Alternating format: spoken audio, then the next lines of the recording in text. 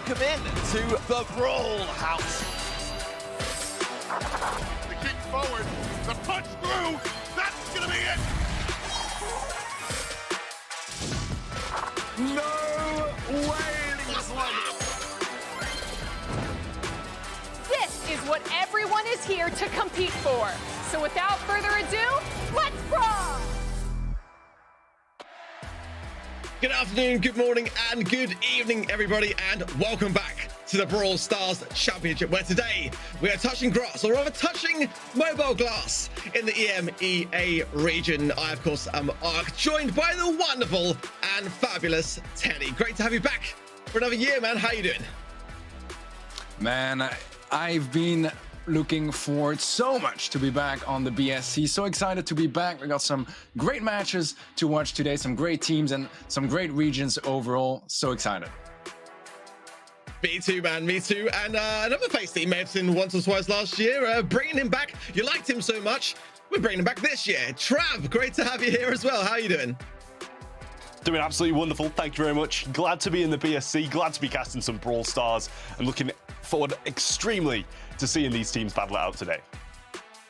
We're pleased to have you as well. Looking forward to having you here on home turf, as the EMEA region is definitely dear to all of our hearts today. But in case you are new to the stream, or maybe you just want to be revised of how the players got to this point, it starts in the in-game challenge where you have to win 15 rounds before conceding those 3 losses. And if you do that, that will bring you to the monthly qualifier. That is where we have a slightly new twist on things. We had a twist format last year. This year it's a double elimination bracket where teams have got a bit of an additional chance to redeem themselves if they are struggling a little bit in that upper bracket. 8 teams from there come to this point today, and that's where we're picking things off with the format for the monthly finals format. So Teddy, talk us through that. Well, basically the power match format is now incorporated into competitive, which means that we get the power league draft system in the BSC. As you said, top 8 are going to be facing each other in a single elimination bracket that is going to be for each region, and then we start off with a best of 3 for the quarterfinals, and we move to best of 5 sets for the semis and the grand finals. Could have said it better myself. Well, today's schedule is going to be fantastic. All the teams that are ready to go in the quarterfinals. Trav, talk us through who is facing who. Yep, as I had said, some great teams and some great matches today. First off, in match 1 in the bottom left, OGs versus Tribe Gaming, followed by Queso versus FA Baguette, Craze Clan versus SK up after that, and finally in the quarterfinals, we'll be seeing STMN versus Humble. Wow. Okay, well, some absolutely stacked matches there. And of course, the players and teams will be facing off against each other for this big prize of over $1 million this year. Everyone wants that lion's share. First place, 9,000. Second, 5,000. Third to fourth, $2,500. And fifth to eighth, $1,500 today. And of course, the players competing for that prize money, you at home can be competing for in-game rewards over at events.brawlstars.com. Make sure that you lock in your predictions there. That I think gives you the most amount of tokens. You're basically aiming to get to that top tier. We have an exclusive BSC pin there waiting for you if you are able to be as consistent as we hope to be ourselves. Box of Rosa is that pin of choice, and along the way some coins and other various rewards as well to earn in game directly there. So you can log in with your Supercell ID and get that all connected and play along with us. Give us your MPV votes as well. We've placed our predictions already today, guys. I'm sure that you are feeling pretty decent about them. I've got a 100% success rate so far, just putting that out there. But Teddy, talk us through your choices. All right, well, I think we all agreed on Tribe and Team Kezo winning the first 2 matches, although honestly it could still absolutely go differently according to plan. But where we start to differ is I picked SK in the quarterfinal number 3. You guys went for Craze. I feel like SK, man, Craze might look better at the moment. SK, they're still a legendary team with legendary players, and they're, all in person right now, boot camping as well. So I kind of got to go for that. And STMN, man, I was a big fan of AQM Lena. I'm a big fan of STMN Asta now. So kind of got to go for that. I mean, it's pretty valid, in all honesty. I think, me and Trevor on similar lines, but it really is very, very close for a lot of these teams. Genuinely, especially with a lot of these new seasonal format changes, it's going to be very interesting to see how this all plays out. But of course, a lot to discuss when it comes to those changes. Some huge factors now. Power match, probably the biggest fundamental component in those changes. The draft process means that there's going to be no mirror matchups anymore. Yes, you can get the same brawler banned out, but ultimately those 3 versus 3 matches, all going to be different brawlers now. The double elimination bracket in the qualifier as well, very different from that Swiss style that we had last year, does add another dynamic into making it to a monthly final. The Siege game mode being removed from the game, as beloved as it is to a lot of pros, but it's a bit of a situation where some are for and against the idea. I personally love Siege, but at the same time, I think Knockout coming into the mix is a fantastic game mode as well, and I'm still looking forward to seeing a clutch 3 versus 1 iced play today. Hopefully it is the day that we see that in competitive, but yeah, a lot of those factors got to be taken into account when it comes to this new format this year. I mean, we've had a lot of other recent changes as well, Teddy. With the new update, we've had some balance changes there, some big shifts around. Daryl getting nerfs and others getting buffs. Are there any brawlers that you're looking forward to seeing particularly today in regards to those changes? Yeah, well, without even getting a change, Fang has been looking absolutely phenomenal at the moment. One of the must bans or must picks in many situations. Otherwise, I think Gale is really shining at the moment as well. The increased duration of his stun makes him really strong against tanks like he used to be, but against anything else too, to be honest. And a couple other brawlers like Max really coming back to the meta and keeping things fresh and bringing back that very dynamic meta that we just love to see back in the days. I think it's going to be fantastic. The meta right now in a great place. Of course, gears are a new thing as well coming into the game. Great to see those changes. But we've had also 10 new gadgets, Trav. Talk us through some of your favorites and where are some of the stronger ones to look out for. Yeah, when it comes to gadgets, I think at the moment you've kind of got to keep your eyes on Colette. I'm really liking what that kind of is bringing to the table in terms of, topping off her health when hitting those shots. It's going to be especially useful. We've seen it used in Bridge Too Far and also Safe Zone in some other regions as well. But also Roundhouse Kick from Fang, I think, is also a huge contender. Just pairs so well with his kit. Getting up close and personal, getting the stuns on them and able to just cycle your super so easily is going to be vastly helpful for him.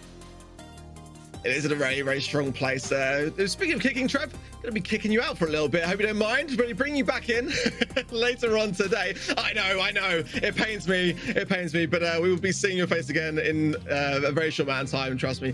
Me and Teddy are going to be taking OGS or OGs. It's a bit up in the air as to what we're going to call them yet. We'll probably settle on something today. And Drive Gaming EU, Teddy. I mean, we saw your predictions. Talk us through this one. How do you think this one's going to go? Man, this was one of the toughest calls. Honestly, every call was tough today for the predictions, but this one particularly because I feel like we haven't quite seen as much of OGs as we have of Tribe Gaming, and Tribe Gaming wasn't maybe the most convincing ups and downs, but at least we have some sort of information behind us besides the qualifiers. So that's why I went for Tribe Gaming earlier. I think we both agreed on that one. But yeah, well, how do you see their current state right now of Tribe? I mean, they're in a great place, but OGS as well have got a ton of experience behind them as well. Sunbending goes back a long way when it comes to competitive, and sometimes having that additional experience as well can really bring a new team roster to some real life. Sunbending, of course, OP and Gugu. Gugu had some great promise last year as well in monthly finals, and sort of came in towards the end of last year a little bit. OP, as we know, very, very aggressive player as well in those up close and personal transactions. So, at the same time, I think, I'd love to see actually what the viewers have to say in regards to their predictions, but I think the edge potentially would Tribe just simply because they've had their roster unit together for a little bit longer. OGS though, again, some great promise and an all French team, Teddy. So you're gonna be liking that, right? Yeah, man. I mean, I'm so excited to see the French scene kind of blooming again. It's been a while. A full French roster, the last one we had was MCS, and that was a while back last year. Before that, maybe Code Magic, but it's kind of crazy to see finally a French full roster just coming in here and doing so well in the qualifiers as well. Well, this year, the Brits are staying together, aside from Spen, of course, who's taking a bit of a backseat this year from competitive, and we wish him all the well with his endeavors. It's going to be Tom Drage and Yoshi being joined then into the roster from Clash of last year. So, again, Tribe Gaming, you didn't have the greatest of starts at the World Finals going out in the first round. Hopefully today, it's not going to be the case of going out in the first round for them as they look to do better on that result. But, of course, few little glimpses from Worlds, and it's great to see as well. It was a fantastic event and some great memories, Teddy. Yeah, absolutely so, man. I almost get emotional watching some of those clips again. But great guys in general and very, very talented. I think Yashi is also just adding a lot of freshness, a little bit of extra spice that the team needed to stay excited and motivated. And I think he's doing a really good job at that so far. He is one of those superstar players as well, right? That can absolutely pop off and play like no one else on a good day. And now they have multiple of those players of that caliber, so I'm really looking forward to seeing those guys play.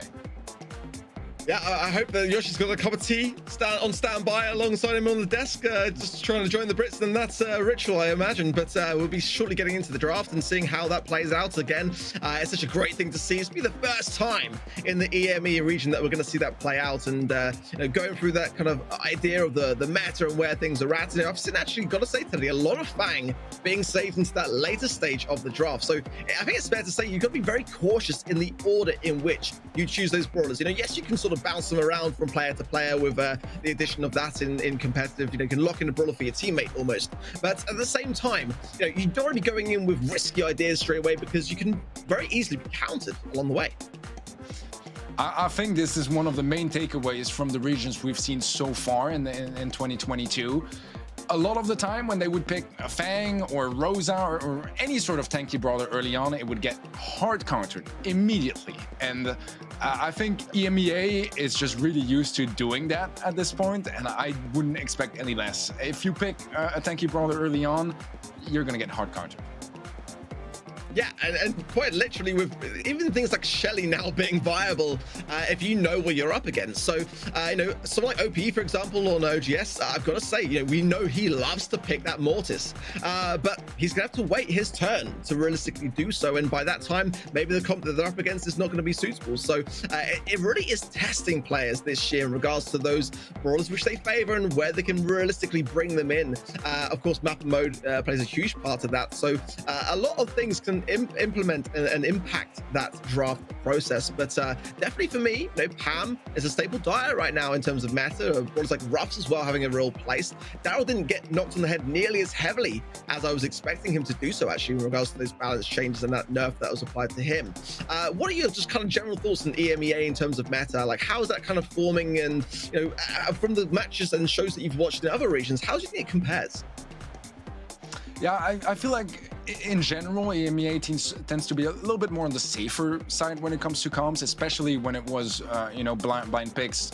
It's a little different with draft, but that's kind of the trend. You know, they look a little bit everywhere else, and what seems to really work, they'll take over. And we've seen it happen with brawlers like Gil, that I think right now is pretty strong. Yes. I mean, really strong, I would even say. But I tend to agree with a couple other picks, even Mr. P, maybe coming back a little bit occasionally on the right map and with the right comps. And as you said, Ruffs and Pam are also really, really good at the moment. I'm really curious to see how much Ruffs we'll see in EMEA, because I feel like we saw it a lot more in some other regions, like this morning in East Asia. So I'm really curious, man. I feel like a lot of stuff is possible. We've seen tons of different comps and scrims and third-party events. Yeah, and if you miss East Asia, I thoroughly recommend that you go back and watch the VODs for that one. Very spicy indeed. Yeah, Mr. P was a brawler, was getting a lot of play rates in LATAM South, as we kind of expected. So we saw a lot of that last year and had a little bit of a rework. Similar to Brock as well, with a rework this year. Going straight in though, just missing the draft, but it's going to be Fang and Lola and Mr. P on the side of OGs, Pam, Spike and Crow on the side of Tribe Gaming EU. I've got to say, both teams here for me have got a really, really solid comp. But at the moment, it is Tribe with a bit more sense of control. Yeah, I feel like Tribe have some very basic brawlers, which is not a bad thing, but very, you know, expected for this sort of map. Pam, Crow, Spike, all very, very solid in the meta, especially on those open maps. Fang is also really good, but I think Lola and Mr. P are a little bit more interesting on this map specifically, just not really the brawlers you expect. You definitely see some counter possibilities, right? The Mr. P probably picked after the Spike to try to counter that. Lola and Fang are a little all over the place, but so far we have a pretty close scoreline early on. A nice pick up there. Oh, Gugu finds a kill, but will be traded out. So some great freeze frame value there, and it seems to be the preferred gadget so far for OPE, but I do like the spike pick. I've got to say it's a great deterrent of the Fang, but having said that, Gugu doesn't seem to be deterred whatsoever, getting a lovely little takedown, and now the scoreline is very much even, but it's a great positioning power in favor of OGs. This Tribe now struggling to regain control. Yeah, and this is the sort of situations where the new Fang gadget is going to be really useful, right? When you're into a Spike's face or even a Pam, you can't necessarily just one-shot them and they'll deal so much damage to you. You want to get that stun down, secure the kill, and we see how efficient it is as it just completes his kit so well.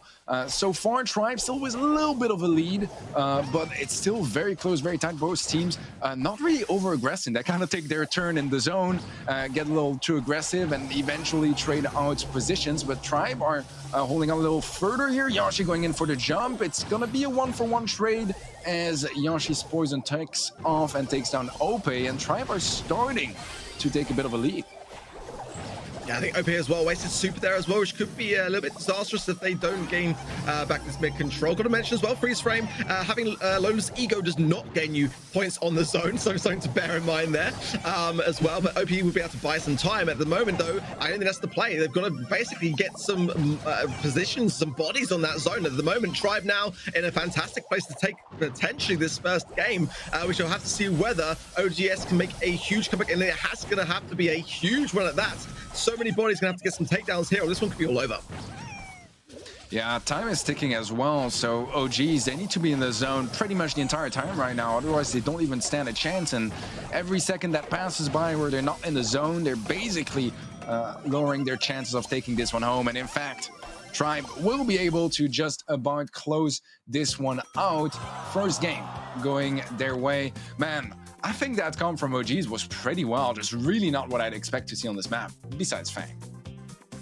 I would agree. Yeah, absolutely. Mr. P was a bit of a surprise, simply because, we were not too sure whether it's going to carry over to this region yet or not. But you rightly said it before we started, Teddy. You kind of thought that it might be seen, and we saw it straight out the bat, so straight out the gates. I do like the Pam. I think this is, for me, where the lack of healer on the side of OGS is making them hurt just a little bit.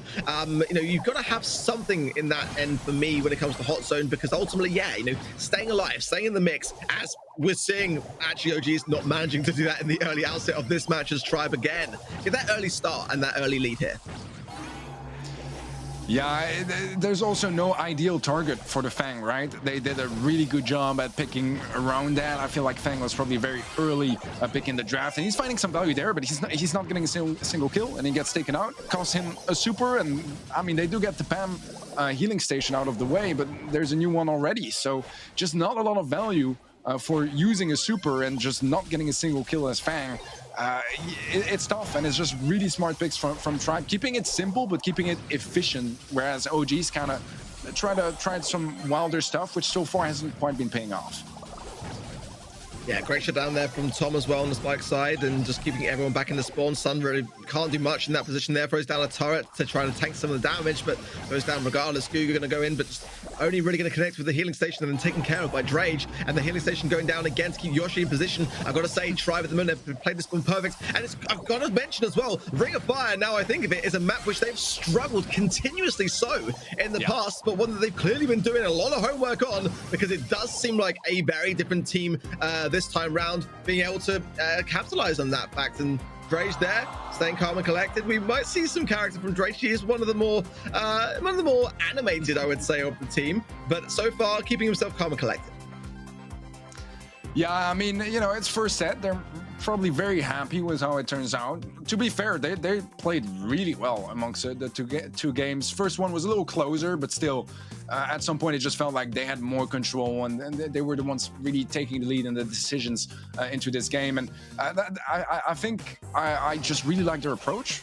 They kept it very simple, very default Brawl Stars, but the basics are the basics for a reason, because they work, and it just sticks like that. And OGs, they took some risks, which I think is a good move to do against a team like Tribe that can be a little scary, but it just didn't really work out. It just wasn't quite on point, and I feel like Tribe's draft was just overall better. They just did such a good job at making sure Gugu got zero value out of that entire set, both through the draft and the execution. you really hit the nail on the head for me. Absolutely there. I think the draft played a key factor there.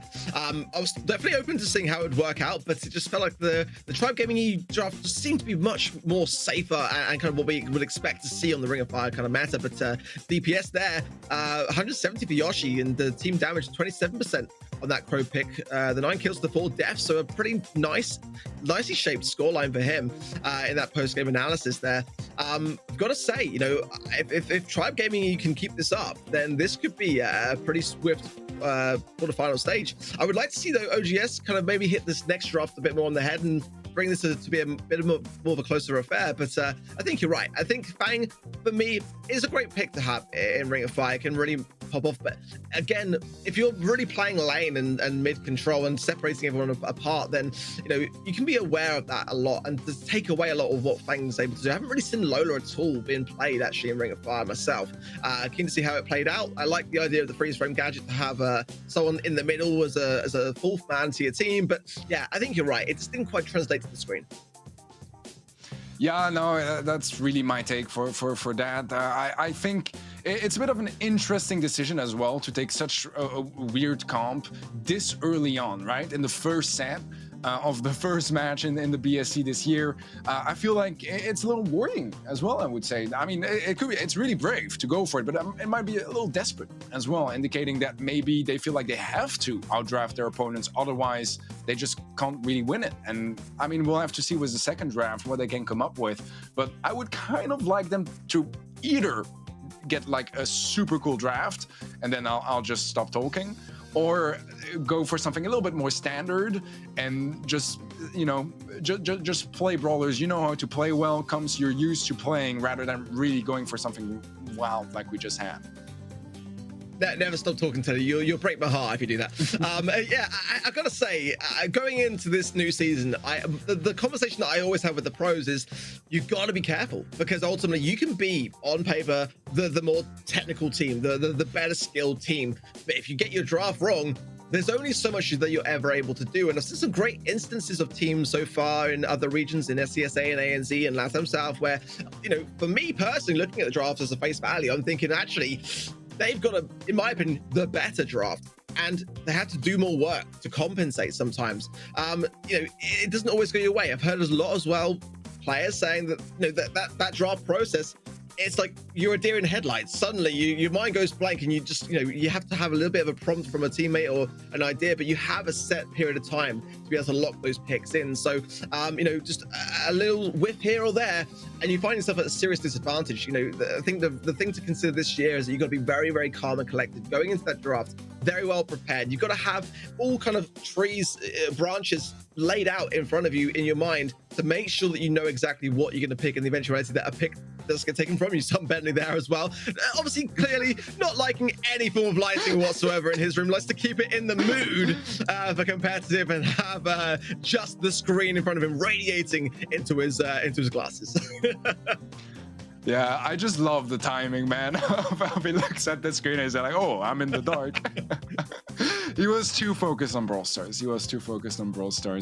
But yeah, I mean, I think this next draft is going to be really important in defining how things move forward for this match, because I don't know, I would kind of like to see that more standard approach on both sides and kind of see who would win with some more, you know, regular brawlers. But at the same time, I mean, OGs have shown they are willing to take those risks and think a little out of the box. That's not always going to pay off. And that's one of the things that you were saying earlier, between what you plan and how it's actually going to go through in game, it's super hard. It's not like the mirror matchups where you just have like a couple of bands to take into account. Here, if they pick the brawler you wanted to play, you have to adapt, either change completely comps or switch it over just that brawler. It makes things a lot more complicated and harder to prepare.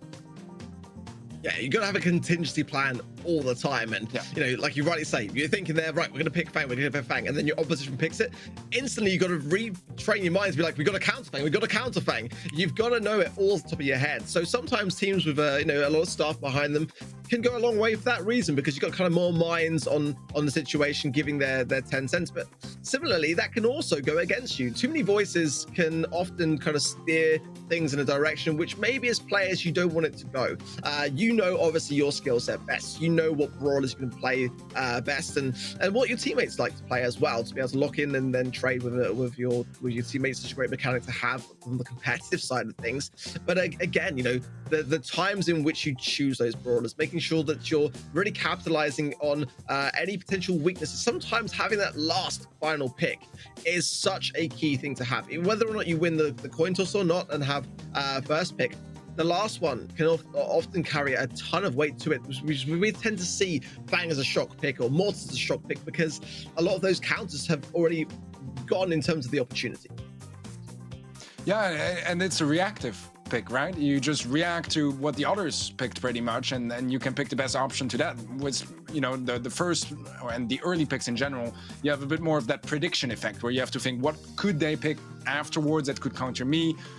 That's really a very different dynamic, and I think it goes even further than that in the draft, because now gadget and star powers are even more relevant than ever, because you can really customize it to the matchup that you know you already have, which was, you know, blind picks, you sometimes had to kind of guess, like, you know, are they going to play a healer? Should I play anti-heal? Like those sort of questions that were not really always relevant. Now it's all the time. You always got to adapt. But yeah, man, this is a tough match. We got the draft this time around, Arc, and we'll get our bans really soon as we move on to Crystal, Arcade, and Gem Grab. Hey, well, a map that's relatively new in terms of the pool for BSC, so I'm really keen to see whether we're going to see a lot of wall breaking, whether we're going to see a lot of long range. Straight out the bat, we're going to be getting the bans of Ruffs and Fang. Well, you mentioned earlier, Teddy, you know, wondering whether we're going to see Ruffs. It seems like actually it's so highly respected that it's actually already on the ban list. Spike for OPE, so already going out there with a really versatile brawler and one which can definitely be applied in a multitude of maps and modes. I think a pretty decent first pick from the side of OGs.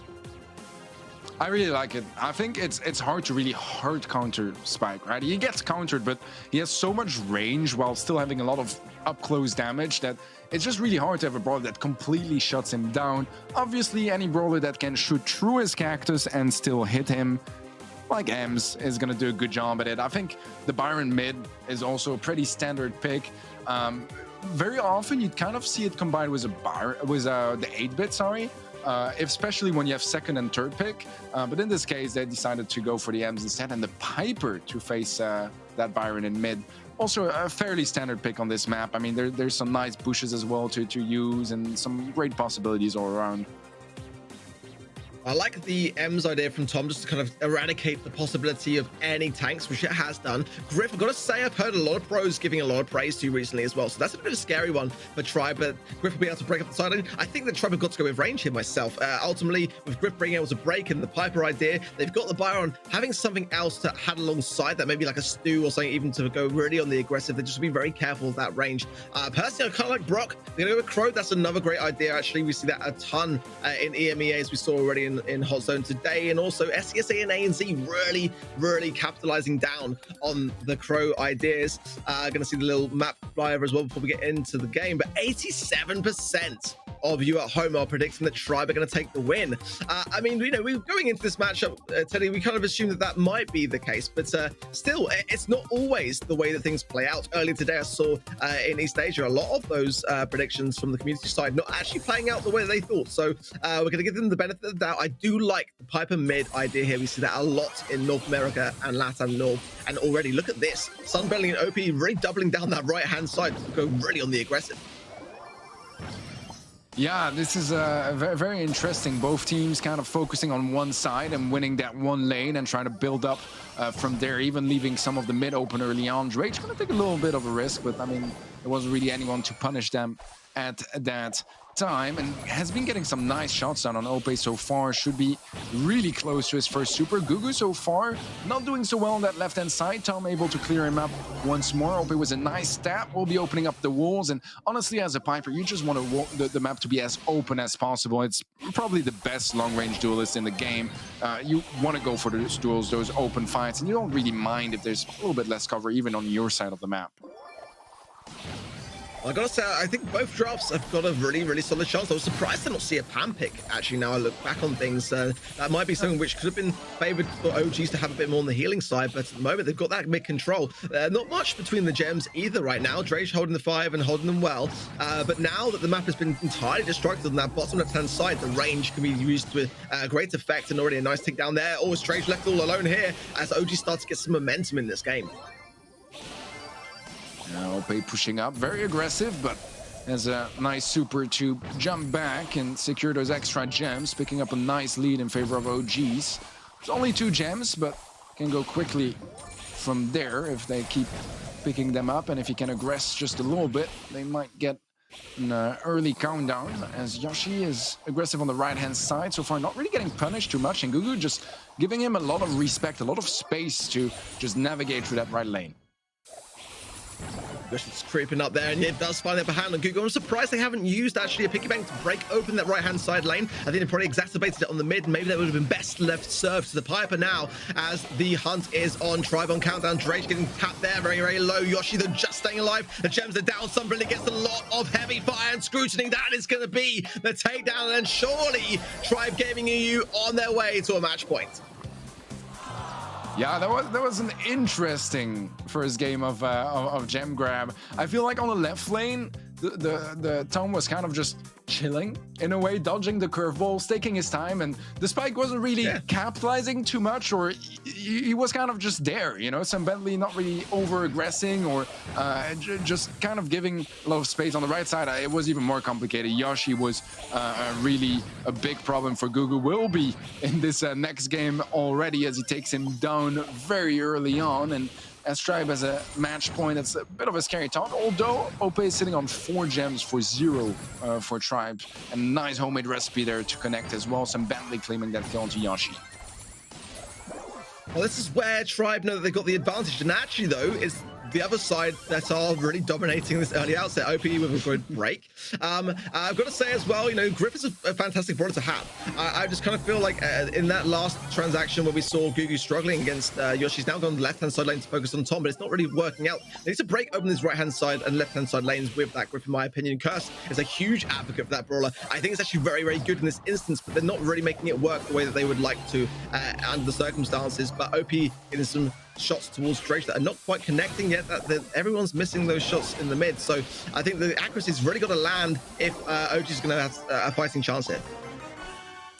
Well, so far not exactly looking great for OGs, as Tribe get the kill onto OP that was carrying all the gems, secure the countdown as they stole those gems, and OGs have a lot of ground to run for. Jump in from OP should be greeted nicely by Tribe on the landing, and he definitely will be. That's going to be Tribe with the 2-0 sweep. Drage is excited about his first victory this year. I say, I mentioned earlier this was one of the more animated members of the team, but across a lot of the regions, we don't tend to see celebratory, big actions early on. It's normally later when everything's kind of, the dust is all settled, where people can kind of relax. But great to see some emotion in the quarterfinal stages from him. And yeah, a very dominant start. I've got to say, I did more often than not prefer the Tribe Gaming EU draft. But I'm always open to being surprised, to being proved wrong, and I was really looking forward to seeing OGs make that last comp work, and I think it could have done, to be honest. But just the pressure that was applied from Tribe, perhaps some of that combined experience coming through there. But I think OGs did very well. I just think that some of their ideas just didn't quite translate when it came to making it count on the day. Yeah, no, I completely agree. And if you look at OGs, their run so far this year, and in the qualifiers, they kind of like had a flawless run, but that also meant they didn't really have too many points of improvement, you know what I mean? And they've only been really used to victory so far this year. And I feel like Tribe had a bit of a more challenging start, which means questioning yourself a bit more, which means working on your problems and solving them. And you can see the Tribe we saw today was really clean. Yeah, they were just working so well in terms of their synergies, and I think again getting some good drafts and showing some good awareness really went a long way. Well, here we see the stats from that last match. The team damage on the 42% side of things with Yoshi. That's so much, honestly, when you look things back. I mean, Crow, to be fair, a tough one when it comes to getting damage, but yeah, he was doing so much on the right hand side lane. The 8 kills, the 4 deaths, and 187 on the DPS side as well. Great plays from him, but a team effort nonetheless, for sure. Tribe Gaming EU looking very, very fierce today. It's got to be said, Teddy. No, absolutely. So far, I've seen very, very few mistakes, and just overall, just outplaying and even outdrafting to a certain extent. OGs, I feel like there was no like super one-sided draft either, but their execution was super clean. You could see, how they would help each other out very quickly as soon as they had the opportunity. I feel like on OGs that was a little bit slower, a little confusion sometimes, not exactly fast enough to take those decisions, and they got punished for that. Well, we did think it, Teddy. We put our predictions, we locked them in. We all thought this was the way it was going to go. I kind of wonder how the viewers at home found that and whether they took some of our advice. It did seem, I think it was 83% in favor of Tribe Gaming EU from the community side going into that. So hopefully you got some rewards for that. I did just reach the final tier as well. It's always difficult to do on the casting desk, but I did just earn my Rosa Boxer pin. So you can do the same. Head on over to event.brawlstars.com. That is where you can place your predictions. You can place your MVP votes. You can give us some of your answers for the trivia. By the way, last year's World Finals was held at Ark's house. I don't care what the website says. It was at my house. Get your rewards along the way. Try to get to that final tier to earn that exclusive pin in the game. Log in with your Supercell ID, of course, and go through the process of just verifying that to make sure that it is all linked up. And we wish you all the best. And hopefully some of our predictions will go a long way into helping you earn that pin. Remind us, Teddy, what was your prediction going into this next matchup between Team Kesu and FA Baguette? I went for Team Kezo. It was a bit heartbreaking. I'm very good friends with Aquak. I'm hoping he does as good as he can. But honestly, man, Team Kezo have been looking really good lately, and I feel like we gotta acknowledge that for sure. I mean, not only joining a big org, but also just performing very well. And last year, around the end of the year, they started doing better and better. If it weren't for a tough start of 2021, I feel like we could have seen them at Worlds. Question is, are they going to repeat the previous year where they kind of take a long time to get started, or are they going to come in hot? I'm kind of thinking the latter. Yeah, I agree. I think this roster, honestly, stands a fantastic shot this year. If they can just have a phenomenal start, I would expect nothing less than a phenomenal finish. Javi Blacksea and Alice's J going to be playing today for Team Keso, and very, very experienced, it has to be said.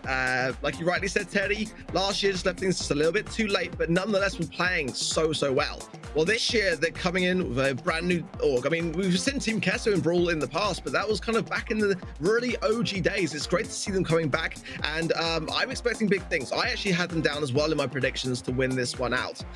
But again, we'll have to see. Sometimes those tournament nerves can get the better of them, and of course, as we know, with the drafts plays a fundamental component. But worthy oppositions with FA Baguette as well, and we look at their roster now as well. Very, very accomplished players and great amount of experience between them all. Yeah, I mean, I think one of the highlights of this team right now is going to be Joker as well. That is very young, just turned 16 a couple months ago, which was the reason he wasn't in competitive before. He was just too young, which is a pretty cool reason to not be in a top pro team in Brawl Stars, I think. It's a good excuse. It's a good excuse. But yeah, that comes with you know, two questions. How is he going to perform regarding the nerves?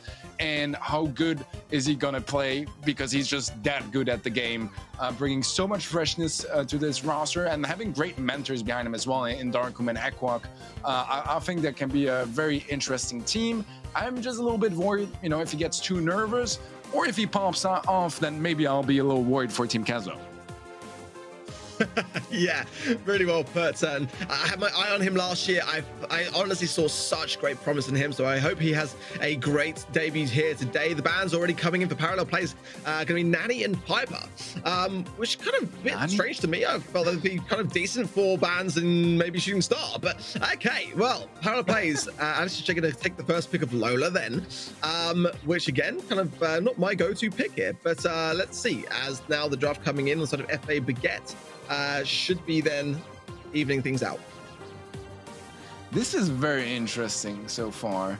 I'm very curious about what the plan is behind that. I mean, Byron is a fairly good brawler overall. Pam is as well. Double healer is a good combination, I think, to pick in second and third brawler. This is maybe where we could see a Crow on the other side for the anti-heal. That could be a possibility, as a Crow is just really strong overall. But the anti-heal he gets when poisoning his opponents can be very valuable, especially against two healers. But Colette also makes a lot of sense. Oh, and it is bridge too far. It makes a lot more sense now. Yeah, I was going to say, yeah, it's going to be a bridge too far. So that makes a ton more sense. Lola is a great pick, actually, for a bridge too far as well. And yeah, getting rid of Piper and Nanny, I think, are very smart ideas. Ruff's coming in for Javi, so that could have a little bit of a range disadvantage, but we've seen Ruffs do some great things since the balance changes. I feel like, yeah, we're going to see on the side of FA Baguette doubling down on the range, exactly that. And I imagine with the Brock, since the rework, Incinerary is base kit. Normally in Heist now we tend to see the star power of more rockets being applied, which gives you greater damage with that super raining down on the safe. Look at this today as well, 82%, pretty much the same kind of gap between the two teams as we saw in the last matchup between Tribe Gaming EU and OGs. So a lot of the community siding with Team Kesso on this one, but I gotta say at the same time, FA Baguette had a phenomenal qualifiers. I don't think we can underestimate them here. I think they have the talent. I think the problem is going to be consistency, and we'll see if they manage to make that work. So far, it's a 1-for-1 trade, which is far from too bad for either sides. I think for Team Kezor, there's going to be a long setup time as well. Getting those buffs out from Javi onto his teammates is going to be a very big game changer, and so far hasn't had too many connections, but Black is going to be there to find the first couple hits onto that save. We'll get it down by 13%, but gets cleared up rather efficiently by FA Baguette, and now that leaves a couple lanes open for them to exploit and try to find some value. I love that little play from Alice straight there, just placing down the ego, keeping then the damage ticking over onto Equa, keeping him low, having to reset that healing process, just keeping a lot of aggression and control over the situation. And again, now Javi going back to the right-hand side lane, just creeping around and keeping himself for the most part hitting it again, lacking the range but not lacking the punch as the takedown is there. And Darkham on the right left-hand side rather, there's the more rocket star power which we thought he would be running, but didn't quite connect in the way that we would hope. Colette getting some good damage as well. Very great start, gotta be said from Team Kessler, very dominant already. Oh, interesting. Darkum is playing the jump gadget, which we don't see every day on the Brock nowadays. Definitely a bit of a change there, but so far, not a change that's exactly working out, as FA Baguette safe is down to 9%. And sure, at last they're starting to get a little bit of damage down and winning some lanes here and there, but now Darkum jumps over to the mid as well, which leaves Blacksea a little too open to my taste here as he gets another super that finishes it for this first game. Team Kezo starting off really well here, dude. Yeah, gotta say, really good. Yeah, rocket laces for Brock. I honestly, I can't remember the last time I even saw it. I was gonna literally, you know, put out a tweet saying that I think that the gadget needs a bit of a look, and I can see the idea to jump between the lanes. Obviously, you cannot change gadget between the rounds, so he will be stuck with that when they get together. But I kind of agree. I prefer to have seen maybe not that. It's a great thing to have, but the damage is already there to break open the mid if you want to swap lanes anyway. But nonetheless, Team Kiss are getting stuck in very early on. Joker going to find himself between a rock and a hard place in this mid, as getting pinched in pretty well already. Pretty even in terms of the scoreline, but the positioning already very much for Team Kesso, I would say. Wow, nice super from Blacksea there. He's been going so aggressive with his new gadget, just getting so much value non-stop. We saw him earlier as well, just 1v2ing a lane like it's nothing. And look at that pressure. FA Baguette, they don't even know where to hide. They're using the save as cover, which is just a sign that things aren't going well. as they're taking a lot of damage, and this is going to be a quick game. Yeah, I don't really see a way out here for FA Baguette besides the exit door. Not quite yet, but for this first set, it definitely will be. Team Kezo pick it up in a very clean way. Nice to show there, just flexing his fingers, and I'm pretty sure there's his girlfriend there on the monitor as well, wishing him well. But a good start for them for sure. I didn't mind the draft, to be completely honest, on the side of FO Baguette. I just think maybe some of that confidence yet to come through. It's their first monthly final as a roster, so we'll give them the benefit of the doubt going into this next one. But yeah, Team Kesso made that look very swift, very straightforward. I think that they had definitely displayed a lot of signs of confidence for me early on. Yeah, it really just looked like day-to-day business, I think, for Team Kezo. And they're very straightforward, winning the lanes consistently everywhere. They had no weaknesses whatsoever, which is kind of the danger on this map, right? Because the lanes are so isolated, you can quite easily get into a situation where you just end up losing one of the lanes, and it ends up, you know, being a Brock on that lane that can deal so much burst damage, and even on the long run, consistent damage onto your save. Those sort of situations are what makes this map somewhat harder to play than other heist maps. And right here, there was no such thing as a weakness on Team Kezo's side. They were winning every single lane consistently, barely any damage onto their save in this entire set. Yeah, just seemed like it was very much the way that they were intending to have that one play out. I do like the Colette on that draft as well. I love that implementation of Gotcha, the new gadget for her as well, giving those healings and the additional hits. But yeah, moving on then into Hot Zone for Parallel Plays up next. And this one, I feel, is a great opportunity, actually, for FA Baguette to make a bit of a comeback. Again, it's going to come down a lot to that draft process and making sure they really get that right. And I think Fang will definitely show its space here, maybe in the bans, maybe in the picks. Regardless, I think that you've got to pay a lot of attention, especially when you're behind, as FA Baguette are in this instance. That is a brawler which surely is going to be on their mind here. Yeah, no, absolutely. I think Brawl is like Ruffs that we saw being banned earlier as well. Could be a good option here. I mean, he was played just before, right? By Team Kezo. I feel like maps where you need control is such a good brawler, especially here where it's a bit of a slower approach, I'd say, than in most Hot Zone maps. We already had a bit of a sneak peek, I think, of the bans for a second. We'll see if those actually come true. But yeah, we'll have the Jesse and the Leon bans, which, I mean, Jesse, I think, is really interesting. And even Leon is just not so, whoa, Mr. P first pick. I keep pointing out the wild stuff that's on my screen, and it just keeps getting wilder. Yeah, I don't know about that as being the first pick here. I've got to say, I understand the Jesse ban. I think Jesse's actually been a really viable brawler in Power Plays, as is the Leon. But Byron, for me, from Alice Street, I prefer that. I've got to say, I think that's a solid choice.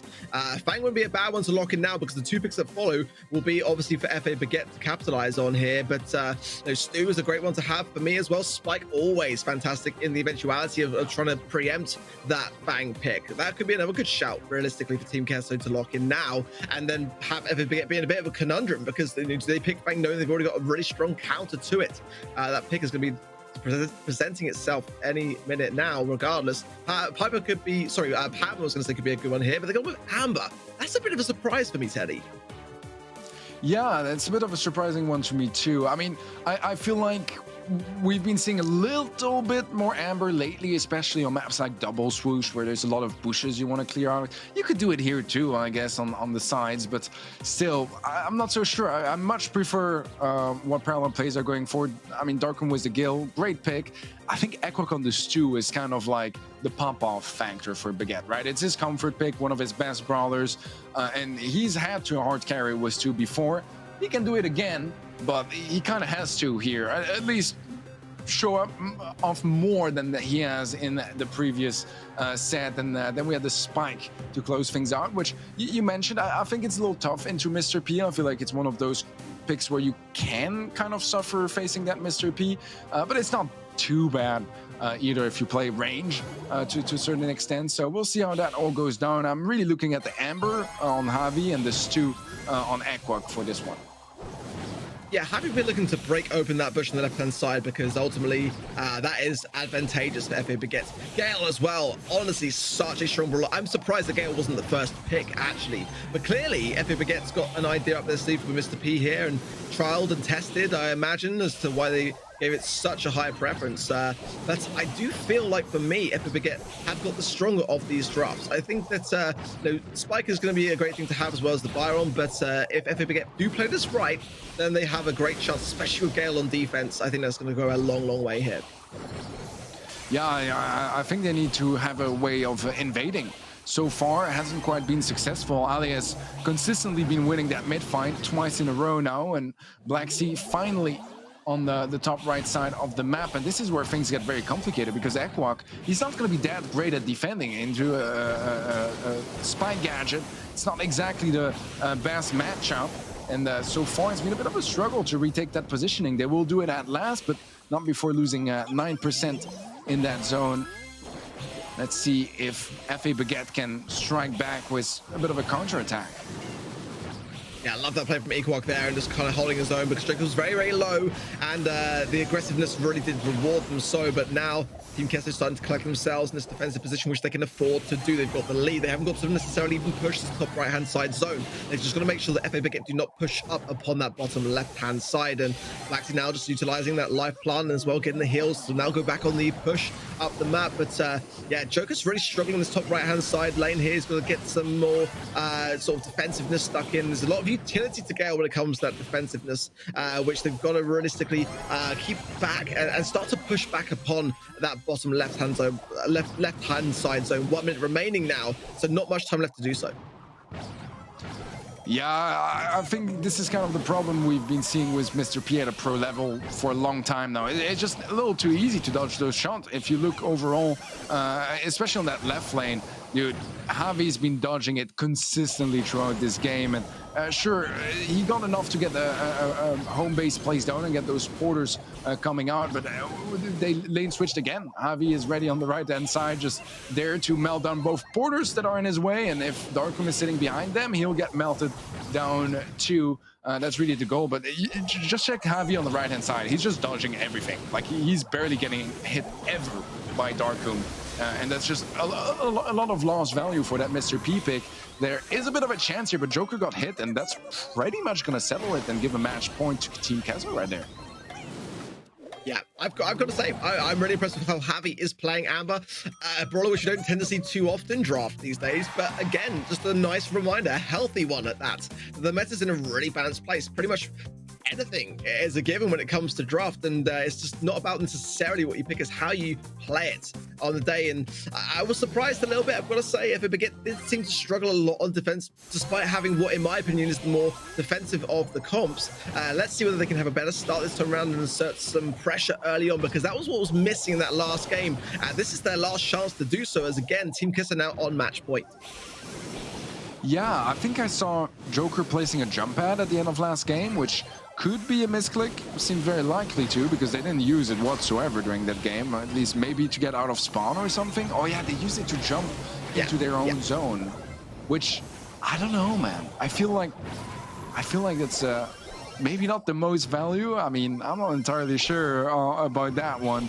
I feel like getting that storm out and just blocking off accesses for a very long time is just so powerful in defense, and it might not be the best map to utilize that gadget, but still feel like it provides a little bit more value than the jump pad for the most part. Anyways, I mean, Darkum got an early kill this game, which at least is a bit of a change. He is going to burn down now as Javi manages to get him full of oil and just burn him to the ground. A bit of a lead for Team Kezo, but mostly because they just captured their own side. I think FA Baguette would be ahead if they finish capturing their own. I know what you mean, though, about the Gale jump pad. I've seen both strategies play out, actually, but yeah, I prefer Twister, but it's a bit of a personal preference. At the same time, though, I do worry here for FA Baguette. I mean, they've kind of spent so much of their time focusing on just trying to defend the push coming in. They've not captured barely any of their zone realistically, and now Blacksy just settling himself in that top right-hand side, and that's going to have to be something which Mr. P is not going to do fantastically well to deter. Equick did a nice takedown, but then burns down himself, so Joker realistically here is going to get a lot of value here, but again, look at this. Team Kiss can just go straight on the assault on the top right-hand side. They've really pinned FA Baguette into a nasty place here. Yeah, this is really tough. Joker needs to move. He needs to help his teammates. We can see he's hesitating, but at last he makes a decision, and he's going to come in to help. Only a couple percentages here until FA Baguette are knocked out, and this is going to be really tough. He needs a super here. Joker is going to land it. Blacksy goes down. They clear it up, but it's only 2%, and Javi might just walk in here. He will go down just 1% now. However, they are capturing on their own side, and they might just catch up. But Blacksy, oh, he's gonna get knocked, taken out by a porter. Oh my god, they just barely make it. But imagine if you lose a game like that to a porter. That would have been, well, not quite gonna be the case. But yeah, man, Team Kezo, they make it work in the end. A little stressful towards the end, but overall this match still felt like somewhat of a smooth ride here on the side of Team Kezo. Just looking like the better team, better drafts, better execution, sorry, losing my English. Just, yeah, looking better overall. Very confident, yeah. I love the way that Alice's Jay's desktop just gradually showed more of that picture of him and his girlfriend along the way. But yeah, Team Kesso looked, for me, more prepared, more sure of themselves, yeah. I would say as well.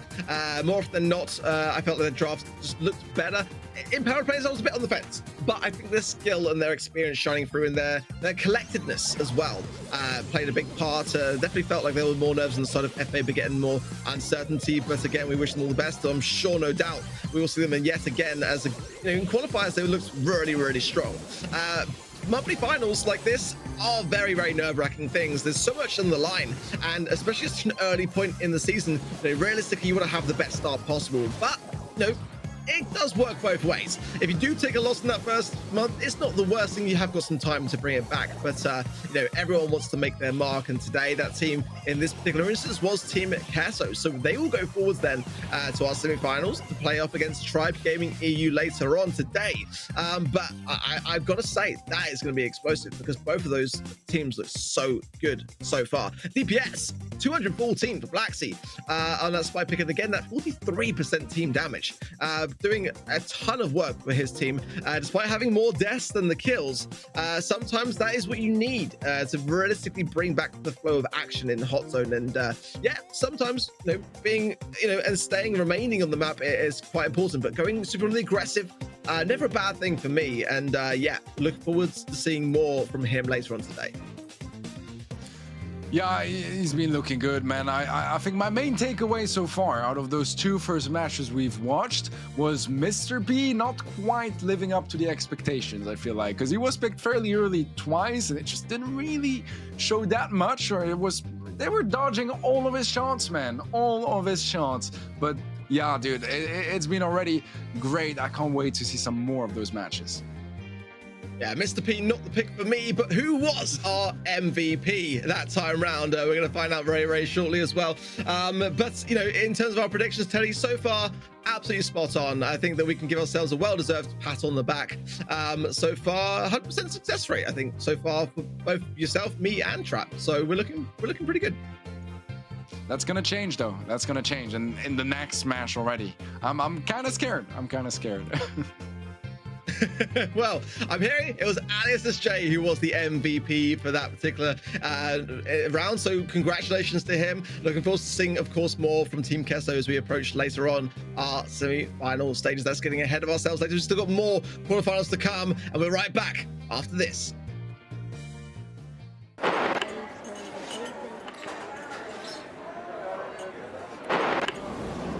Are you tired of not winning? Fed up of dying? Want to make it to the championship finals just this once? Fear not. Byron's Snazzy Snake Oil can help. Carefully crafted by Mr. Byron himself from nature's finest ingredients, including essence of real snake. 50% of the time, it works every time. Byron's snazzy snake oil can cause twitching, excessive hollering, flatulence, and in 50% of cases, death. Just a small percentage chance of certain death there. Just nothing to worry about, I'm sure. Welcome back, Trav, to the casting desk. We've kicked you out, but we've brought you back in again. What was your thoughts from the sidelines watching those games? I imagine you're probably pretty happy with yourself as your predictions turning out correct. Yeah, my predictions seem to be going quite well so far, and I'm edging closer and closer to that pin as time goes by. I've had a failed few monthly finals trying to predict in the last few, so I'm glad I'm actually getting a bit of a winning streak going now.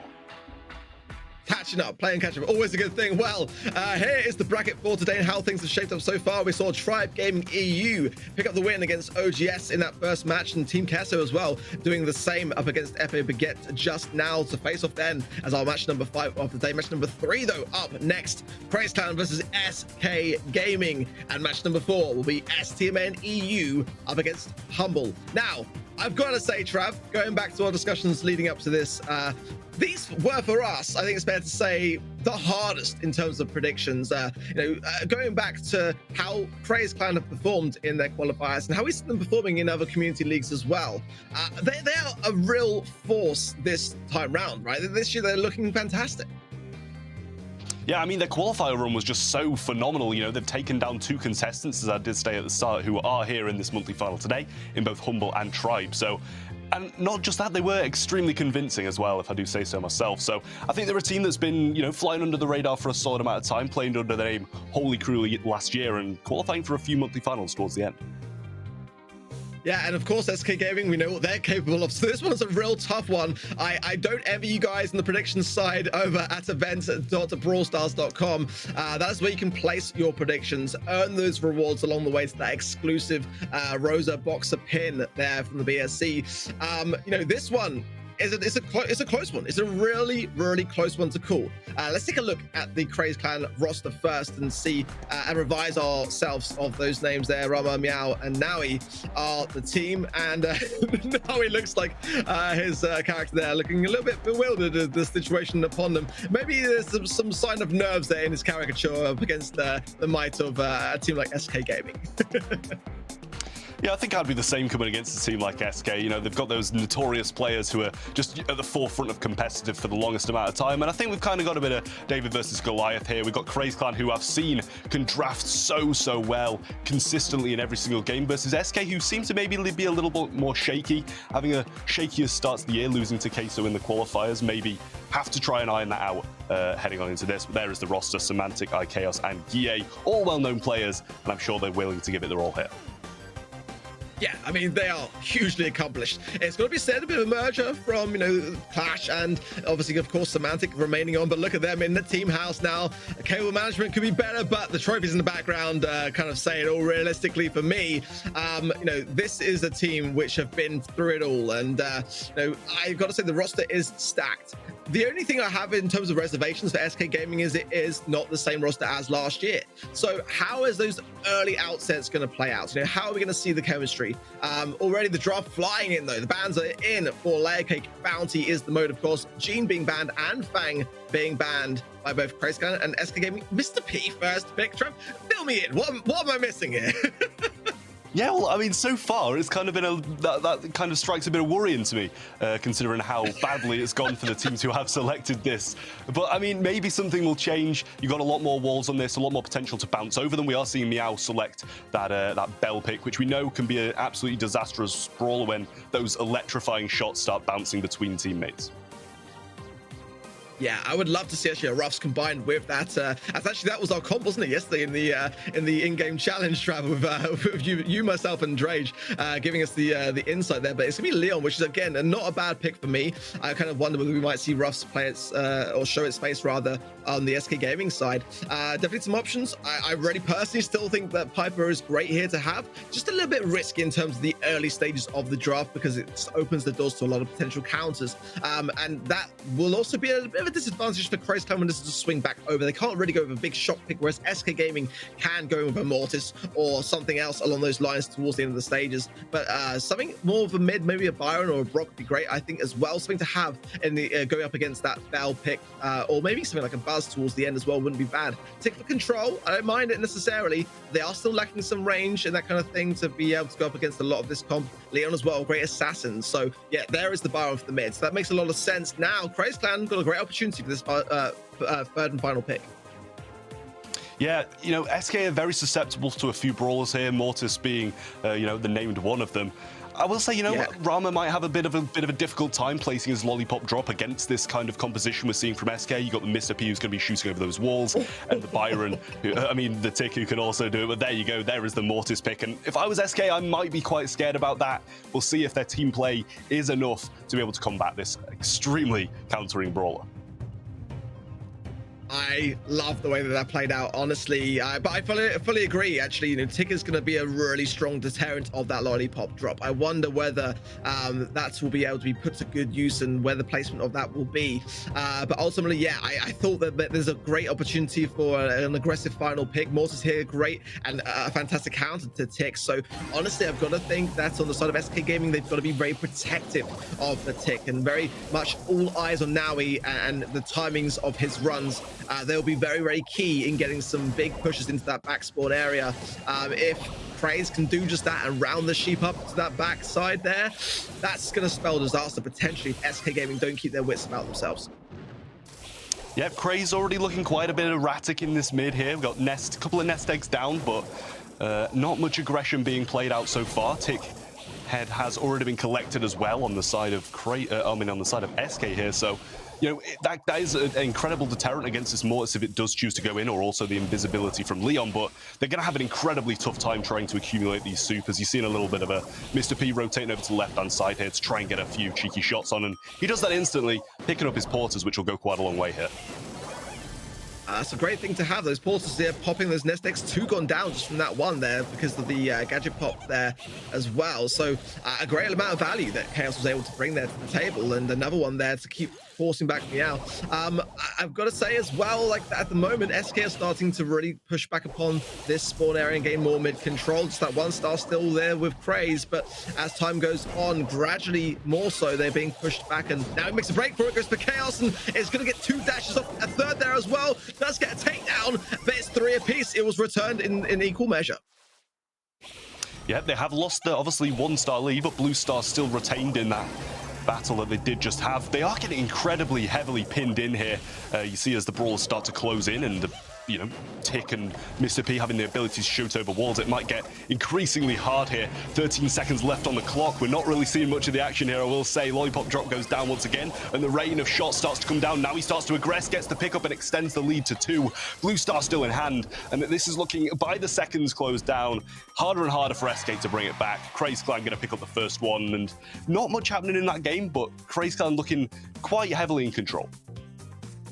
Yeah, and just being very cautious around themselves, because the SK Gaming comp is designed to have just a lot of things pushing you gradually further and further back. Tick, Mr. P working really well, actually in perfect harmony there for me. I feel like the SK comp can work. They left it just a little bit too late. They've also got to keep a lot of eyes on Naui and the aggressiveness of the Craze Clan's idea. And credit to Craze Clan, I did have a lot of questions coming in. Are they going to keep their composure? Are they going to stay calm and collected? We've seen them do some fantastic things, but this is a monthly final, and an EMEA monthly final at that. We know this region is hugely competitive, and that does bring a lot of expectations, and therefore as well a ton more stress and hesitation along the way. But so far against SK Gaming, looking pretty good for me. Yeah, Meow taking an extremely difficult start to this game. Tick had already been picked up by Guille here. Doesn't know that he hasn't quite left this left-hand side bush there, so still scouting out. Rama getting hit a few times from mid, and Byron as well. Guille's positioning is absolutely phenomenal here. Starting to push up, obviously going to be pinning them in, rounding them up like sheep here, but now he just starting to make these kind of movements into an aggressive position where he can start to pounce on one of these opposing brawlers. And now, with the lead swinging into SK's favor, he does need to try start doing it. The nest eggs are very defensively placed this time round, just a bit further back from the mid like they were last time. Meow making the push on the left-hand side. Nice pinch between himself and Rama as well. the porters there, yeah, beefed up as we expected to see again from Chaos, and he's been really quite keen to place that gadget as a big deterrent and causing a lot of pushback here and a chance to reset. Of course, Mr. P is causing a ton of problems as well for Naui. Those dashes he wants to maintain for that long dash there, but now SK a bit further back push. 20 seconds remain, a chance still for a turnaround, but a good position nonetheless.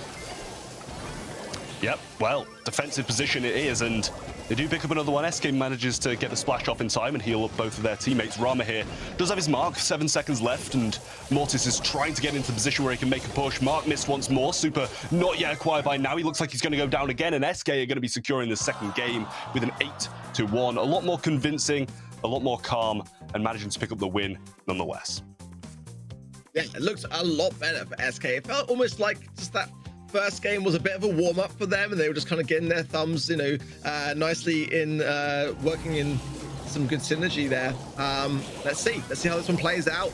Again, I think now he's not getting the aggressiveness that he wants because of the Mr. Peter Terror. But look at me out going straight in. This is such a different game already. And look at SK. They kind of missed the mark in the early outset and just are now right back in the spawn. Chaos marked up, and yeah, Semantic just popping some healing to be able to really push back here. And I like how Naui as well, taking much more of a role on the left-hand side lane against the tick. And look at SK as well, they just swap. So yeah, and now look at Naui. He knows his target and he's going back for Guille. Yep, Chaos also going to be marked up as well, which I believe makes him 3 shots to the Mortis, also a target that he can now start to aggress. Nest Egg could have been popped at a better time for Craze here, and yet again kind of looks like they're getting pinned in spawn, and Tick spraying this left-hand side lane, raining some shots down to prevent Naui from getting into these positions that he wants to be in. You know, they do have a 3-star lead, so one death from him will not really affect the grand scheme of things. He's starting to push up now, didn't know he was there, but now he starts to go up, the splash comes in, and maybe that should be a takedown, but he's still dashing through, must have got his super in there somewhere, does get the trade, not the trade, sorry, Chaos does manage to get the pickup, and now they are going to be in spawn quite heavily, and the Tick should start to really show his dominance here. Real tough one there. I feel like now he's got to be careful to not feed Chaos, because ultimately it's those porter spawners that are causing the problem here. Now he wants to be able to evade it and dash, and it's causing Rama to have to deal with it. And look at this. This is looking gnarly, honestly. Gear from the right, Chaos from the left, Samantha down the mid, and now he's taking a thorough beating as well. He's going to come back and goes down himself. The lead now of SK Gaming, 20 seconds remain yet again, and they seem to have learned from their past mistakes here. Yep, panic starts to kick in for Craze now as they do need to try and get this lead back. Invisa heal going to be popped, and Meow starts to push around the left-hand side. Does get scouted out by a Tick shot, though. Now pushing up. Should be close to super, but he's dashing away for some reason. Doesn't go in the right direction. Rama just misses the trade there. Doesn't get it. And SK, even with a huge counter against them, managed to pick that one up with some lovely team play. Gotta hand it to them. Gotta hand it to them, especially after that first match loss. I kind of wondered, you know, has this, you know, draft worked out for them? I could see the synergies with the ideas that they were trying to implement, but just wasn't too convinced by it in the early outset.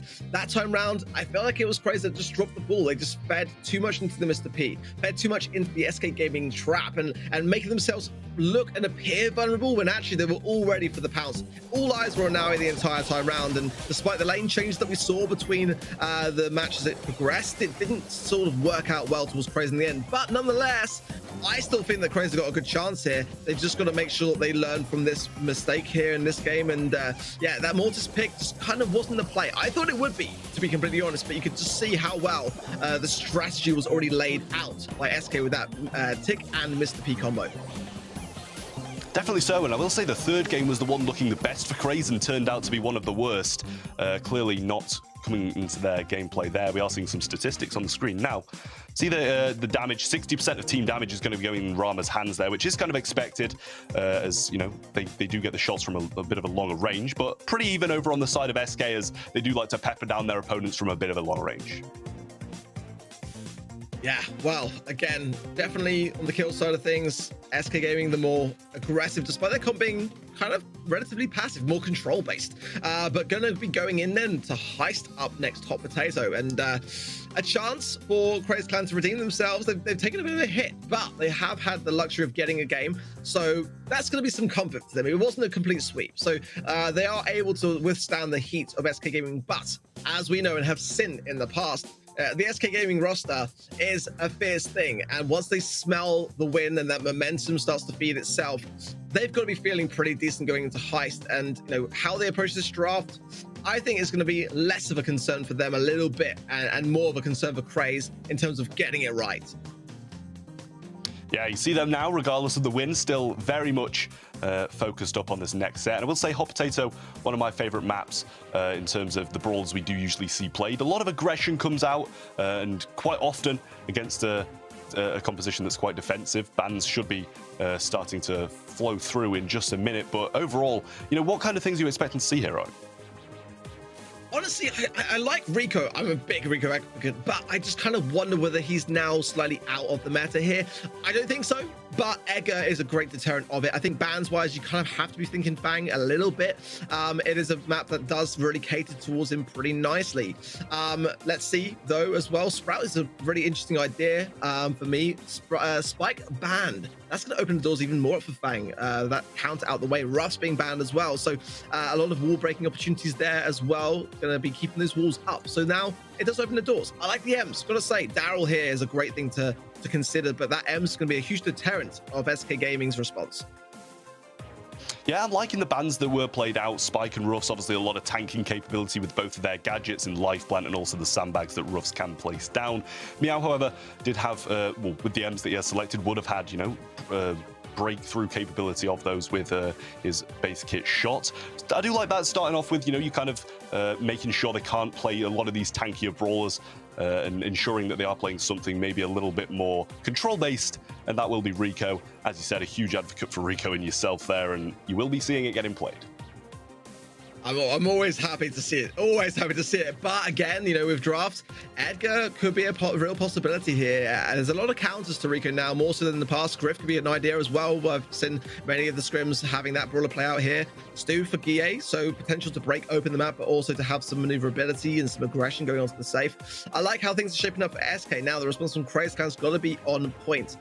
They've locked in the M's to deter the tank, so they're going to pick a tank themselves and double down on that idea now as well. They got the opportunity to really lock in Fang before SK if they do want to go down that lines. It's a bit of a risky one, but at the same time, I just feel like Fang realistically at the moment you can't go too wrong with it, if I'm honest. And if they went for a Daryl here as well, or even a Jesse, I personally go for the Jesse strats when it comes to Club League myself. They're gonna go for Surge. That I did not see coming, and I'll be honest, I'm not too sure how I feel about it. Yes, the TP can come into play a lot on those side lanes for sure, but it is definitely a high risk strat, and I don't know whether Craze Clan are in the position to really go down that line. In the early days of Surge, I believe it was played on this map quite frequently, but, times have changed, and the only reason it really will be picked is because he can TP and three-shot both of those brawlers that have been picked on the SK Gaming side of things. Daryl to follow up, I do like that a lot more, the aggressive kind of route going through, and it's also, rather good against the Fang as well, probably one of its main counters. So if SK do choose to follow through with that, I'm sure they'll be trying to enforce that matchup and make sure that they're going to have dominance at least over one of these lanes, and then with the 3 TPs that Surge has, should be able to pick up a few kills along the way. And if that Stu breaks up the map, then he is going to be trying to gather a bit more range with those level ups. Yeah, Surge. I'm still reeling off the back of that one, but I understand the Daryl for sure. Absolutely, having that idea there, because ultimately, why not? Very surprised that Fang is actually not going to be picked at all by any of these two teams, but it does go to show that it's not always viable everywhere. I've seen a lot of instances with teams selecting it in Bridge 2-Fire, and it did not work out for any of those that did. Lola is going to be that pick, and that to me makes a load of sense. Throw your ego forwards to get that maximum amount of damage onto the safe whilst remaining in the mid, having that control and certainty over your positioning without having to go into a position where you might then otherwise go down. A great thing to have in Heist. We tend to see it a lot in Safe Zone, but I can see it absolutely working here as well in Hot Potatoes. The both teams go in now as SK with that one match lead. Rama going straight in, but the bouncy castle heals from Chaos, showing that they are a real force to be reckoned with. Will Rama win this left-hand side lane? No! Chaos with another gadget pop will gain that positioning power early on. Yep, 2 gadgets forced out from both of them as well, and a break coming in from Semantic over the right-hand side. Has managed to get his super once more, so obviously with Stu, he can chain that quite easily. Another one forced out as well. Rama with his level 3, so if this does continue and the map starts to be broken up even more, he will be able to thrive Ego only one shot to the Surge, taken down, and M's having a really tough time in this mid against the Lola, who is going to be outranging it quite heavily. Now Chaos trying to push it once more. Super going to be thrown out, but Meow with that damage gadget, gear coming out, going to be raining a few shots on Safe. Taking a small lead, but only lasts a couple of seconds as Rico gets a few shots on the other side. I kind of wonder whether Craze missed a trick without banning the Rico, actually. I mean, Chaos goes down there despite the gadget use, so no more gadgets for him, but ultimately he is one of the best, if not the best in the world on that particular brawler. But at the moment, definitely showing some signs of struggle. Swapping lanes here as well, and the lead definitely with Craze here as the damage from that M's pick just starting to show its face there. Now he goes down to Chaos, and that's going to leave Meow in a bit of a conundrum here. Great timing there on the super side. Got to give it to him, and Rama on full stacks. That is what you love to see when you're going to be picking Surge in a position like this. You've got to get those max stacks. It shows that he's obviously very accomplished with that particular brawler and doing his bit for his team. If he had no stacks here, there would be a very, very different story to tell. Oh, the value. What a valuable super from Meow coming in. Now he rolls forward because of it. One shot remaining on the Safe. He gets it through, and we're seeing a similar scenario once more. Craze come out swinging in the first game, even with that Surge misplay off the start, managing to pick it up quite convincingly with, I believe, like a 60% difference in between those Safes at the end of the game. So a huge start for them. Whether or not they'll be able to maintain it, or SK will come in with a bit of a countermeasure.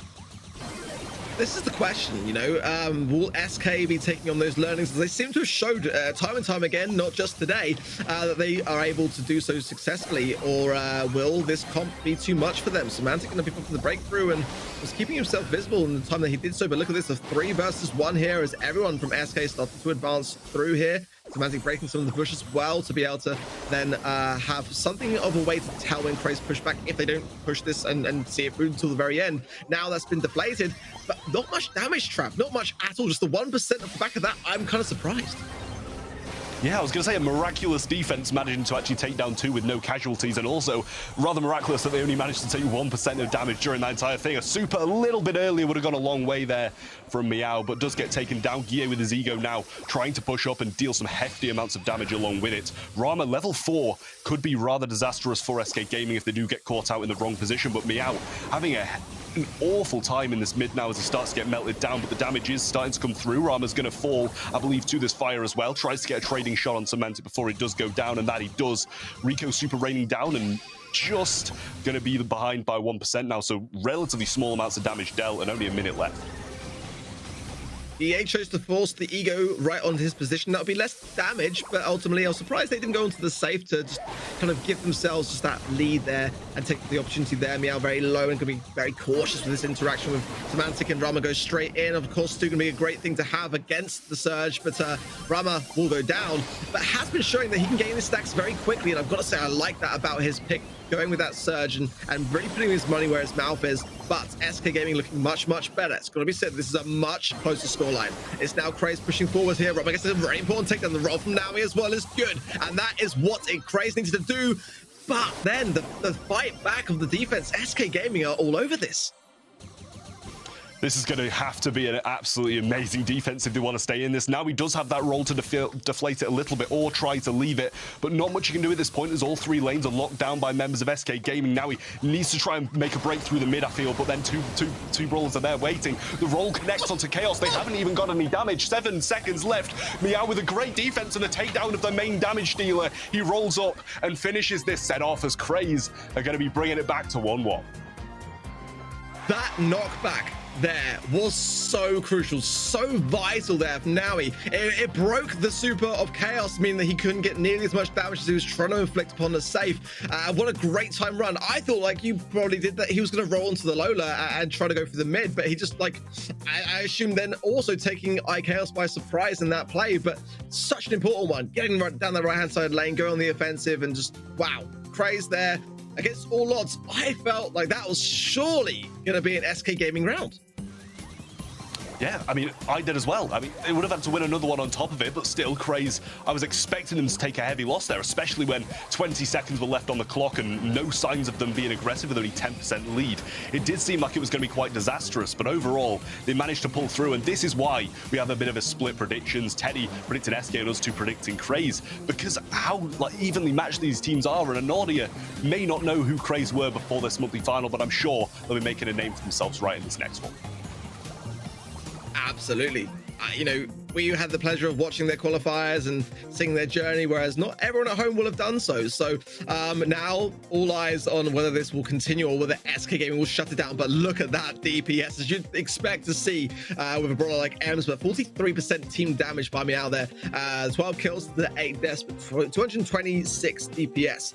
A very, very strong stat scoreline there. And yeah, I'm sure that going into this next matchup, SK Gaming have got a lot to think about now that Craze have been very good at displaying, showing signs of resistance. You know, in Bounty again, they were able to gain a game that went SK Gaming's way, but in Heist, SK Gaming were not able to make even brawlers like Rico on Chaos. I mean, like, I can't even remember the last time I saw Chaos on Rico losing in a competitive setting when he gets that first pick of Rico. So Brawl, though, has got to be said, you know, GA, Chaos, Semantic, they are very, very aggressive here.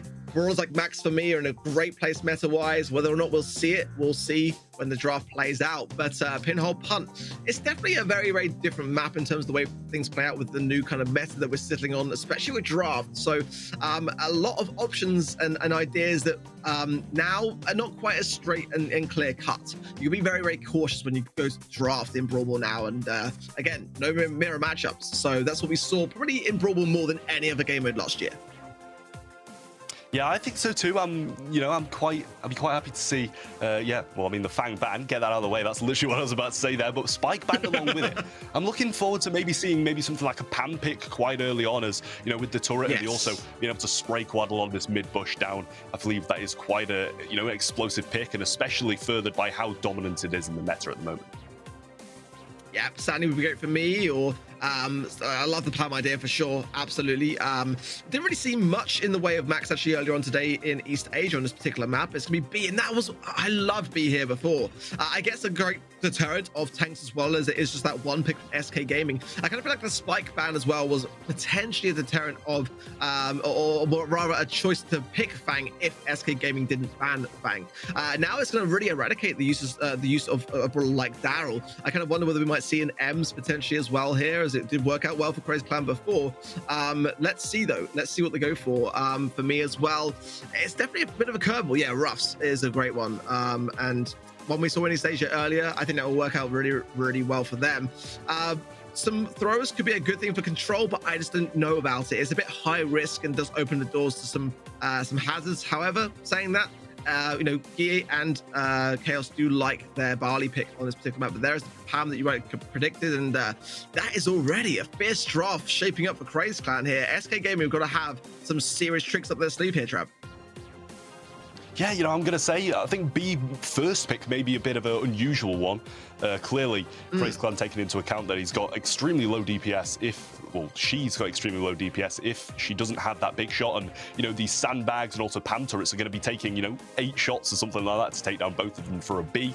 So I think that's quite a good couple of picks early on. Also, if they can get those power-ups and play for the late game, even in overtime in Brawl Ball, it can be very, very good. But there you go. There's the Gale pick. We've been expecting it. We've been seeing it quite frequently across these monthly finals in the first month of the Brawl Stars Championship. And here it is, brought out once more. And I feel like that's quite a good place to bring it out. Yeah, absolutely. I mean, this is the chance to really lock it in, and Gale can be such a great thing to have. Surely, no doubt, having the Gadget be Twister to lock in some of those little gaps in the map to really have a good defense, or lock in something that you don't want to have push up upon you. Crow as well. Yeah, I kind of always feel like Crow is like lesser appreciated in the EMEA region. It's kind of more highly considered across seas, but nonetheless a great thing to have, and definitely the range idea of SK Gaming there is going to work out well. Mr. P for Craze Clan. I can see it. I can see a lot of defensiveness from their comp, and they know that SK Gaming is going to be very, very aggressive going in. So I understand it. But Mr. P, very risky to have, I would say, when it comes to defensiveness. And sometimes you need a lot of DPS on that score, on the goal line, to stop those moments. And without Gale on that side of things, I do worry a little bit on the draft for Craze here. I'm kind of on the other side of things. I really like the Craze draft, okay. Especially with a lot of spawnables going to be walking forward and tanking a lot of B shots, Crow shots as well. You've got a lot of tank ability with this comp, and that's going to be absolutely perfect when you're facing, the Crow and B kind of brawlers. Easy takedowns early on, though, and it looks like SK might have a really early break, and I might be eating my words here. But I still love the word that you did say, tankability. I'm going to steal that for sure for future. But yeah, I can see both sides of this. Ultimately, you know, the one thing SK Gaming have always had in Brawl is this aggressive outset, and there's the toxic slowdown as well. Oh my goodness me, the knockback from the Gale as well. Everything looking like it's dwindling. Craze had a great amount of defensiveness earlier on today, but it looks like it is getting the better of themselves. More sandbags to go down, the deterrent of the Crow, but if they don't hang on, this one could be all over very quickly. Yep, Meow should be guaranteeing this takedown on Chaos, though. And, you know, as you did say, it's quite a defensive comp and could play out quite well in the later game if they can manage to hang on once these power-ups start raining down. And I believe now he just picked one up there on the defensive side of things. These slows just coming out from the Crow have been absolutely disastrous so far. None remaining anymore, though, but a B Super will have the same effect. Does manage to pick that up now, and doesn't connect it except from onto Rama, I don't believe, but he gets the trade, and now he's pushing forward. Twister obviously available. He just chooses to pass the ball through, and this should be a pass across and a finish off from now. He misses the ball, though, and what did I just watch? They just passed the ball through the Twister, and now he cannot connect with it and get the shot off. That maybe is a bit of a disastrous choke from them there, and that could be costing this entire game. Hugely costly. I am speechless. Honestly, that was for me, a clear super shot, a goal, a bit of communication there to get some bodies out of the way. But I mean, rather be safe than sorry, that was a goal as far as I'm concerned. But will it come back to really hold them? Let's see, as Semantic is under heavy scrutiny on his left-hand side, 3 versus 1. But as time ticks in, Gear comes into the mix, the knockback as well from Chaos coming in here, and another takedown as well. The healing there for Naui, but I don't know whether he's going to be able to get the ball through this amount of pressure. Honestly, Craze, yeah, might have absolutely found themselves facing soon a match point, because that's a great defense. Yeah, honestly, I was speechless as well. That's why I resorted to making some very odd noises. But overall, 12 seconds left, ball in the corner. Not much they can do with this one here. Now we're pushing forward, throwing that gadget out, but it's not going to do much against a B with only 1 bar of ammo regardless. This one is going to go in SK's favor, and honestly, Craze have just let that go. Should have been quite a simple finish off, in my opinion. Either, as you said, the super shot, or even a pass back that's not going through the tornado. Yeah, it was one of those moments where I was thinking, you know, I don't know what they were thinking, but maybe the pressure, as we were mentioning earlier on, was kind of on our minds. You know, can Craze keep their composure? They're not often finding themselves in monthly finals where, you know, SK Gaming all of last year found themselves in monthly finals as the big push coming through, Gear in a good spot, but a much better defense. Meow going to burn down, but Semantic not able to contest this with Chaos. So the ball pushed forwards then from SK at the early outset. They've got the cushioning of being on match point. Craze climb behind, playing catch up, need to find and gain more control over those nerves if they're going to be able to bring this one back. Yep, power up been secured by Naui now, and turret as well. Big shot thrown out by Semantic, but not getting any value.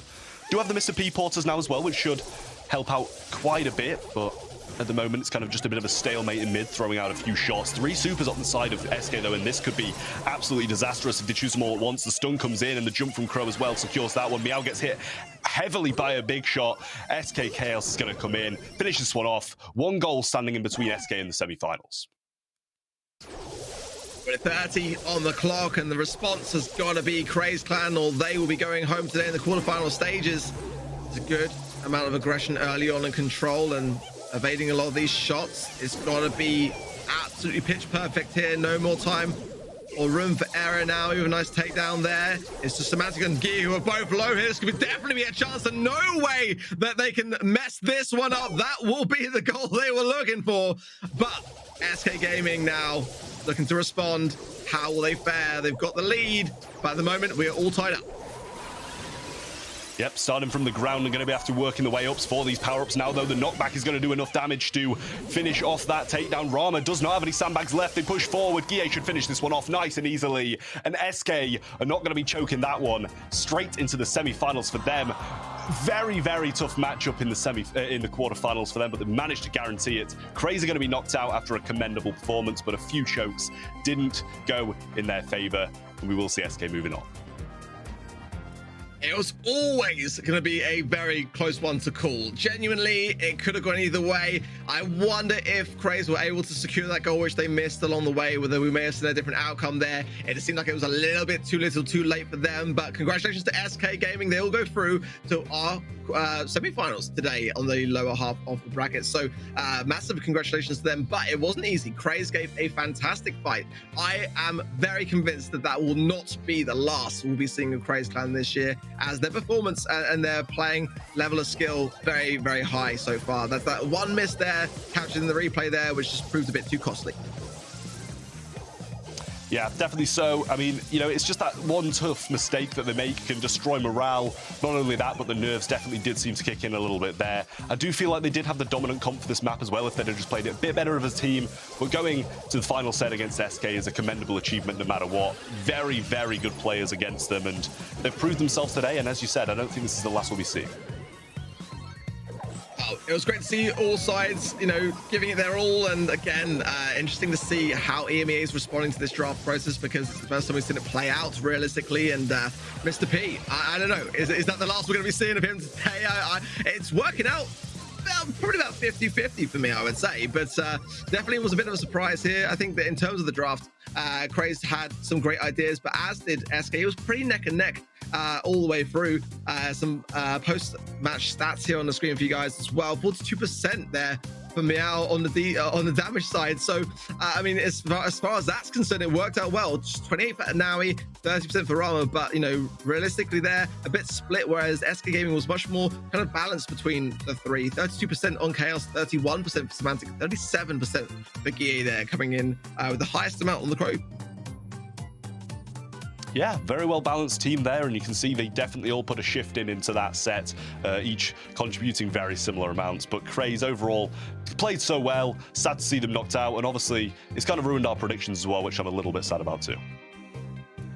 Yeah, a little bit sad, but ultimately, you know, I mean, we said it was going to be incredibly close, right? And I think that anyone would have, you know, done well to predict SK Gaming there, because Craze, very worthy advocate for them. Let us know how you're getting on in the stream chats over at event.brawlstars.com, where you've been placing your predictions today. I can see as well the MVP vote going through. It wasn't actually the MVP that I predicted it would be, but nonetheless, you can do that as well. Earn those in-game rewards along the way by interacting with the flow of action today, and see whether you can earn yourselves some rewards along the way, and that exclusive BSC pin for Boxer Rosa as the top tier reward there. You know, I would say that for the most part, you know, our predictions have been on point today. You know, it was always going to be very rough going into these last two matches of the quarterfinals for us as to how we were going to place our predictions. But yeah, I had 100% success rate until that moment there. So that was the moment that it all came crumbling down. But next up, SCMN EU up against Humble. So a big shift here going into our last match of the quarterfinals. And again, another one which is going to be very close to call. Yeah, I mean, Humble, as I said at the start when predictions were thrown up, it's a team that has three extremely capable players, but who have just a really tough start to the year. Hoping they can iron this out in this first quarter-final here, as I'm sure they'll want to be moving on. But against STMN EU, which is a combination of the players from SK and also from AQM last year. So an extremely good team, as you can see. Aster, Jeton, and Skyrix on this roster. Three very well-known players, very similar to SK, and I feel like we might be seeing an extremely similar result in either way. Again, such accomplished players. I mean, Skyrix, from the very birth of Brawl Esports, he has been a pioneer and a leader. And honestly, that's going to be a really tough thing for Humble to shake. You know, it's interesting to see when these new rosters are formed, though. Like, how is it going to work out? You can have the best players in the world come together, but sometimes that chemistry that's needed sometimes lacks. So I'm very keen to see this new formation today play itself out. You know, how are things going to go? STMN have had some rough results. They lost in Team Kesso to Navi on a 3-0. So every now and again, showing already some signs of maybe things not being as straightforward this year. Humble, of course, Boss, Kirst and Casey. Kirst and Casey go way back back into the days of Code Magic and Code Magic Black, and Boss joining them this time round as well. They've had a lot of prep going into today. How are things going to fare for them? Definitely, I would say in terms of experience, there's nothing lacking on this roster either. So I've got to say, going into this, we said the two matches, match number 3 and 4 in the quarterfinals, will be the closest of them today, and Humble are looking to cause a huge upset early on against STMN. Yep, I can stand by that as well. Very, very similar matchup in the previous one. We kind of got Humble, who seem to, have their wits about themselves and get these drafts pretty bang on the majority of the time. STMN extremely similar, but, in my eyes, I may have predicted Humble. STMN have been, looking a slight amount better, but I've just got a slight feeling that Humble might be able to pull something out of the bag here and bring it in. I will say it would have been a bit of an upset if they do manage to take this win. Yeah, I mean, you went for Humble, I went for STMN here. Teddy as well, he's got a clean sheet so far on the prediction side. He's going for STMN on this one too. So definitely some nice, healthy competitiveness on the casting desk this year. I'm really quite enjoying it myself. But again, the draft, as you rightly say, such a key component here to getting things right. And it's not always easy, even in qualifiers, but when it comes down to a monthly final, the pressure, the odds, and everything so stacked highly, sometimes against you in that respect. You've got to be so composed. You've got to be calm and collected going into that draft and really have everything prepped out and planned for any eventuality. It's a real tough thing. And, again, this is where we're going to see things play out. It's 50-50, honestly, guys. If you're voting at home again at event.brawlstars.com, either way, I don't think you can really lose out in this prediction because it's going to be so close to the ball. Yeah, 50-50 either way, in my opinion. We have got the draft coming up now, though, I do believe. So we should be getting into this extremely shortly. Not much longer to wait now. Flaring Phoenix going to be the first map, and it is going to be Knockout. First time, I believe, we have actually seen Knockout today. So this is the new game mode that has been introduced during this season of the BSC. Gene and Sprout out of the way straight away, which I think are the two dominant picks. So probably a couple of good bans.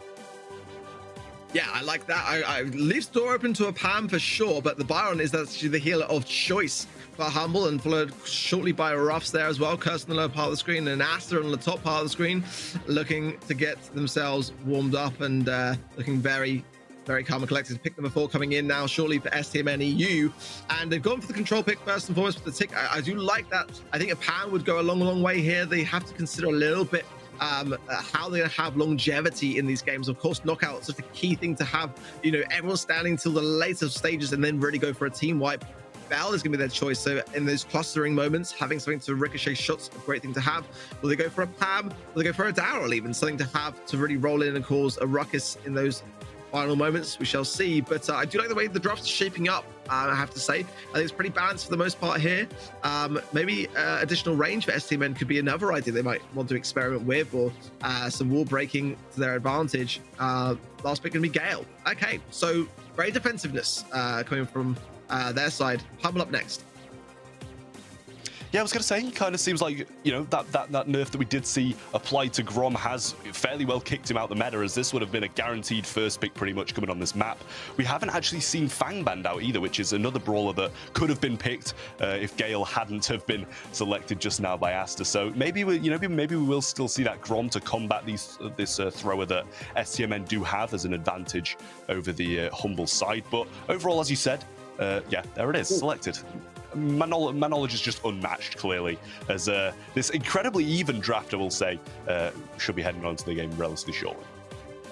I was going to say poetry in motion there, Trav. You love to see it. And I've got to say as well, Grom's new gadget of Radio Check, very, very fierce. And we haven't seen much of Grom, as you rightly say, kind of shifted out of the meta. So I am very keen to see how that one fares. I mean, there's a lot of push as well. So Watchtower could also be applied, but that was one of the stronger of the new gadgets coming in. I've got to be honest, a lot of you guys watching at home feel like STMN have already got this one in the bag. Well, we are getting things underway right now, and we're going to see whether you guys are right.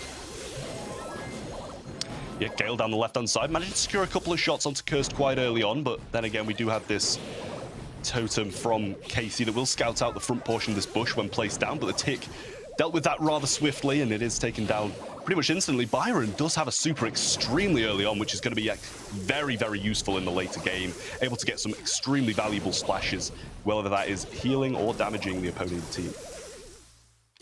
This is the thing that I wondered with regards to that Grom gadget, because ultimately with that tick, it's similar to like a Leon Lollipop drop. It's very exposed and very easy for a tick to take down. I just kind of wonder whether he might be opting for the newer gadget going into this matchup. But so far, both teams doing well in terms of staying on their feet. You do not want to go down in knockouts. You want to stay on your feet as long as humanly possible, making it more odds in your favor. There's another watchtower down, but there it goes down equally as fast. Asta under heavy scrutiny here from Curse. Uses the knockback heals from Boss, very nicely on point. But there, down goes KC there to Jeton. It's just Asta all alone though. Curse and Boss are on this one. The knockback though is strong. Can Asta hang on? No, Boss gets the takedown. And the first round of knockout will go the way then of Humble in that first instance. But it's a best of 3 before the sets are concluded. So that's worth bearing in mind.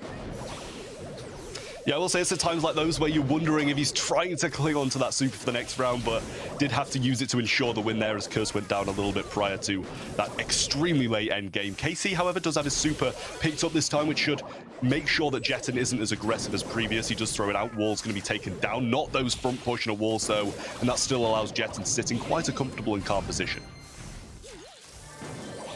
Fire drop coming in for Boss, and that's going to be a ton more healing and damage for him coming into play. Curse using the wall to get the angle there on Asta, who has got that super heart there to hand. A great thing to have, again, to be able to hold on to into the later stages to force your opposition. The smoke of it is there for the taking. Jeton, though, just trying to find someone who's not actually there on the right-hand side lane. If you could count the bodies, you'd probably see that Case is a lot further into the middle of the map. But a great knockback there, it's got to be said from Asta. But now goes down himself, leaving Jeton all alone. I feel like Humble should have this one in the bag trap. There's a Grom bomb going out. Jeton there will go down, and Humble will take the first game. Yeah, extremely convincing, I will say. It did take a little bit of a while for KC to get in his groove with that Grom, but proved quite useful towards the end, I will say. I am absolutely loving that Ruffs pick. Just seems to be absolutely amazing throughout. Being able to tank this Gale shots, and also when he supers in, have that cushioning to be able to tank the shots before he actually manages to take some damage off you also goes a long way. Boss as well in mid has been hitting vast amount more shots than Scarix, and that is really showing towards the later portion of the game. Well, a chance to reset STMN, but losses are always a hard thing to shake. Just one more round of knockout and Humble will take the first set. But again, you know, this is where composure comes very much into play. Scarix seeking out Boss, does find him there and gains some nice shielding off the back of those connections. Jeton getting some good taps onto KC and just keeping this right side lane at bay. He has got super now as well, so that could come very much into play here. Curse still trying to earn his supply drop there to really hand it over to his teammates. At the moment, I would say that actually STMN are playing a little bit better this time around. Yeah, have had a few more supers. KC going aggressive onto Jet. Now the knockback goes in and a shot should follow up, but they are going to get the takedown on Skyrix. Jeton's still in a very good position. Curse slowed and knocked back. Boss does have to put that new gadget onto Curse to keep him healed up. Jeton's pushing aggressive. Curse is going to get hit by the tick head from beyond the grave of the tick and managed to pick up this win here with only Asta surviving the ongoing takedowns there. KC isn't able to get too much value at all over this right-hand side, and that is really the portion of Humble that is crumbling just purely by the matchup. Gale Force wins of Asta are so strong, and if he can continue to stay on his feet until those final moments, you can just see how much value he's able to gain, and more often than not, he is one of the final ones standing. I think if Jeton can try to continue what he did in that previous round by getting the takedown early on KC, then this could be a much better round for STMN.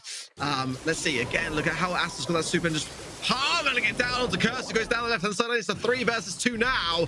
How will Humble respond? The pressure now really is on. Not only the takedown, but a wasted super from Boss. KC pushing round, though. I'm not sure if they expect this, as he does have his super. Going to throw it down, and he's going to be connecting onto Asta as well. He did manage to get Jeton. I didn't even see that over the other side. He's going to put his turret down, tank a few shots. Asta managing to pick up his super once more, though, which is an end-game savior for STMN here. But Boss manages to pick that one up, needs to try and peek this side, does manage to get the shot, and he does keep on trickling down in HP. Boss gets another splash and finishes it off. Humble still keeping themselves in this one with a great play from Boss, and also an early takedown to trade it out from KC. Again, those plays may look straightforward and easy, but I can assure you that in a monthly final, there's a lot of pressure when you're the last man standing. Great plays from Boss, able to hold his own there and have that additional healing for good measure, but to get that little peep, like you say, that's such an important thing to capture, as now we are all tied up for the battle of this game here. Everyone on SCMN, very high HP, but no doubt Humble will be very much aware that Asta is dangerous on this Gale pick. A break there of the bush and a supply drop over to Boss, and that was a great thing that Humble utilized in the first game. Will it work out their way this time round? Yeah, bit of a godsend there as the wall does come down, making it so Asta can't push them into it when the late game does start to close in. Gets the knockback onto Curse, no stun, and sandbags are placed down instantly. Splash available from Boss, he does have it as well. Boss gets the takedown on Skyrix, and he did trickle down there. Jetten should be Grombobbed in a second, does miss it. Follow-up shots from KC are going to come in though. Jetten extremely low, Astra as well. This could be Humble closing this one out. They do get the takedown, only Jetten remains, and a last hurrah is not going to save him 1v3 as Humble take the first set, and Curse looking very happy there, shouting at his monitor. You can see how much it meant to him. Clearly, they're very passionate about the result, and I think deservedly so. I mean, it's very rare that you see that kind of comeback in Knockout, and it did feel, honestly, like going into that second game, like STMN had a bit of a pep talk, had a bit of a rethink in terms of their strategy going in, and with a brawler like Gale, you know, in those later stages, such a fierce thing, and he was getting so much value, but it just seemed like the perseverance of the Humble team clearly showing its worth there. That's a very big advantage for them going into set number 2 to have the lead against, you know, well, as the viewers have pointed out in the predictions, the favorite here. Yeah, you know, I will say these are some replays that I do want to take a close look at, because I felt a lot of takedowns came in that I just did not expect from across the map when I was watching something else. Great plays all round from both teams, I will say. It looked like STMN were going to be able to clutch a few of those rounds up at certain points, but Humble persevering all the way through and managing to pick up the set in the end without even dropping a, you know, not rounds, but a single game to STMN there. Yeah, and it was nice to see how Knockout would play out in the first set, because I find it to be one of the more tense of the game modes, actually. So to really throw the players in at the deep end early on to see whether they were going to sink or swim, quite enjoyable from our perspective. I'm sure that it was much more stressful from theirs. But again, I'm always looking to see great drafts, great brawler picks, great awareness of the meta. And that is honestly what we saw on both sides here. DPS 106, not that much actually on the side of Boss, realistically, but 6 kills to 2 deaths. That is a very important statistic, especially when it comes to Knockout to consider.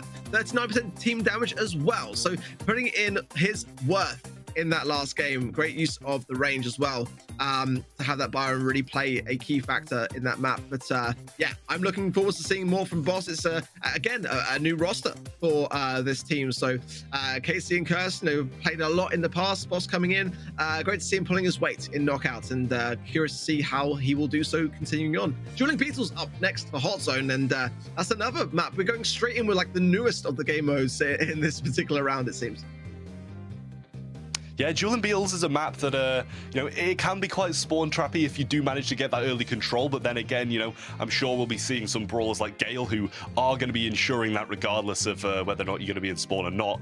Putting down these twisters and getting some extremely good control. You know, you've got other brawlers that tend to thrive here. You've got Pam, you know, Jesse also comes in quite frequently here if it is selected by, you know, a team who chooses to go a little bit of a, you know, unorthodox route. But nonetheless, I mean, Hot Zone's Hot Zone, and it's just going to be whoever's managing to get these brawlers onto the zone for the longest amount of time. Bans should be coming in relatively shortly, and it is going to be Crow and Spike. Getting rid of the slow, getting rid of the tankability. There you go, have the word again, Ark, of that life. Thanks. Well, I kind of wonder whether we might see a Meg here. Meg's kind of always dropping off a little bit now in terms of meta, but can be really, really great here in Dueling Beetles in Hot Zone. But there is like Gale pick and the Ruffs as well already on the side of Humble. 2 very strong brawlers in the current meta, but we did see the Baron get the better of it in Knockouts. What will their next picks be on the side of STMN? I mean, Stu would be great for me. Throwers are never a bad thing to have here. I do like shutting down the mid as the Sprout. It tends to be more of a last kind of final pick, and it could be what Humble have got up their sleeves as well. But Curse giving clearly the team some encouragement going in. I feel as well like they've definitely got the mid control. So Lola going to be coming in, I assume, as more of a sideline, or maybe actually the Byron on the sidelines and Lola in the mid would be better for them. But I do like the pick. We don't tend to see much of Lola outside of maybe Heist. So I'm kind of keen to see whether this will work from STM, and they've clearly got a strategy in mind here. Yeah, I've got a slight hunch that so far Humble are going to be quite happy with the comp they've managed to grab. A couple of brawlers they're extremely familiar and dominant with in Ruffs, which we did see in the previous one being played by Cursed, and the Gale as well, as I did mention prior to this. You know, through that mid, if you manage to get a great placement on the Twister, it completely shuts off that entire mid for around 10 seconds. Asta going to be taking the Leon, which is something that did, you know, it was quite heavily in the meta last meta, but not too much recently. So I'll be quite eager to see how that does play out. Last pick is going to be in the hands of Humble, and now they've got a chance to try and counter all three of these opposing brawlers, which is something they're going to put a lot of thought into. I wonder whether Curse might go for a Griff here. I know he favors it quite heavily, but I wouldn't mind even a tick necessarily to be able to eradicate a lot of what Leon can do and just keep the pressure on. But Pam, yeah, I'm surprised actually that Pam was left so late. It would have been a great thing to have, but for that very reason, maybe what Humble wanted to do. And I think for the same reason, maybe STMN didn't see it coming. They favored a lot going in for Byron, having those heals early on. It was the very thing that was lacking from their comp. So I feel like both sides have got the draft that they kind of wanted here.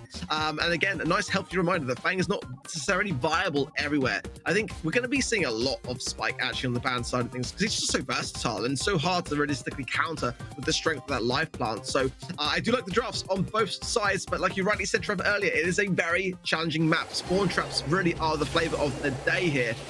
So getting that early control is very important for both teams here to establish.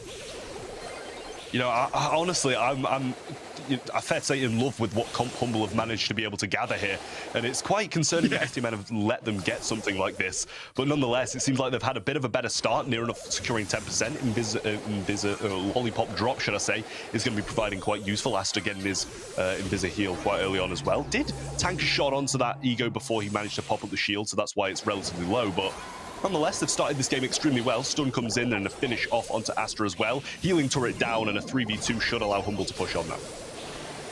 Yeah, great positioning on that healing station. This can provide so much value to both Cursed and KC there, who's now able to push this mid and places down the Twister, and a great placement for it. So the range realistically here going to come into play from STMN, but at the same time, the aggressiveness is prevailing on the side of Humble, and they've got the control that they wanted to establish there, breaking the left-hand side lane as well. That supply drop going to be out of reach, of course, unless KC and Cursed can push up, but the breakage there, such an important thing to consider going in. Yeah, not back in a lovely stun onto Asta. I'll say maybe that was a little bit of luck slid in there with a good Super 2, managing to get the stun off. Pinned quite heavily in spawn now, and it looks like Humble are marching quite heavily forward to this match point if they manage to keep up this level of control, and it looks like they might be able to. Jet and falling extremely low. Another power-up going to be coming down from Boss, one that's actually attainable this time as well. Asta does have his Invisa heal, which can prove quite useful. Sandbags being thrown down just to add a few more percentage onto that. Have backed off now quite heavily, and they might fall down, and it might result in having to come back up and try another time once they've recouped. Okay, Asta under heavy scrutiny here, and Curse gets the pickup. It's just himself and Jet, and they're going to dance this one out until their teammates can come back in for support, and Curse will go down, but Casey takes the mantle. Mid-control there with Humble, getting a lot of a beating here from Scarex, but the pressure honestly mounting so high, nothing can be dropped now. STMN have got a hold and batten down these hatches, or this game could well be going the way of Humble. Curse pushing through. KC, though, not able to push through himself. They've got to play a little bit slow and steady. STMN are catching up, but that is the moment that they are able to be overthrown. Humble now, match point for them. That is a huge result. Have STMN got it in themselves to be able to bring this one back, because now they've got the might of the world against them. What a position for themselves to find themselves in this quarterfinal stages. So much on the line here, and we're straight back in. Yeah, I mean, this is an extremely worrying situation for our three world finalists last year to be on match point against them in the quarterfinals of the first monthly final. Is definitely not a position they want to be in. Humble looking to repeat exactly what they did in the previous game, but you will expect STMN to come with a few changes to their game plan and try and play this one out a little bit differently. You see Curse going down very early, KC going to burn as well. Boss, the only one remaining, and STMN EU this time, the ones with the good control of the mid to start with. I've got to say, I love the pinching there between Astra and Scarex. Really well coordinated, including some great communication going on between themselves. They made light work there of Casey and Curse, so definitely feeling like that last game, maybe within the past there. Just trying to get the heal off there, but struggling a little bit on this right-hand side lane, getting a lot of pressure there being applied as Curse pushing forwards, low on HP, but that healing station again, that pound pick, honestly, in terms of the value that it gained, being one of the last brawlers to really lock in, I'm surprised, but look at the difference. It's SCMN now with 50% capture, and Humble really struggling this time round. Yeah, only 15% managed to be captured by them. KC extremely low too. Kerr's going to miss out the gadget there and get no ammo back off that. Boss very low as well. Asta's looking to try and seek him out whilst being invisible here. Does manage to get it. KC managing to get this pushback as well, but Kerr's going to fall, and this is looking like STMN all day long. 80% to 15, and this is looking like it's going to be closed out. And only 10% remaining. Knockback is there, and it's not looking like it's going to do too much. Start to flood on now, but not enough. The splash as well. Throw the power up forward, and invisible Asta might clear this one out. One person remaining. They do manage to do it, and it's going to be going to the next game in Hot Zone. Still Humble with that match point, though. Yeah, night and day difference. Very, very apparently so there for STMN, and learned a lot from their mistakes in that first game of Hot Zone. I think the early game here is such an important factor, actually, because Humble had a great start last time around there. STMN realized that and started to play off that very idea. So I think for Humble, they're going to be aggressive, but not overly aggressive here in these early stages. As if Skyx gets the ego super down on the map, and also Asta there having super 2 is a big deterrent of their ability to control the mid and know where he is going to be seeking and lying in wait. So let's see now as a chance for SCMN to redeem themselves in terms of the sets here. But like you rightly say, Trev, still match point in favor of Humble. So much can change the outcome of this game. Extremely similar start to what we saw in the previous one. Jetting going to throw down the splash, should take KC down with it with the burn down damage. Cursed also should be falling here with a pinch from the other two, and this is just seeming what STMN have really got on top of after that first game. The pinching has just been so good. 50% lead now in favor of them, and Humble are looking fairly worried and fairly panicky here, as now they are going to have to stun down that left-hand side and try guarantee this control for near enough the rest of the game, as it's a very, very healthy lead for STMN. Well, they've shaken up Skarx there, who had a lot of tankability, Trap, in the mid with the help of that ego there. Asta has got his super there. It's a bit of saving grace here, but the positioning power is honestly with Humble. That turret going down there by Jetson, a very important factor here, but Asta is on the hunt. He finds KC, but KC trying to dodge his way around it, but Boss and himself are very low. Jetson with the pickup and a connection there onto Boss. That is going to see him trickle down. A great defense for SCMN, and they are fighting on in what could be a disastrous turnaround if Humble can regain this. For SCMN to leave, they are fighting with everything they've got now. Knockback has been acquired, but also 85% has been on the side of STMN EU. The wall break comes down. Kerr's the last one to remain. Asta's going to be on that invis. 10% left to claim now. KC has knockback, but looks like they might just be out of this one and heading on to the final set, as they do clear this one up and take that set in a rather dominating fashion after that first game. Yeah, honestly, I feel like SCMN did exactly what they had to do in that position. They had to really quickly, in all fairness to them, discuss through where it went wrong. And that's always a challenging thing to do when you're up against a match point. And that match point now gone for Humble. They're going to have to re-earn that in Bounty. For Dry Season is the map, of course, and a different draft. And like you said, going into Hot Zone, I feel like Humble had a fantastic draft going in. And they showed exactly why in that first game, but they dropped balls a little bit in game number 2 and 3 as STMN were able to remember why their comp was equally as strong. Great plays though from both sides. I've got to say, I wasn't sure what way it was going to go, but I wouldn't have it any other way. Finishing everything in the third and final sets is never a bad way to end out and see out the quarterfinal stages. Yeah, we said before this, we're going to see an extremely comparable scoreline to that previous game we did watch in SK versus Craze, and that is exactly what we're getting heading on into the third set here. A few highlights are being thrown up on the screen from this one, but in my eyes, it was kind of a dominating game, whichever way it went, in the sense of SCMN just completely dominating the second two after they changed their game plan up a little bit, and that's kind of one of the main features of draft being brought in as well. You might lose the first game extremely heavily, which they did, but then you've got to kind of change up your game plan, play better as a team, and turn out and really just bring that back, or else you're going to be knocked out in that case. It's a great thing, isn't it, to see that it's not the brawlers that are carrying teams, it's the players, and that's always the way it should be. And ultimately digging deep and having those pep talks such an important thing to do. And you can see Skyrex there on that Lola pick. I'm definitely gonna make a note of that for the future, because that worked out phenomenally well, and the tank ability, as you rightly say, Trav, coming into play with that particular pick, working out so well. Jetson having that range on the Byron, 32% damage for him, 28 for Asta. But again, with that Leon pick, you're just kind of waiting your moments there. A more even spread on the side of Humble, but definitely a lesser spread. 31% damage for Curse and Boss, 38 on the side for KC there as well. But so close, honestly, so close. Just like you said, shaking things up, revising the strategy, really bringing STMN through to this position that they are finding themselves in now in the third and final set. A new draft swiftly underway here, Trav. What are your thoughts going in? Well, it's going to be dry season, and we're going to be seeing Tick and Ruffs out of the way. Surprising to see Ruffs actually being banned out by Humble, as how much they've enjoyed playing it throughout this here. Boss going to be selecting Gene to start things off, and now we flip it over to STMN, who are going to be taking a max pick. Taking that out of the hands of Humble there is probably quite an effective feature to do. Oh, I gotta say, this is very interesting from SCMN here, going with that Max and Byron, and something tanky as well. So, you know, how that potentially could unfold for Humble. As we know, dry season is the map with a lot of spawn trapping potential. So having the Gene pool, having the Leon pick, I think is a good thing to have. In the eventuality that Curse is pinched in, then maybe he can go on the hunt and try and clear up things to make it a 3 versus 2. But this third pick, very important, and it's going to be Fang. And that is the time to lock it in. We haven't really seen much of Fang, to be honest, but a very important thing to take away from STMN at this point in time. But Daryl could be a threat here. Morses, anything realistically to combine with the Max could be a real thing for Humble to deal with. Yeah, it's a difficult situation there, picking Fang last, as obviously they are going to have to try and take a countermeasure towards it, which is going to make his game extremely difficult. Even one counter to that brawler who can just follow him around and switch sides just as swiftly as he can is going to be a difficult scenario for Humble in this one. We'll wait and see what SDMN are going to take to try and counteract this really, really solid comp that Humble do have here that pairs extremely well with Max and Byron on top of that as well.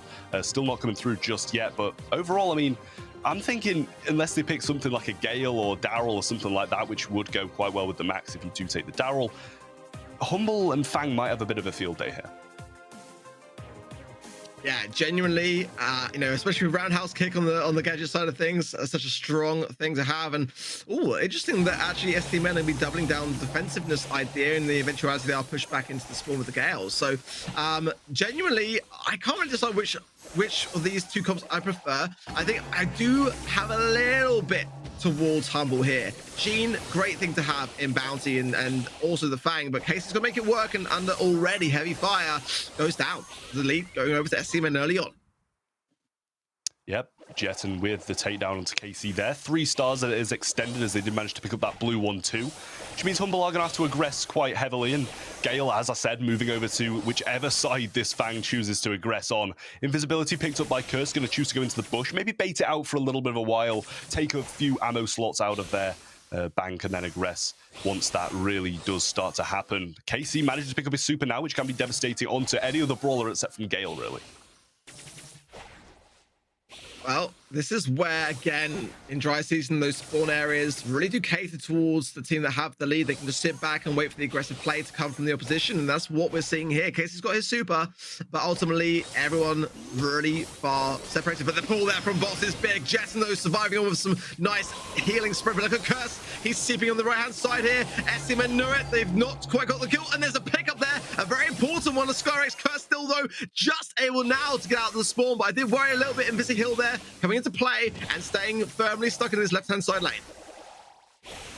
Yep, it's a good pickup to make as well, and surprisingly did manage to get it without being traded out in a 1v3 situation. Boss picking up his pull now as well.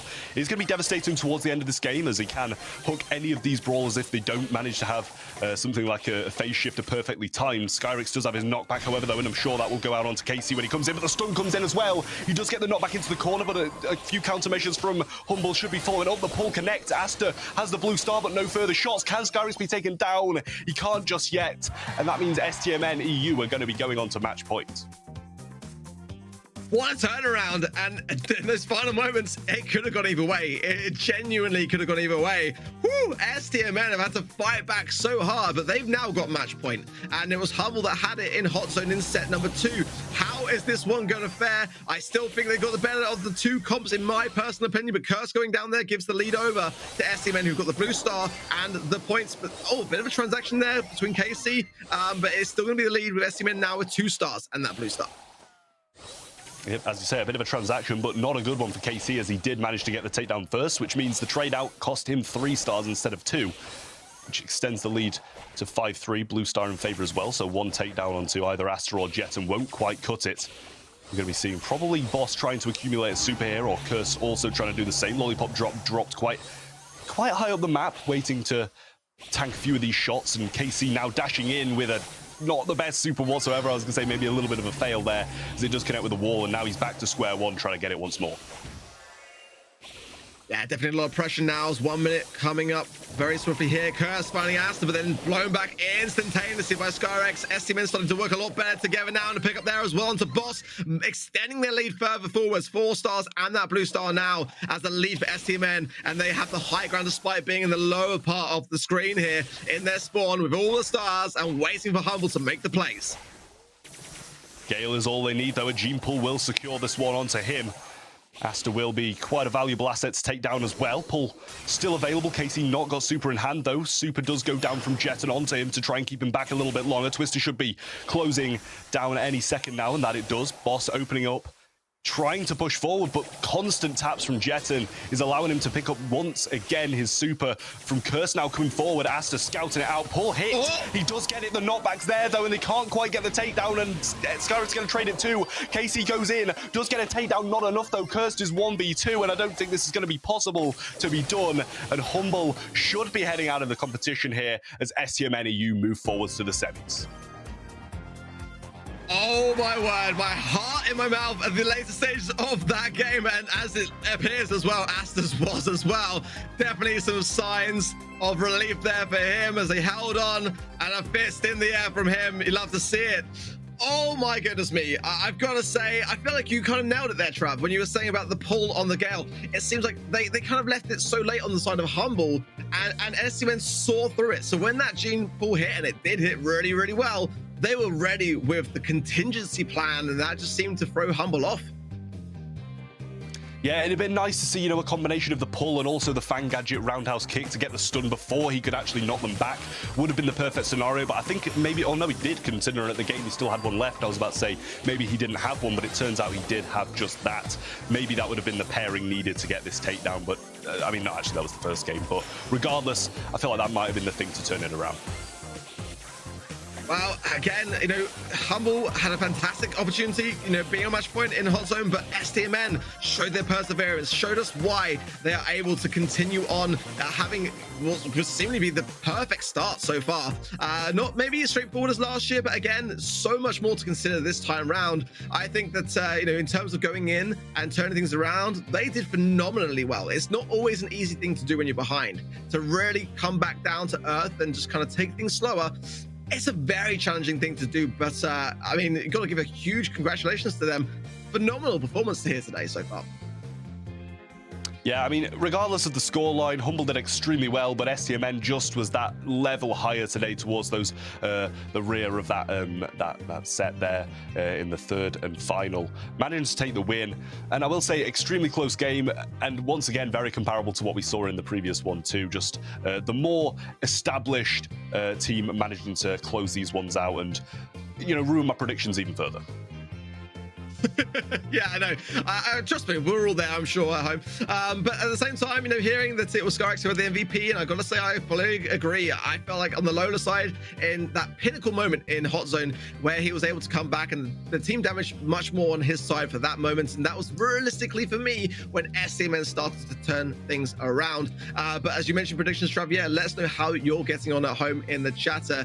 Didn't quite go Trav's way there. I think it did go mine. Can't quite remember, but regardless, here is the bracket for today. Trav, talk us through the games that we've had so far and where we're going to be going from here.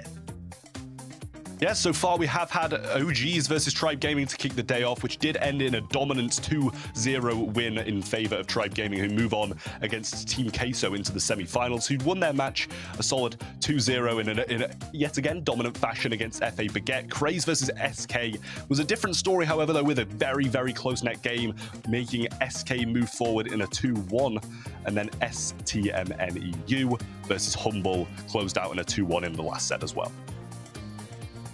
Well, semi-finals soon to kick off. It's going to be Tribe Gaming EU versus Team Queso up next. This is going to be a phenomenal semi-finals, I've got to say. This is going to be an absolute banger. You do not want to be going anywhere. We're going to be right back after this. Bobby's there! Oh my word! OG in a good position. This should be a goal. Bobby takes two with the help of OG! I'm Bobby. I'm OG. I'm a professional player for Stamina Esports. I play professional Brawl Stars for STMN. Last year we made Worlds. It was like a stepping stone. So in the 2021 World Finals... Bobby! Yeah? Have you walked the dog yet? Not yet. Okay, don't forget to do that. Okay, Mom. Anyway.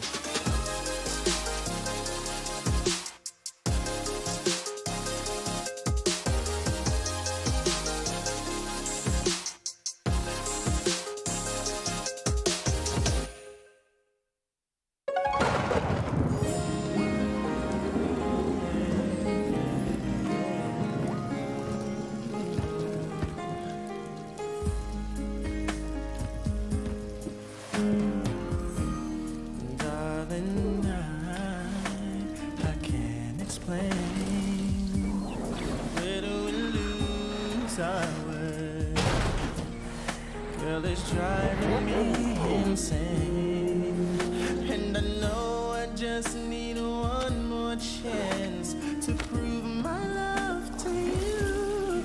And if you come back to me, I'll guarantee that I'll never let you go. Go back to the days our love was strong, and I want it with you. If it feels the same, don't ever let it go. You gotta believe in the spirit of love. It'll heal all things. It won't hurt anymore. No one's to believe my love terminal. I'm down on my knees, begging you please. Oh, baby.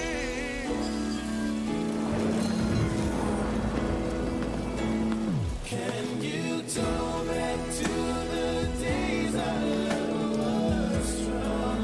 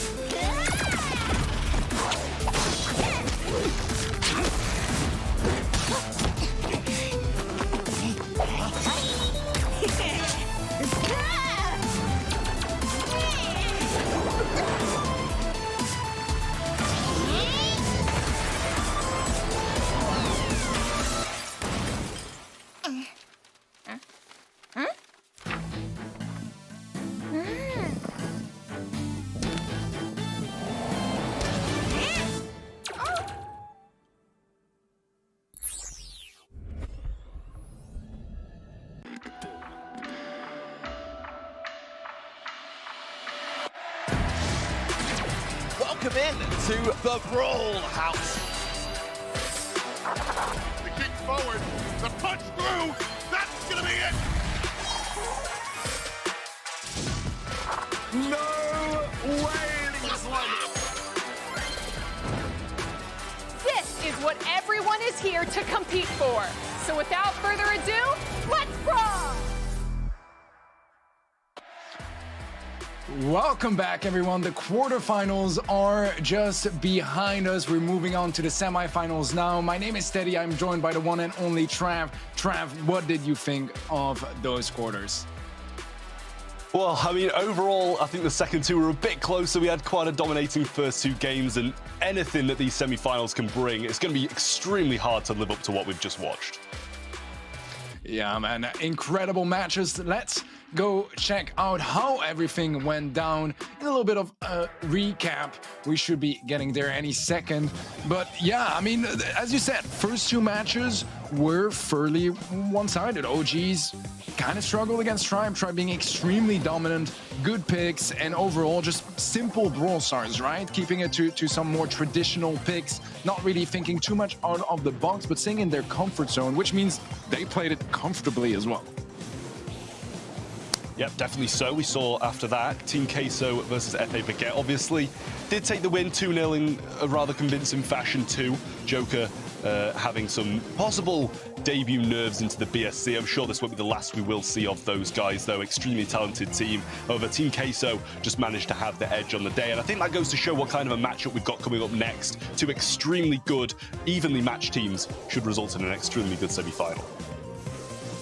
Yeah, I think you kind of hit it straight on the head, the nail on the head.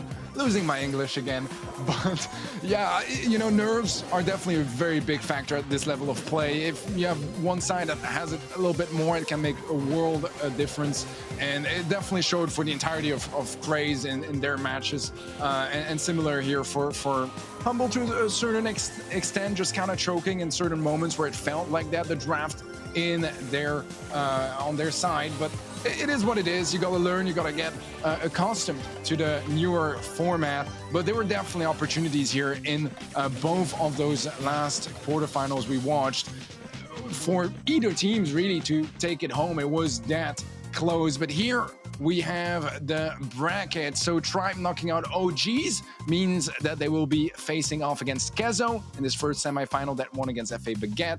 SK won against Craze. They'll be facing STMN EU that won against Team Humble. Those are some stacked semifinals. Honestly, we had some stacked quarterfinals already, but man, I'm so excited about this first one. Tribe versus Team Kezo. That one is looking incredible. Let's go check out our predictions, the caster predictions for this one specifically. Trav, get us through this. Yeah, honestly, you don't need to remind me too much about predictions, Teddy, because mine so far are not going great whatsoever. I did get the first two right, which is obviously the matchup we'll be coming up next with Craze and Humble. Really, it didn't go too much to plan, and as soon as those reverse sweeps were happening, my happiness started to wear away a little bit. But Tribe and SK are my next picks, and honestly, it seems like maybe you've gone for the complete opposite. Well, now you guys have our predictions, but we also want to know yours. Make sure you guys all tune in on event.brawlstars.com. You can log in with your Supercell ID, start working on those points and get in-game rewards, progression, but also exclusive pins every single month, some new rewards. So it's the best way to watch Brawl Stars, guys.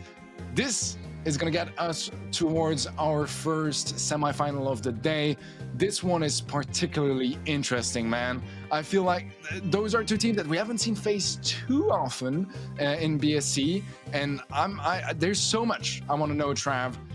How do you feel about the form, how we've seen those teams play so far today? Well, I will say it's been two very comparable performances, having the same results pretty much across the board. I will say Tribe maybe facing a little bit of a team who probably aren't at the same level as FA Baguette at the moment, so possibly a little bit of a breezier win there. But, you know, Team Queso have been looking extremely good, picked up by a rather large org at the start of the year, and by the looks of how they're performing so far, deservedly so. Well, I think you guys all know the Tribe roster, but in case you need a refresher, here it is. Tom, Drage, and Yoshi. Those guys, I mean, have had already legendary experiences within the BSC in the last couple of years. Drage and Yoshi may be a little bit more recent, really mostly in 2021, but they're some of the strongest up-and-coming talent in the scene, and a lot of people talk about this being potentially their year, and I feel like, you know, with the experience that Tom can bring to them, they have a very strong trio going for them. Definitely so. 3 world finalists from 2021 as well. Their runs might have not gone the way they planned, but definitely got that experience needed to, you know, really shut off the nerves in moments like these where, you know, especially leading up to these events we've got throughout the year and further monthly finals, they can really, you know, lock down their nerves and ensure themselves a good run in these monthly finals. Well, let's go check out their opponents. That's going to be no one else but Javi, Ali SSJ, and Rafa, some of the best players in the Spanish region. They've been in the tier 2 scene for a very long time, but towards the end of last year, that's really when they started to shine. I feel like now they actually got a proper shot at the BSC at the World Finals because they're starting the year off strong right now. They're already in the semis. They never went that far until late last year. That means now they're actually in the running, and I think that's a really nice move. It was the same for Craze earlier, and I feel like those teams, I mean, you know, they might be some of the fresher talent that just really changes things around in the EMEA scene. Yeah, we do obviously have a little bit of a change in the roster that we'll be playing in this game, as Rafa has subbed in for Blacksea. As we saw in the previous game, he was the one playing along with Ali SSJ and Javi. We do have that new player subbing in and coming to try and ensure themselves this semi-finals win and move on to the finals. Hard Rock Mine will be the first map we see, though, and Ruffs, which is a common pick today, will not be picked right now, and the same goes for Pam, as they're both banned out. Well, Rico is going to be the first pick here for Ali SSJ. Fang first pick from Tom. Not something we've seen too often lately. I feel like Fang has been mostly a later pick when you kind of know your opposition and try not to get too hard countered. But they're going to go for the Bell to face that, and the Leon. Some pretty long-range comp overall, I would say, for Team Kezo. They do have some utility to work around the Fang, but not even that much. It's a bit of a scary matchup. I feel like, you know, if the Fang comes in with a dash and a stun, that's pretty much going to be a free kill on anyone, if not multiple players. So a bit scary there, especially if they combine that with the Daryl. What do you think of this draft? I mean, honestly, you know, we were also seeing an extremely close prediction there from the general public. But I mean, to be honest, they're going to have some extremely good aggressive plays from the Fang and the Daryl, because in theory, that Lola should definitely be losing this mid matchup just purely because of range to the Bell if she can connect those shots. So they might need these aggressive brawlers to pick up the gems in the later game. But we'll see how this plays out, whether or not Drage can really put a shift in this mid and get the gems back to his half. Yeah, I think communication is also going to be extremely important, you know, making sure that everyone is aware, especially Javi, if Yoshi is able to get his super, or even Tom, making sure that he just stays out of the way, plays around his bear traps, and basically plays it safe. And Tom is already going to get that first blood as he takes down Rafa. Yoshi is quite low HP, will be picking up a gem as well. Not exactly ideal, but better on him than on Team Kezo, I guess. And so far, he's been staying alive for a very long time. We'll get shut down eventually. Rafa very aggressive on the right-hand side, found a kill onto Tom earlier as well. And that's definitely creating a bit of an opening, as right now Tribe are sort of trapped in their spawn. Tom with a super to try to unlock that situation will definitely clear things up a little bit, but Rafa is able to stay alive with that Inviso heal. And so far, it's a slight gem lead in favor of Team Kezo. Yep, super that was eventually managed to be picked up from Fang there. He is wasted, and we're going to be relying on some other possibilities that will turn this game around back in their favor. Not too much in it, only 6-4, 7 if they do manage to get these couple from mid here. Yoshi trying to guarantee himself his super off Rafa, and that he does, under the radar too, until he walks out of that bush.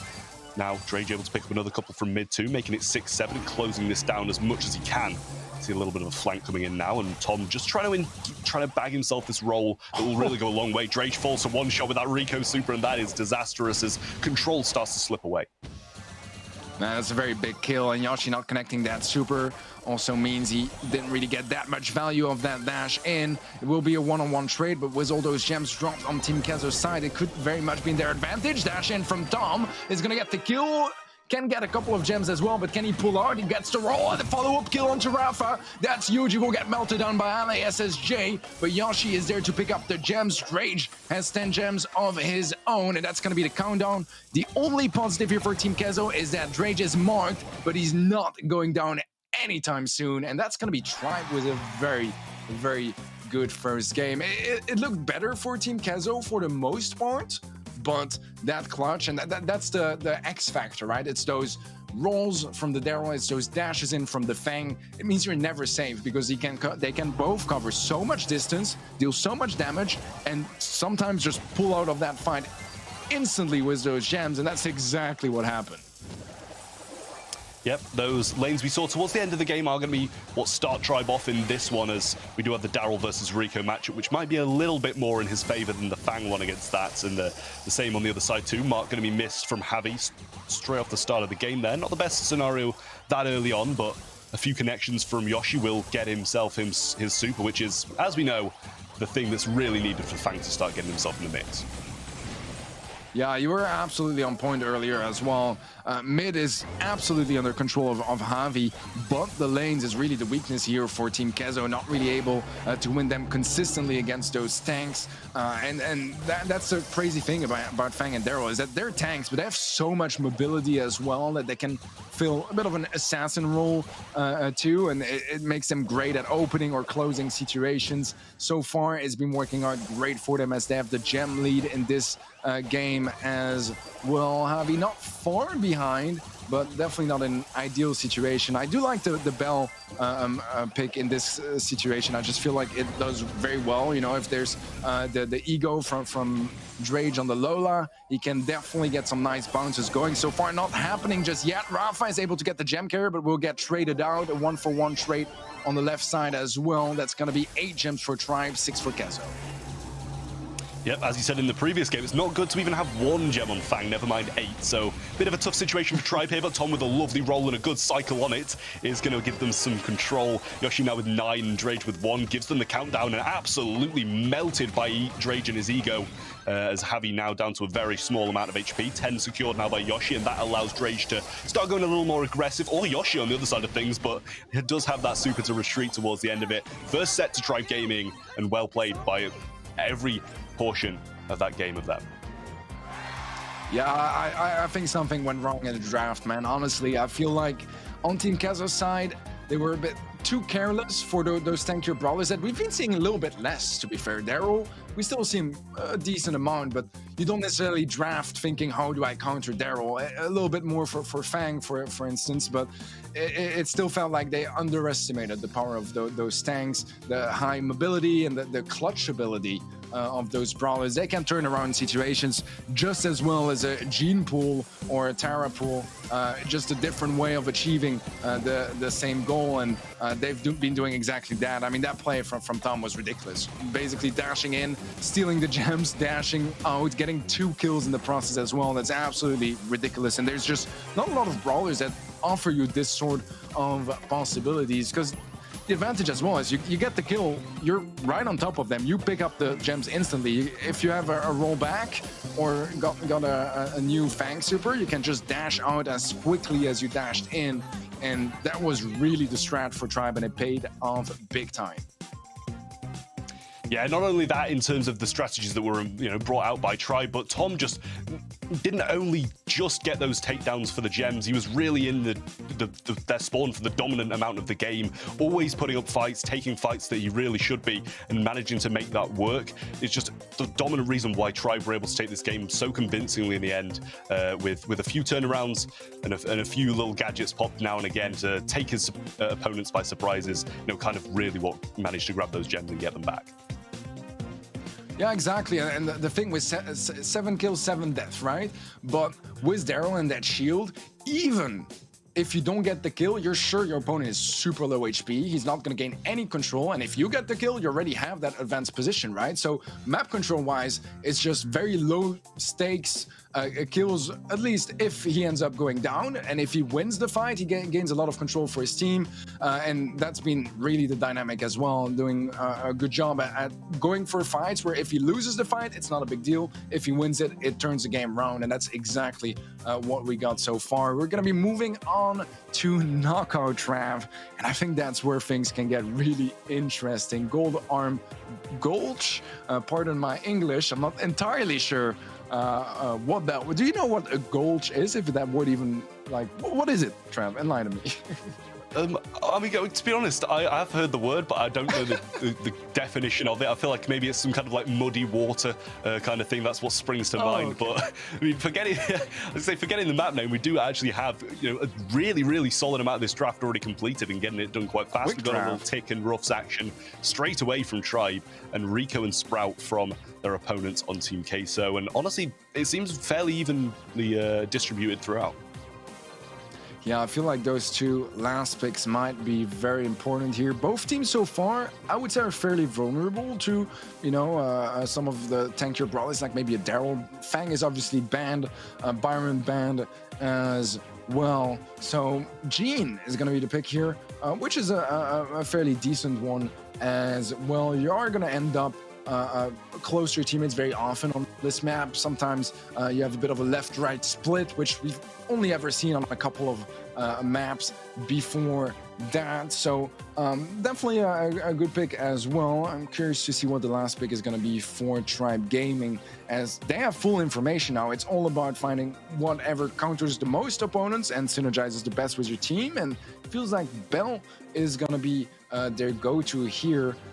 Interesting approach, fairly different as well, a bit more slow approach from Tribe. We'll see how that goes down in game. Yeah, I do feel like maybe Gene will have a little bit of difficulty here with those sandbags being placed down by Ruffs, and might have been a slight mispick by them, especially because, you know, Belle's got this, well, not extended range over her, but she's going to have more damage when those shots do connect at the long range, if they do manage to get that end of. And Tick's just going to be chilling behind walls as well, so it's going to be, you know, incredibly hard to actually get this super to start with, which is really what Gene's going to rely on here. Yeah, that's a very fair point, especially with, you know, bounces being available for Yashi as well to play around walls too. So far, both teams have decided to settle for that left-right split, which we see most of the time at this point. It's really scary to be near bushes where you don't really have information by yourself. It's a tough lane to hold on your own, and very small mistakes can lead to big disasters, especially in knockout, obviously without the respawns, unlike other modes like Bounty. So far, both teams just working towards those first couple supers, and we have the one on to Tom, which, I mean, the Tick super is one of the easier ones to get. A lot of reach, a lot of ground being covered. Interesting wall to be destroyed there by Yashi. I feel like Tom was kind of chilling behind that wall, and they aren't even really able to pick up that buff just yet, although Tom is going to get it just now. Rafa's low HP goes down, a 3 versus 2. This might be the chance here for Tribe to make a play, and they definitely made one just there. Did I just see Mine Mania come out from Tom there with you know, a heavy amount of mines being placed down with that gadget? I feel like I might have done. Last row would probably be my gadget of choice on this map, but, you know, everybody for the raw. You do you, Tom. You do you. He has got his tick head as well. It should be taken down by a swift couple of shots from Sprout, but he does miss one, and I believe that might have connected in the top portion of the map there. Good push now from Ali SSJ down this left-hand side, and Rafa has his pull as well, which I thought might be a little bit hard for him to get. Sandbags available for Yoshi, though, as that defensive measure against it. Drage with the mark, gonna be missing it there onto Javi. Gets the follow-up connection, though, and a nice bounce too. Pretty decent value.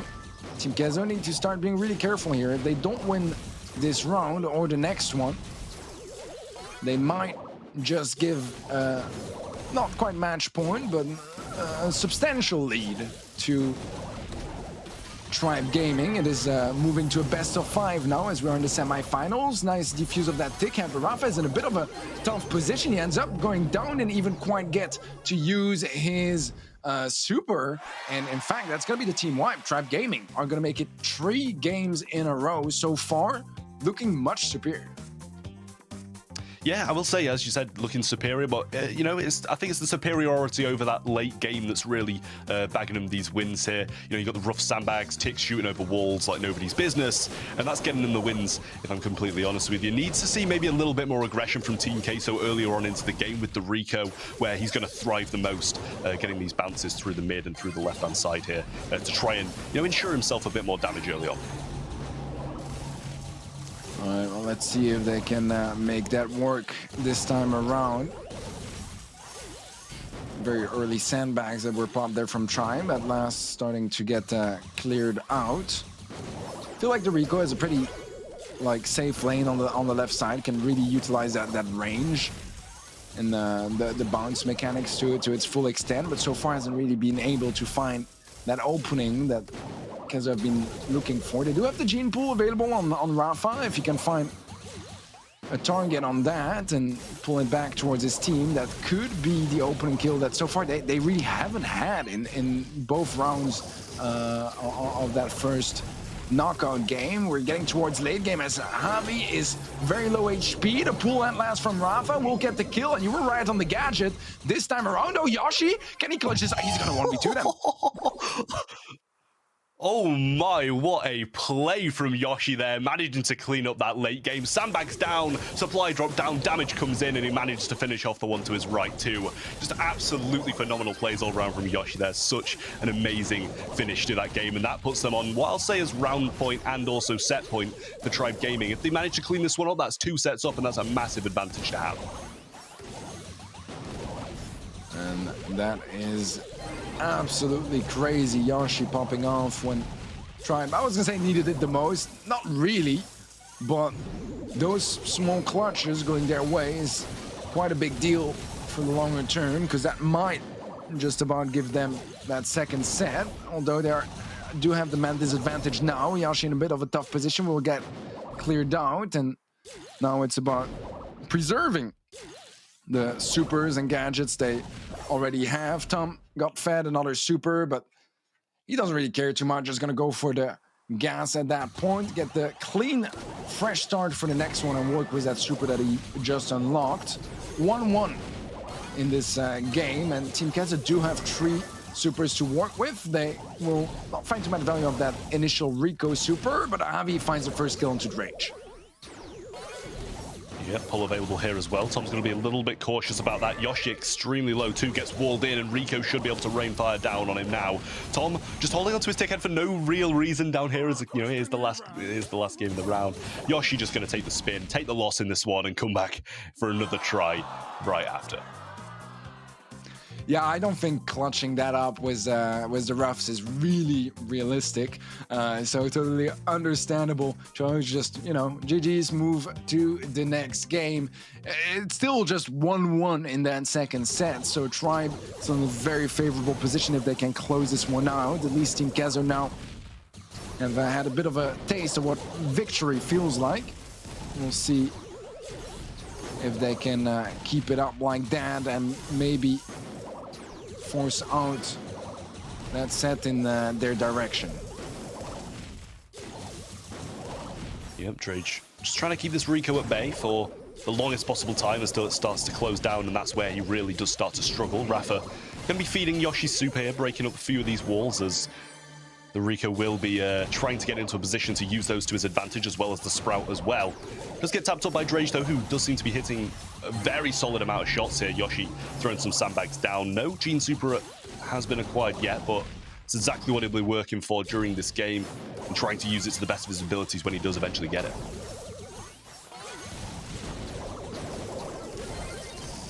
Rafa taking a lot of damage, a missed mark there from Drage, but still so much damage pouring down overall. Trying to go down to the gas. Will be feeding a little bit of that next super for Tom, but not the biggest deal here. What matters in the end is just winning those rounds. This first one going to Tribe, and now just one away from doubling down on that set lead. Rafa does have the pull available, but needs to be careful that no sandbags get placed by Yoshi. That would be very unfortunate.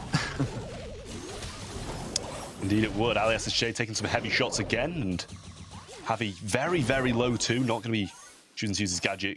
Does have that damage gear activated and not making the biggest amount of use out of it, as a bit of health is a bit more important to him rather than that extra damage. Sprout Wall thrown out, which is also going to give a few more capabilities to Tom in this position, as he does have that power up as well as some extra damage that comes along with it. Drage missing a few shots in. Vengeful Spirit's thrown out from Rafa is going to get some damage, but not really in a position where it's going to be valuable. Yeah, not really finding much value of that. No heals he can interrupt or kills he can finish. As Ale is in a bit of a tight angle there. Rafa does have pull. The HP pool is so low across the board, but oh, the Thick Head is going to seal the deal on the right-hand side. Drage gets the kill on the left side, and that's going to be a second set going straight into Team Kazo's hands. Looking very good so far, as not Team Kazo, Tribe Gaming's hands very much. I mean, they've dropped the game here, so a little bit of progress from Team Kazo, but still very much feels like a dominant Tribe until now. As I mean, one of those games that they swept 2-0 as well here. Both of their victories, actually, they swept 2-0. It's a very, very strong performance from Tribe, and getting into knockout, I don't feel like they really slowed down, just kept the same pace. And sure, one game didn't quite go their way, but for the most part, it was just very much Tribe show.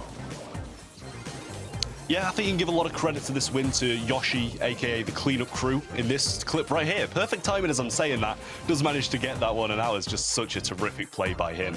I believe it did go to waste a little bit as they lost the round overall, but nonetheless, his help did, vastly ensure Tribe the win here, finish in seconds as they do manage to take that one. 2 sets up. Safe zone coming up next though, and I'm sure we will be seeing some more tanky brawls along with some range along with it, maybe a few breaks too. But Tom with 140 DPS, 7-3, which is quite a commendable task as Tick. Yeah, a lot of value. Overall, Tick is just one of those brawlers that might not be like the shiniest one or where you get the super crazy clips, but it's so consistent. You always find value because, walls and distance is just very relative for that brawler and very complete as well. And it's one of those brawlers that just helps your entire team out so much, creates so much control, so many possibilities. Draft Safe Zone is where we are going to be heading next. We've seen some long range already today on Bridge Too Far. Safe Zone is a bit of a different story, although it is, again, heist with long range fights for the most part. Which kind of brawlers do you expect to see popular here? I mean, can we really rule out Colette at this point? I feel like she's been a brawler that's come to the forefront of the heist meta with that new gadget. Possibility of it being a ban too, don't get me wrong, but I'm also liking the Colts or the Brocks to get a bit of a wall break maybe. Rico does slot in sometimes along with those, but would like to see a Pipers and also the Bells too, which is those long range brawlers that are going to thrive here. Yeah, I think I very much agree. In general, I do prefer the longer range approach. I do feel like there's some room for some other comps as well, bringing in some closer, at least mid-range brawlers. I mean, Fang is always going to be good on open maps too. It's kind of the exception to the rule, I feel like. It's the one tank where you want the least cover possible, just to get some nice supers going and using those kicks and shoes at a long range.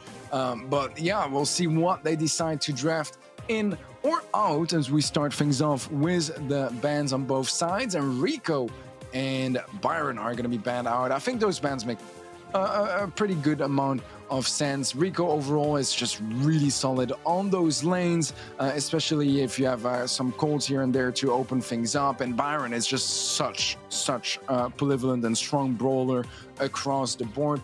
First pick is going to be Lola on Tom. Second pick, Ale SSJ on Brock. No huge surprises. The mid-range brawlers I was talking about with stuff like Lola and Ale, just keeping it very traditional on this map. Going for Brock, you get some utility with the destruction and also just so much damage on save.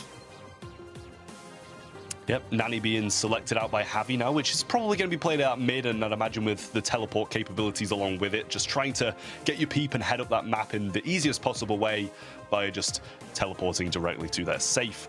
I'm honestly, though, I'm not really too sure about that Rico ban. It doesn't seem to be like a hugely dominant pick on this map, and I'd like to see something that did close off a lot more doorways being banned out by Tribe. But I will say Byron is an excellent ban from Team Queso, as that gets rid of a lot of the tanks and also a lot of the spammy heals that are going to be following up onto friendly brawlers. Yeah, I was about to say, I think with the Rico ban in place, that Tribe had to be quite careful to get at least some degree of destruction to remove those top right or bottom left walls in the spawn, because otherwise the Nani, if you can get a TP there, can pretty much just roam free and cause mayhem in the back line, getting consistent damage on save. They'll be bringing the Spike to the team, which is definitely a bit of a more interesting pick on this map. You don't quite see it as often, but any open map, Curveball is definitely gonna be putting in some work, even at a pro level. Still very annoying to dodge. You can get that consistent chip damage, plus deal with, you know, a potential Fang, which is not gonna come. We'll have the Bell instead, so longer range approach from Team Queso really feels like that's where they're going to be shining, but we'll have to see if they can actually execute it correctly. We've seen already a couple of times today in the previous monthly finals in other regions that sometimes, I mean, just having a better draft is not quite gonna cut it. You need that execution to be on point. You need to be comfortable with those picks, with those brawlers, and the roles you need to fulfill. And so far, Tribe has just been doing a much better job at that. Definitely so. Game's going to kick off, though, and we're seeing the Spike over the right-hand side. Does have that life plant tanking ability. Lola over this left-hand side getting some very good pressure early on against Alias and Shea, who probably could have done maybe a little bit of a better wall break to make sure that this Lola didn't have much to hide behind on this left side of the map. But nonetheless, they're going to have a rotation anyway, and it's going to be Bell taking this Lola. All right, interesting change. I mean, I guess it makes a little bit of sense that those egos, you can get a couple of nice bounces off towards Yashi, but that would work on the Spike too, I guess, with the Cactus.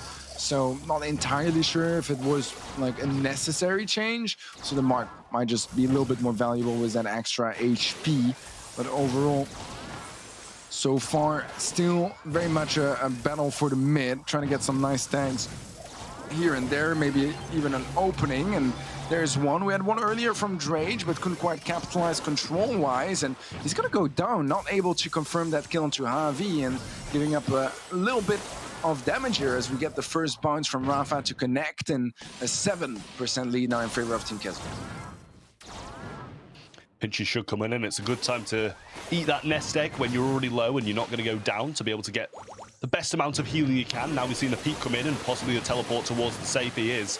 Drage opens up the right-hand side too, but a lot of damage has come in from Queso, and Rafa's not going to stop there, following up with even more. Gets the mark as well, and Yoshi does get the trade, but this nest egg could be a little bit worrying for him if he does aggress too far. 14% dealt now by Tribe, but that's really nothing compared to what Queso have brought to the table. Man, Brock is ridiculously good at dealing damage on that save, and I like that shadow from Yoshi. I think we don't see them enough, the very aggressive shadows where you go for the full damage of your ego instead of stacking it up with yours.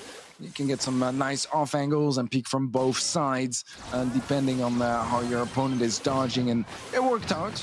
It did cost him his super, but that's kind of the point of it. And nice almost team wipe here for Tribe as they get a little bit of extra damage, but they still need some more. It was just Yashi alive. Never mind. Team Queso finally gonna be taking the lead in a set here as they open up the scoreboard for Heist. It definitely looked better. I think the draft was also cleaner on their side.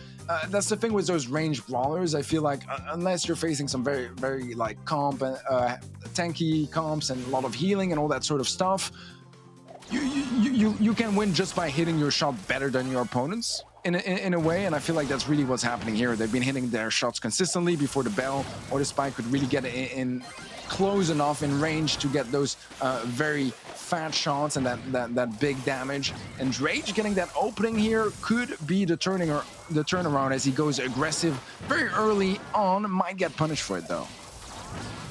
Yeah, no teammates really backing him up here, but he's doing a great job of juking the shots coming towards him.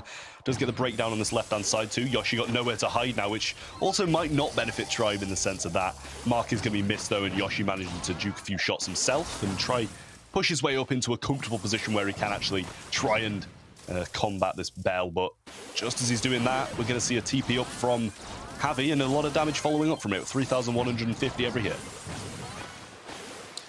Yeah, it's a decent amount of damage at that point. I mean, he could also have kind of just TP'd on the safe and gotten an extra shot down.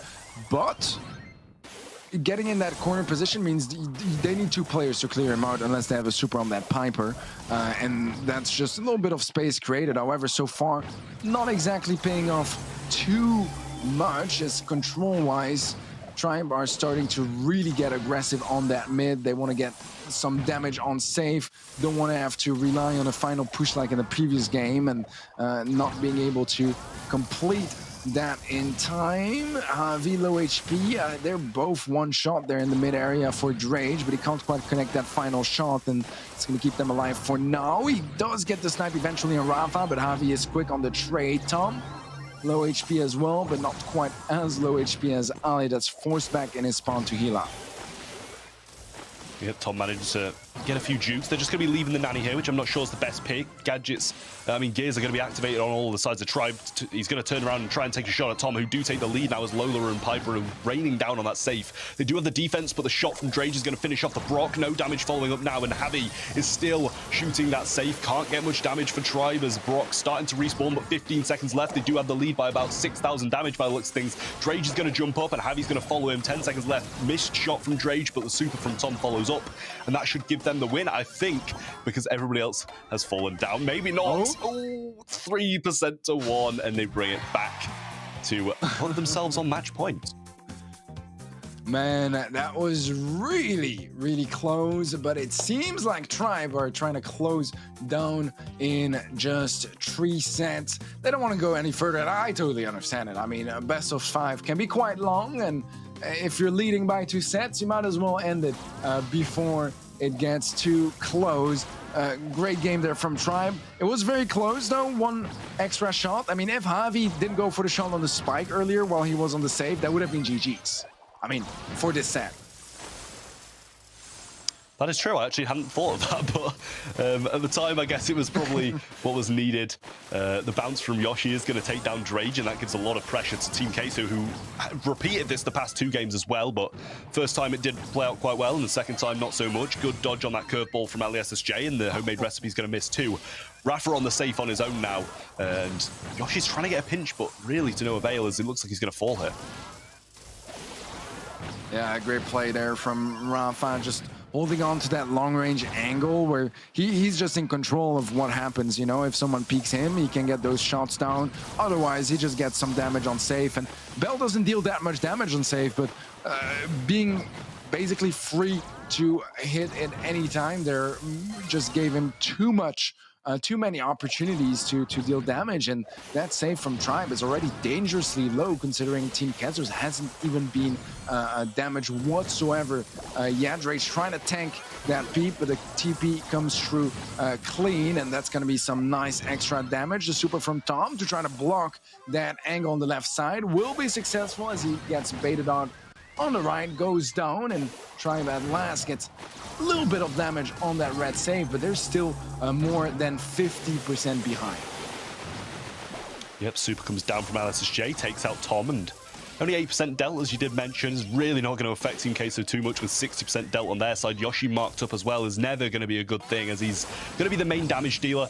Rocket Fuel from LSSJ going to connect with Drage and get some very, very needed damage onto him. Shot follows up, and Javi trying to push through the mid, but a super from Tom will deny that try.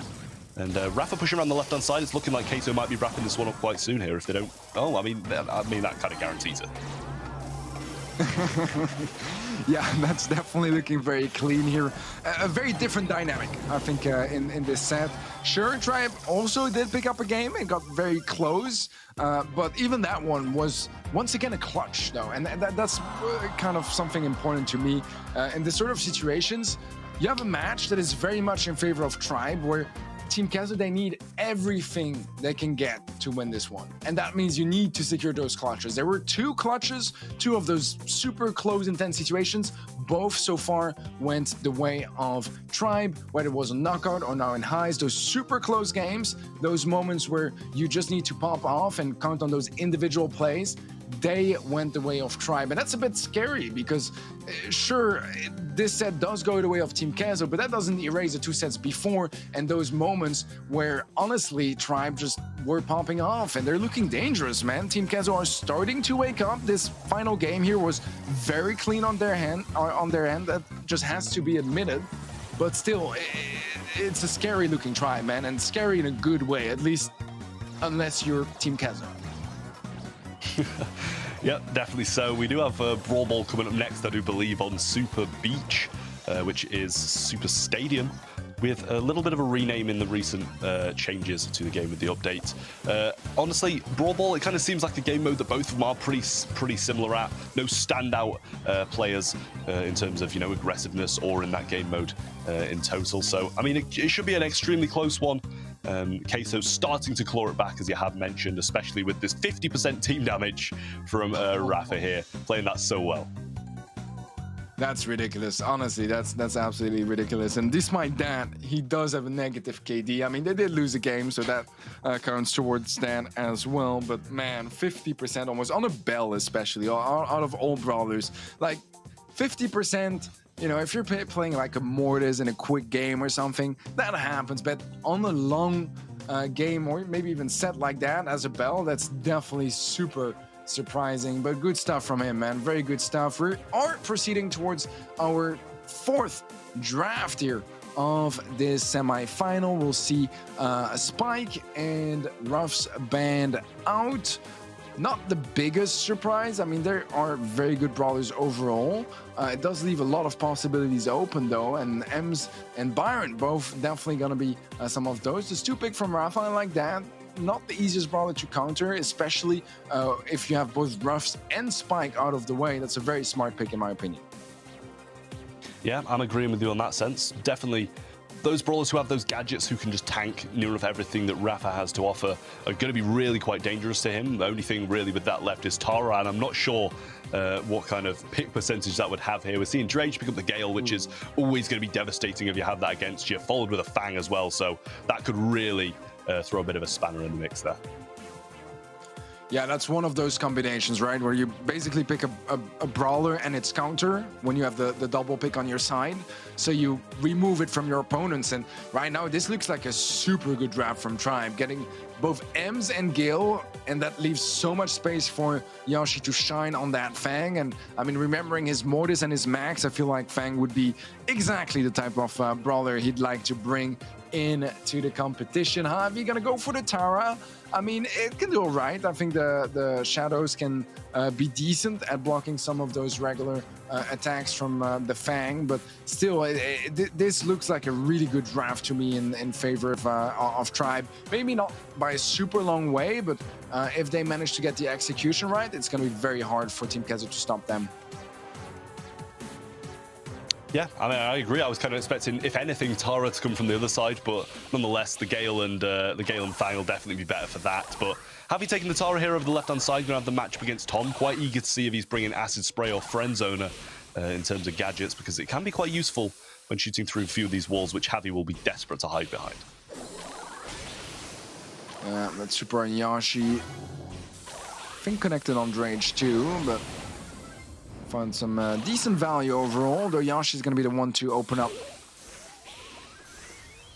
the kill feed as he gets the opening kill on the right-hand side and gets into that advanced position. Avi up close against Tom, trying to make a play here, but he's going to go down instead. And so far, it seems like bit by bit, Tribe are gaining some more control, some more terrain, and moving upwards on the map, although supers are available in pretty large quantity here for Team Kazo. Rafa is going to find that elimination onto Tom, looking for the follow-up as Rage is low HP. He's gonna get shut down. Yashi, though, is able to find a trade, has the ball as well, and that's a bit scary because a charge shot could make all the difference here, but he's not gonna go for it, and I think that could have gone in, honestly. That was really close timing-wise, but he's playing it safe, and I don't even blame him, because right now they're still leading by a set. They don't want to give them the man advantage, don't want to give up on too much control or waste his super in this sort of situation. They are winning. They might not quite have momentum on their side anymore, but they definitely want to get to keep that advantage, and not taking any risks right now is definitely a wise decision, as Yashi is able to find a sweet elimination onto the tower. Rafa trying to make a play, find an opening, but so far it was no success for Team Kezo.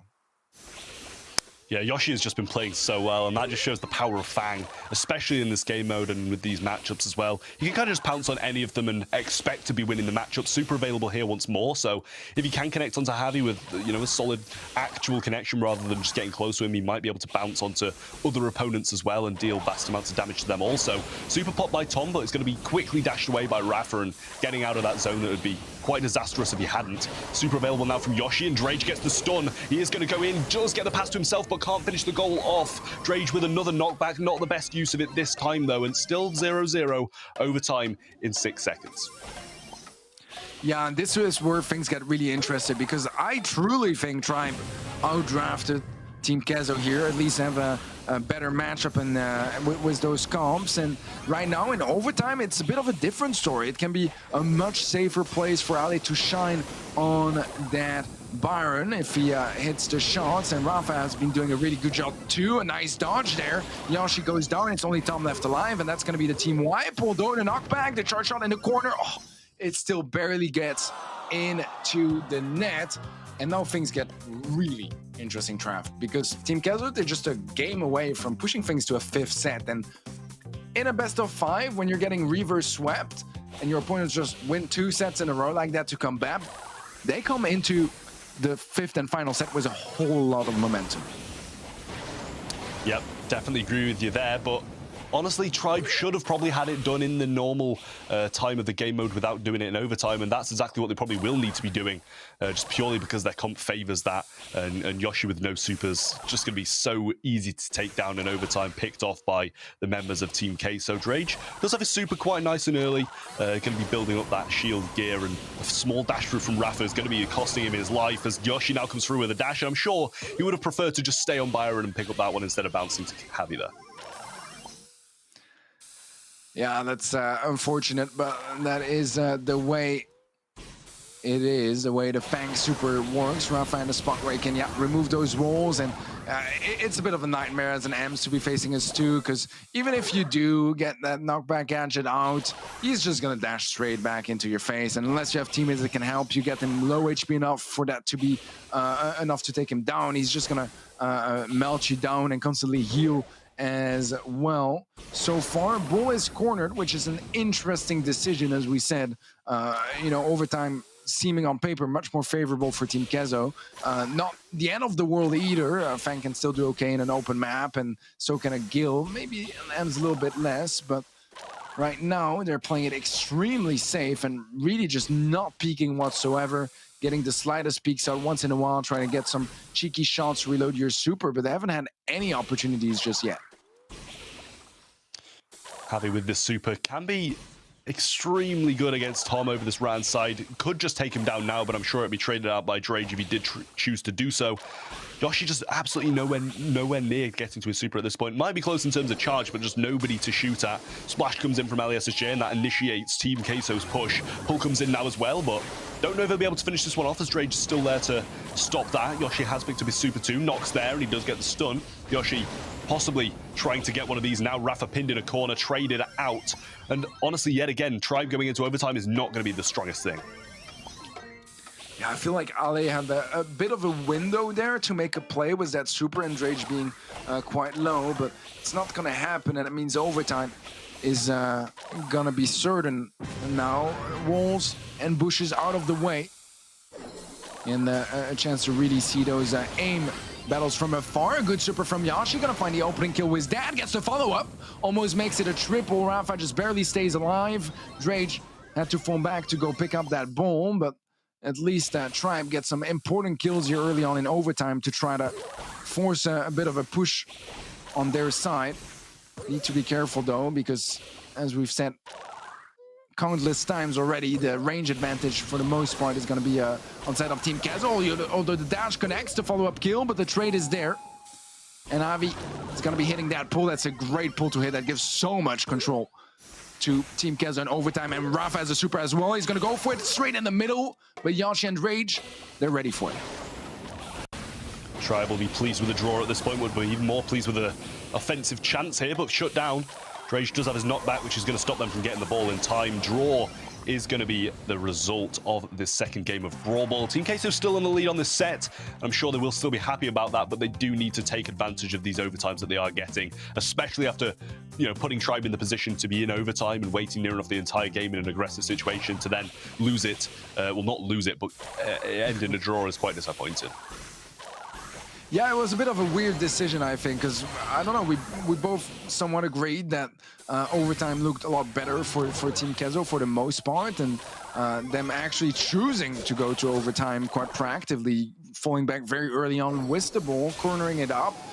Seems like an odd choice, but maybe they had some other plans. So far, though, early on, this is looking really good for Team Kezo again. They had a really good start in the previous game as well. Oh, if Rafa managed to hit the ball after that dash, that would have been a goal, but unfortunately for him, he can't quite catch it in time and runs out of ammo once he does. Pull connects onto Drage, but Yoshi does find a kill on the right-hand side, and as there is no trade, and low HP Javi on the left side, this is looking a whole lot like Tribe might just gain quite a bit of control, but Javi somehow makes that work, and he has the 3 shadows against Drage, not really gonna result into anything, but Team Kezo still keeping a decent foothold in the mid area. Yep, all of Tom's gadgets have now been dissipated. Drage misses his super as well, which isn't going to be too helpful. LSSJ with the splash available, and I'd imagine Javi being fairly close to a super as well by the position he was in prior to this. Rafa now aggressing, taking down Tom, who doesn't get that hype off in time. He might not even be using it. Pull available. Yoshi should be the one connected, and that is going to be the goal to Team Queso. A minute for Tribe to turn this around and get a goal of their own. Otherwise, it's going to be going to a set number 5. Man, what a goal there for Team Kezo. Beautiful setup as well, taking their time, but hitting their shots and creating those openings together, pushing in as a team and making sure that every aspect of Tribe's defense is weak. Bit of over-aggression there from Drage, gonna get punished as they get the man advantage on Kezo's side of things. Yoshi taking a lot of damage, has to fall back. Rafa going all in there onto Tom, and once again, that matchup is just so favorable for him. He's been able to make it really work, and I think the key factors here for Tribe are the Gale and the Fang, and Team Kezo have done such a formidable job at shutting down those brawlers, and especially the Gale. I think that's so hard to shut down. They've done a terrific job. There is a final push though for Tribe. They're pushing forward. Tom might just score this one, and he will. I mean, I didn't see it coming, but it's welcomed. We're seeing another overtime here, which, as we have said, you know, a few times now, it should favor Team Queso, but with the supers that Tribe has, it could sway the other way if they do play it right. Super available now from Javi, and Tom does have his, but can't quite gain range. Javi's going to throw that out, not to any value. I'm sure he'll be telling his teammates they did it just for the aggressive pet that did spawn with it. Splash now from LSJ, and a dash from Rafa could go quite a long way in taking down Tom, which it does get the trade out from Drage, though, but he's only one shot until he's gone down. Yoshi gets the dash in and the shot as well to finish him off. Drage is going to be one-shot supers out onto LSSJ. 25 seconds on the clock. 2 members from Tribe and 1 from Queso up on this map. Who will come out on top of it?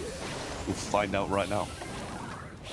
A little bit of over-aggression there from Rafa. Wasn't quite necessary. Drage does go down. Tom is low HP as well, but Yoshi might just score this one, and he's going to get pulled, gets the shot through anyways, and that's a huge clutch from Tribe. Team Kezo, this felt like it was a game that was theirs, and they just couldn't close it out, man. 5 seconds is all they had to hold on to, and I feel like they went a little too aggressive, man. Got a little overconfident, maybe excited or thinking about set 5 already, but Tribe, they punished them and shut them down, and this is where disaster might strike for Team Kezo. If they're not careful, Tribe might just run away with this one. I mean, even with that, you know, that goal maybe could have been saved if they had expected it coming. Rafa's going to get the ball, and he should be able to slot this one in. Early goal for Queso now, and that's a position that they are going to love being in. Probably should have finished out in the game prior, but I'm sure with an early lead in this one, they'll be trying to do the same.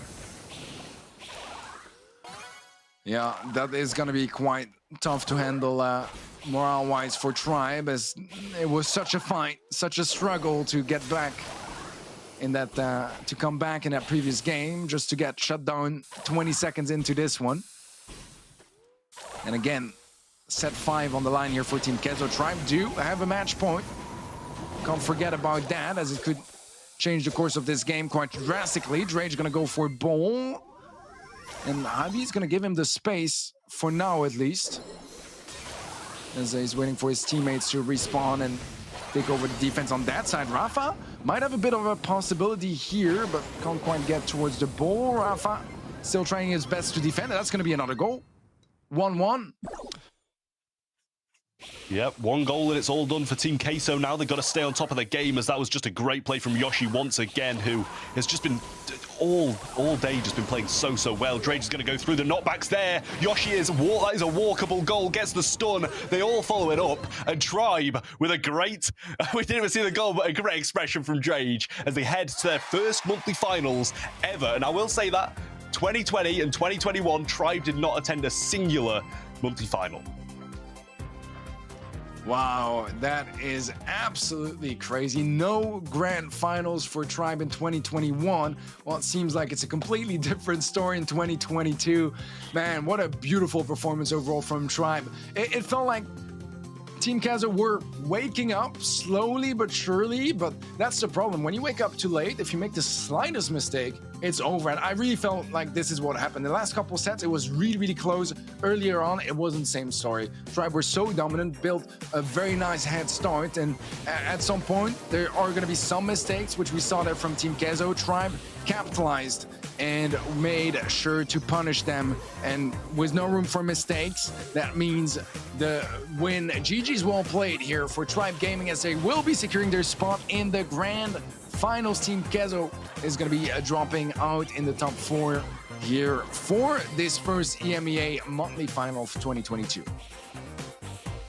I mean, those comebacks were just absolutely immaculate from Tribe here. This one through, I mean, Rafa's positioning was just all over the place, didn't manage to cover the goal. And then Yoshi, in every other game here, just popping off, and that's why these goals open up. Managed to slot this one in too. Great plays all round, and I believe even the next one, all sprouted from him making the move as well. There are some statistics, very evenly distributed percentages of damage, but Yoshi with 17 kills all to himself in this game.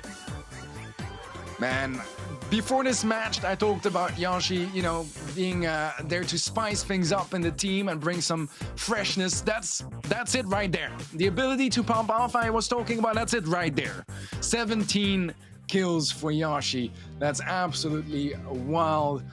Beautiful stuff from Tribe as a team, because even if one player gets a lot of kills or even a lot of damage, it's about the team setup, right? Playing it together, creating those opportunities for your teammates to shine, and Tribe did a terrific job at that. Yoshi was the one to shine today, but it was a team effort for sure. Guys, let's go check out the bracket, see what things are like on the other side, as SK Gaming versus Stamina EU is going to be our next match. They won respectively against Craze Clan and Team Humble in their quarterfinals. Close matches, 2-1s for both of them, but wins are wins. Now it's a semifinals, and this is an interesting one as well. A bit of a El Clasico vibe from 2021 somehow, Trav.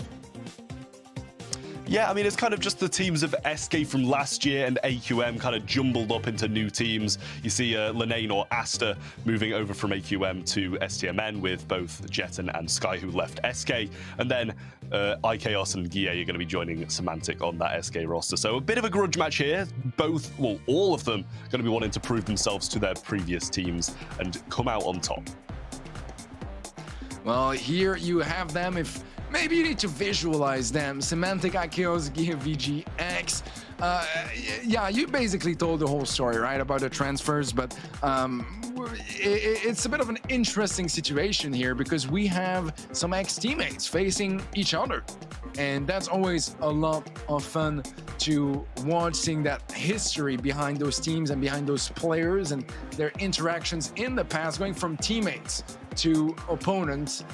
And Stamina is going to be the next roster we will be looking at, as we'll be introducing Asta, Jeton, and Skyrix. I'm saying introducing, but they don't need any introduction anymore. Those guys have achieved so much throughout 2021. Asta was AQM, Jeton, and Skyrix was SK Gaming. So not only is there history between the different players, but also between the orgs for those changes. Definitely going to be spicing things up in this second semi-final, and I can't wait to get to it, Trav. Yep, neither can I. I'm really excited to see how this rivalry really develops during the year as well. Obviously, these were the Titans of EU in the previous year, so whether a few roster changes might shuffle things up and make another team become one of these teams' rivals is, very up for grabs here. We could see this going heavily one way or heavily the other, or it could be, as I would like and hope, to be very, very close, maybe ending in a 3-2. Yeah, that seems very likely, man. I mean, if there's anything we expect from El Clasico, it's those sort of score lines. I don't know or think we should still call it that now, but I'm kind of trying to bring back the history between those players and what links them together, and how it's beautiful that they're all facing each other, beside maybe Yashi, that could face them in the grand finals for another classic. Who knows, maybe the new one for 2022. But it's nice to see those familiar faces and some new ones here and there as well. And this one is very much the familiar faces. And so much is going to go down behind this match. It's a sort of matches where you're going to question your decisions, right, regarding roster changes. And if it was the move, and sure, it's only one monthly final, you're not going to change everything depending on that, but it's going to give you a bit of a tone of what to expect for the year. Here we have our bans already, Trav. Spike, double band. Yeah, that might be the first time during these monthly finals that we've actually seen a double ban on a Brawl, which kind of gives you that insight into how good Spike is going to be on this map. Probably just due to the curveball and life plant part of his kit that just really puts him at the forefront of the meta. Crow going to be the first selection of Skyrix, and then matched by Semantic on the other side with that Byron paired with a Pam. That is a really good matching that you'd love to see at the start of a draft. Yeah, the double heals is definitely very strong. It's interesting to see that they picked that into the Crow, which is anti-heal, and sure, it doesn't have a lot of damage, so in a way, that's why the anti-heal is necessary for him to even do anything to healers. But it is definitely a factor to take into account, and if they can get the right comp to accompany it and get some nice DPS with that could definitely be a problem for SK Gaming. I'm a big fan of anti-heal, in case you didn't notice it yet. I think it offers a lot of possibilities strategy-wise. But the M's coming through here, definitely a strong brawler as well. Perhaps with the new gadget too, get some of that damage through the walls and open things up. Maybe catch a gem carrier off guard and get him low HP before he can even pick up the gems he wants to. Asta gonna go for the Gale, definitely a fairly safe pick here. Not the one we see the most on this map, but just a general pick that does kind of well everywhere. I think Gil is just a little ridiculous right now, to be honest, Trav. Yeah, I think so too. I was going to say, took the words right out of my mouth. Not something we'd see here usually, but it's a brawler we see near enough everywhere else. So why not? Why not just try it and see if it works out on this map? But to be honest, if you're going to try something, the semi-final of a monthly final probably isn't the best place to do it, as all the preparation might have been done in the lead-up. We're going to see a Gene matched up on SK Gaming's com, which is something that I didn't expect. I expected maybe the Byron to be slotting into that mid-roll, but clearly they're going to send him down the lane and have this Gene with, a huge amount of heals, and maybe taking this triple healer comp to accommodate, maybe trying not to drop those gems.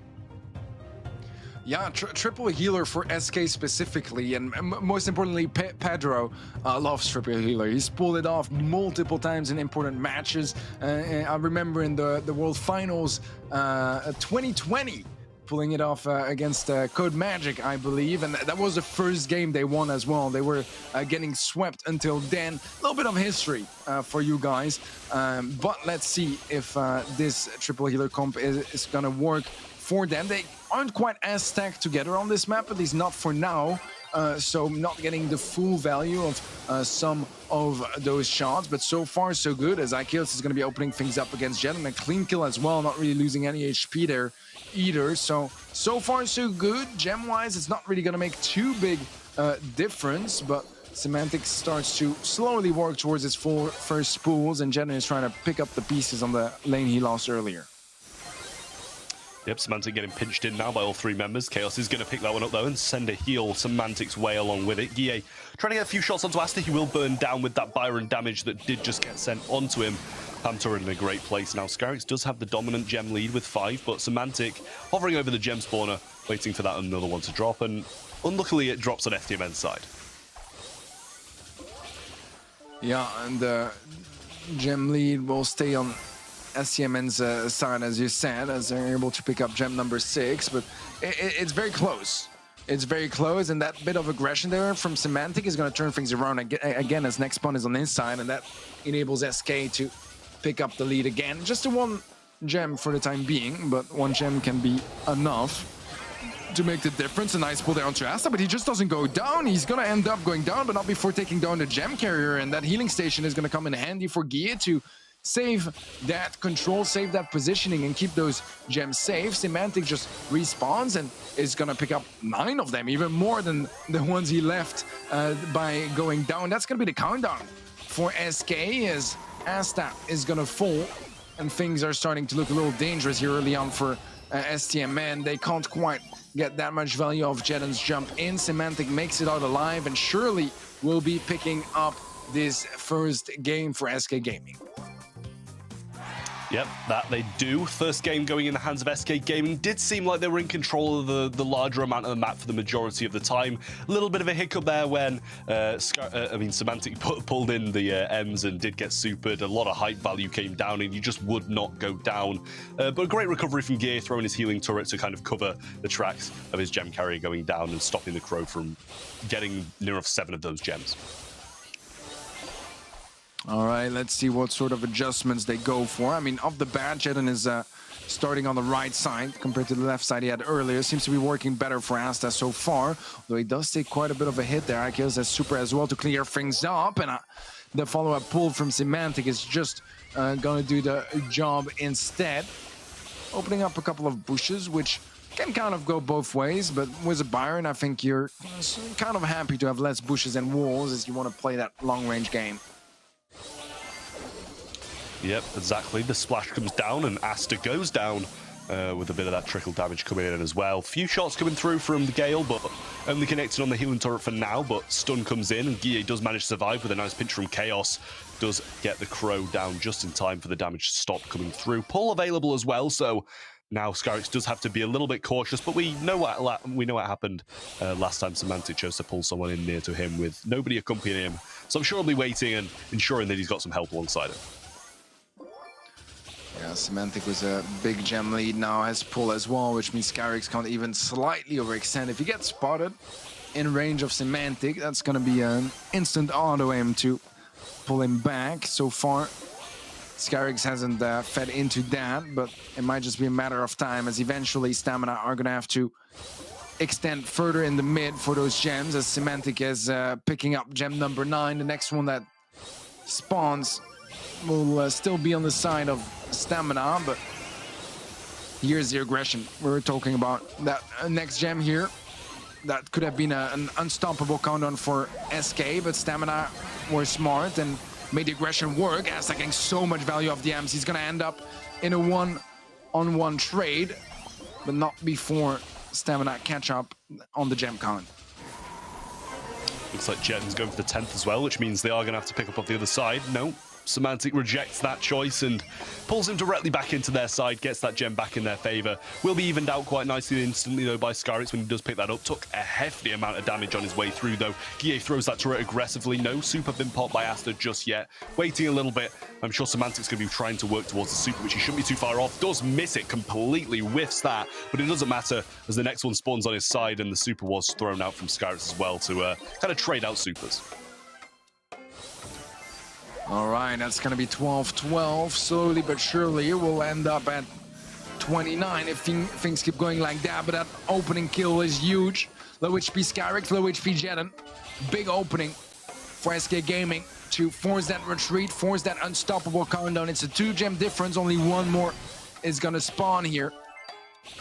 And they're playing for the spawn, I think, hoping to get lucky, and it just barely spawns in time onto them. But bit of a miscalculation, couldn't quite make it in time, and SK Gaming are gonna make it a first set. Honestly, I think they have the draft on their side, but their execution was also just cleaner than STMN, winning on both fronts here, in my opinion. Yeah, I'm really not too sure about that Gale mid that they did choose to take. It just kind of seemed like it was a little bit out of place on this map. Obviously, one pull and it's going to be game over for you if you are playing that, if you don't have the knockback, especially because the assistance that he was getting from the sides. But then again, you know, he did have dominant pressure of the sides the majority of the time, especially when Guille pushed up, and that's when they really stopped this kind of back and forward stopping of the countdown and managed to grab 14 for themselves. Yeah, I think Stamina did good considering the draft, but I feel like they had a disadvantage from the get-go, and doing good when you don't have the better draft is just not good enough.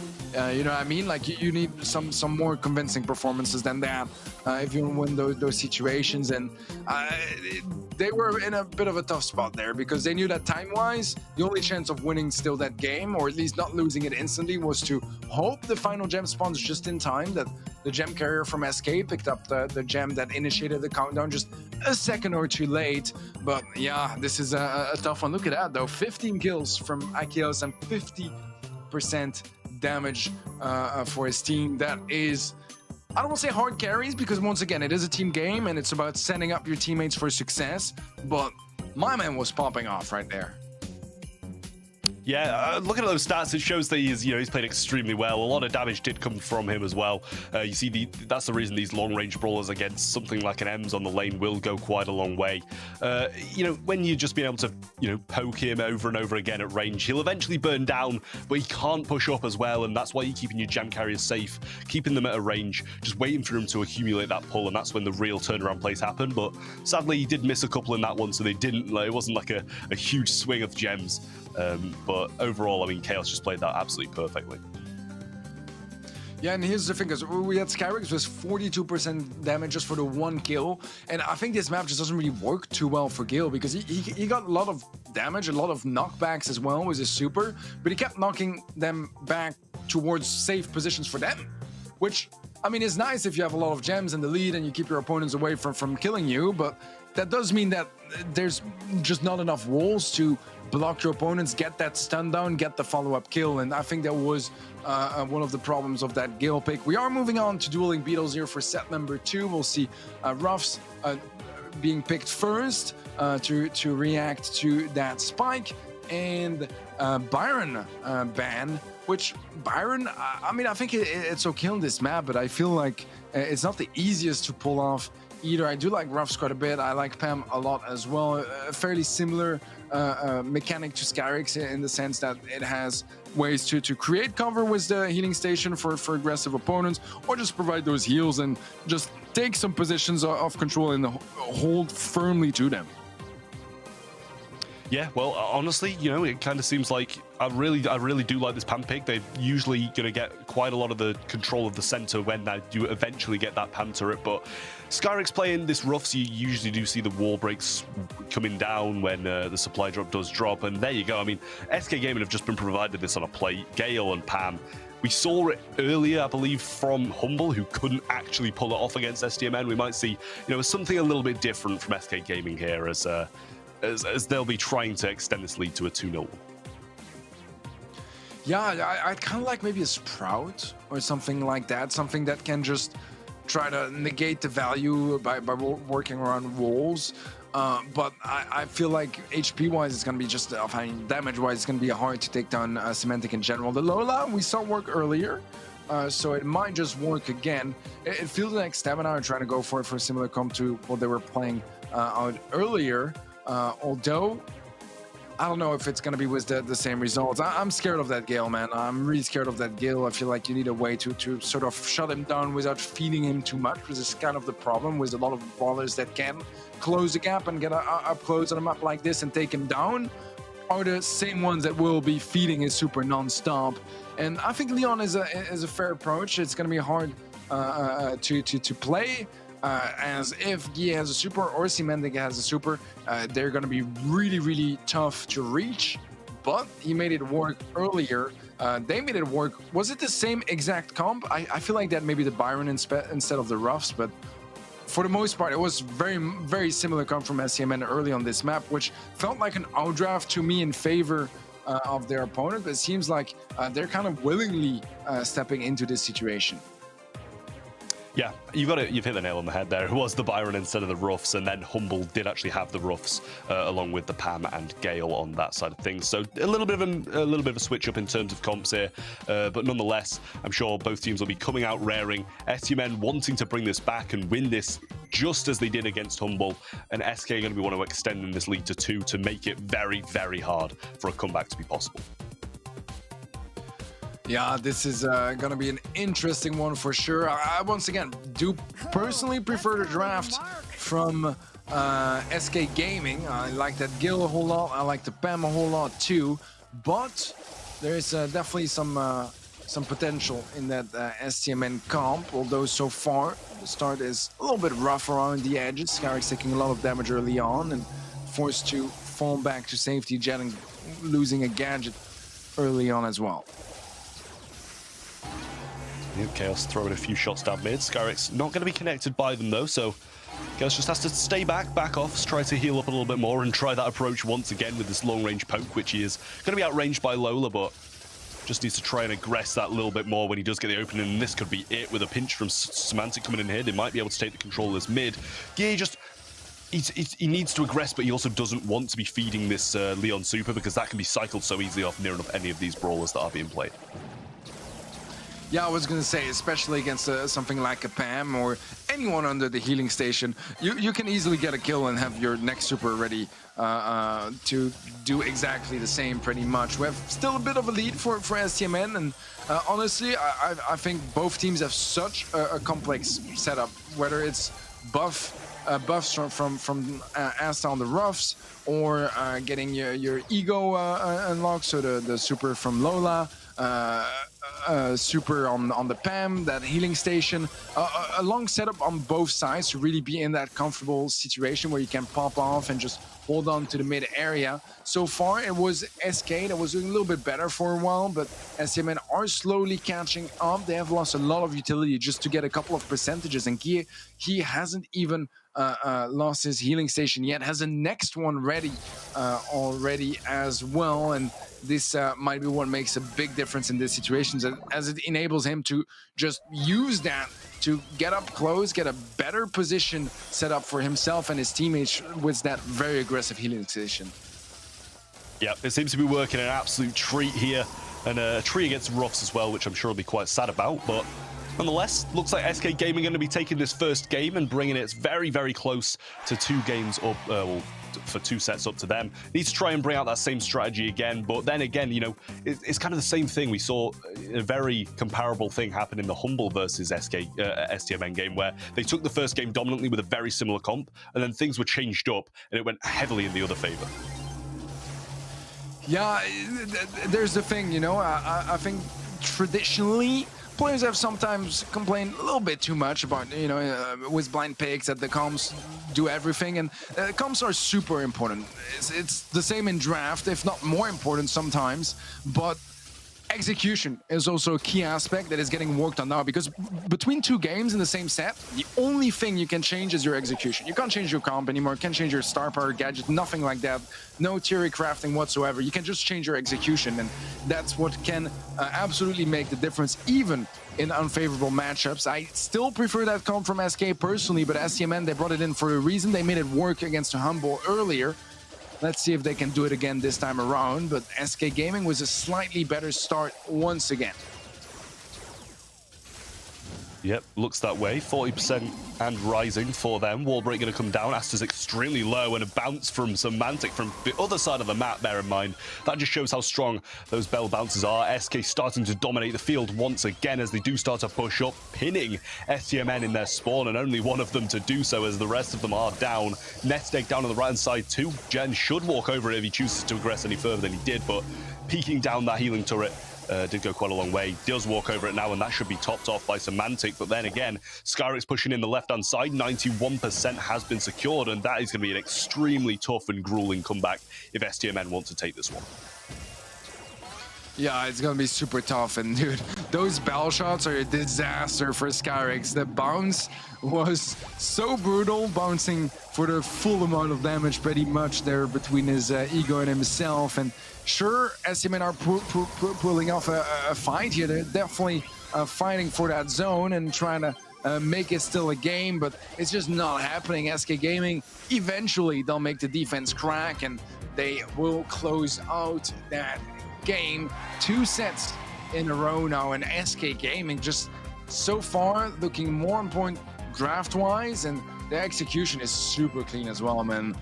They're just doing a terrific job. You can see the positive effect as well from you know the environment they're in all together in the SK facility in Cologne, and that sort of investment from an org is huge. There's not a lot of them that do it in Brawl Stars, especially not this early on in the year. And so far, it seems like those plays are moving, are working out, because in the last time they faced each other in Kezo Cup, it was STMN that 3-0'd SK Gaming. Yeah, I think putting players in the same room can go either one of two ways. You either get really, really annoyed with each other if you're losing, or you can actually start to thrive off being together whilst winning. And it looks like it is the thriving together whilst winning one for SK Gaming, as they do take this 2 sets open. From the webcam as well, they did look absolutely thrilled about it. Pedro clearly having a positive influence on them as well. 5-1 for Semantic over on that stew, with 50, well, near enough 50% of the team damage, 48 to be precise, and 275 DPS per second, which is, you know, usually a statistic we see from those kind of brawlers who do have that explosive DPS, and seeing that from a Bell is quite heavily unseen. Yeah, I think he got so many bounces off the Lola. Between the Ego and Lola, it happened multiple times, where it basically just got like the full 3 bounces, and that's a lot of value. And you know, that's exactly what you're saying, right? It's not a brawler that does that much damage in general, so that means that he hit an absolutely insane amount of shots against Stamina. And right now things are looking a little dire, because not only is that 2 sets in a row, that's 4 games in a row. That's 4 games to 0 in favor of SK Gaming.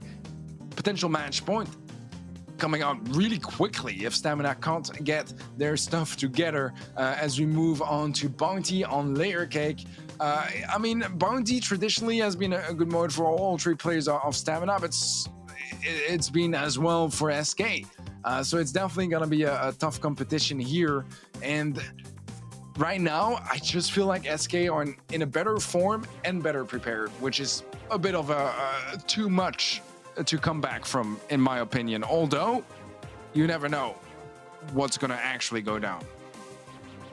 Yeah, you got to realize it's a map that SK are going to be quite familiar with as well, just plainly because you obviously have that previous experience against Craze Clan, just like STMN EU did have on that dueling Beatles against Humble. So they have already played this. It's tried and proven some of the comps they've been taking, and we might see STMN EU try and pick around that and try dominate the comp that they did have, cut off certain avenues that they might want, and you see that starting straight away, getting rid of the tick, which is something that excelled quite heavily for SK Gaming last time. Yeah, I think Tick is a brilliant ban overall. Just so versatile and such a good first pick as well, you know, going for a brawler like that, it's just safe.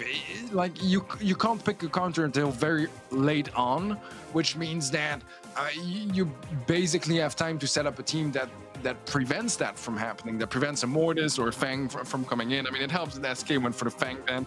I think Semantic going for Sprout makes sense because it's a bit in a similar position than Tick, except it's not really going to have a rival in the situation since Tick is banned. And maybe, you know, if you want something similar, you can bring in a Grom or Mr. P. But Barty and Dynamite, you're not really going to see, and that's all the throwers or thrower-ish sort of brawler. So good pick, I think, from Semantic overall. Sprout does really well here as well. So many bushes, so many great possibilities for Wool. Scarrick's going for the Piper, which I don't think it is a bad pick. It can definitely find some openings, although it can be quite vulnerable against the Sprout as well.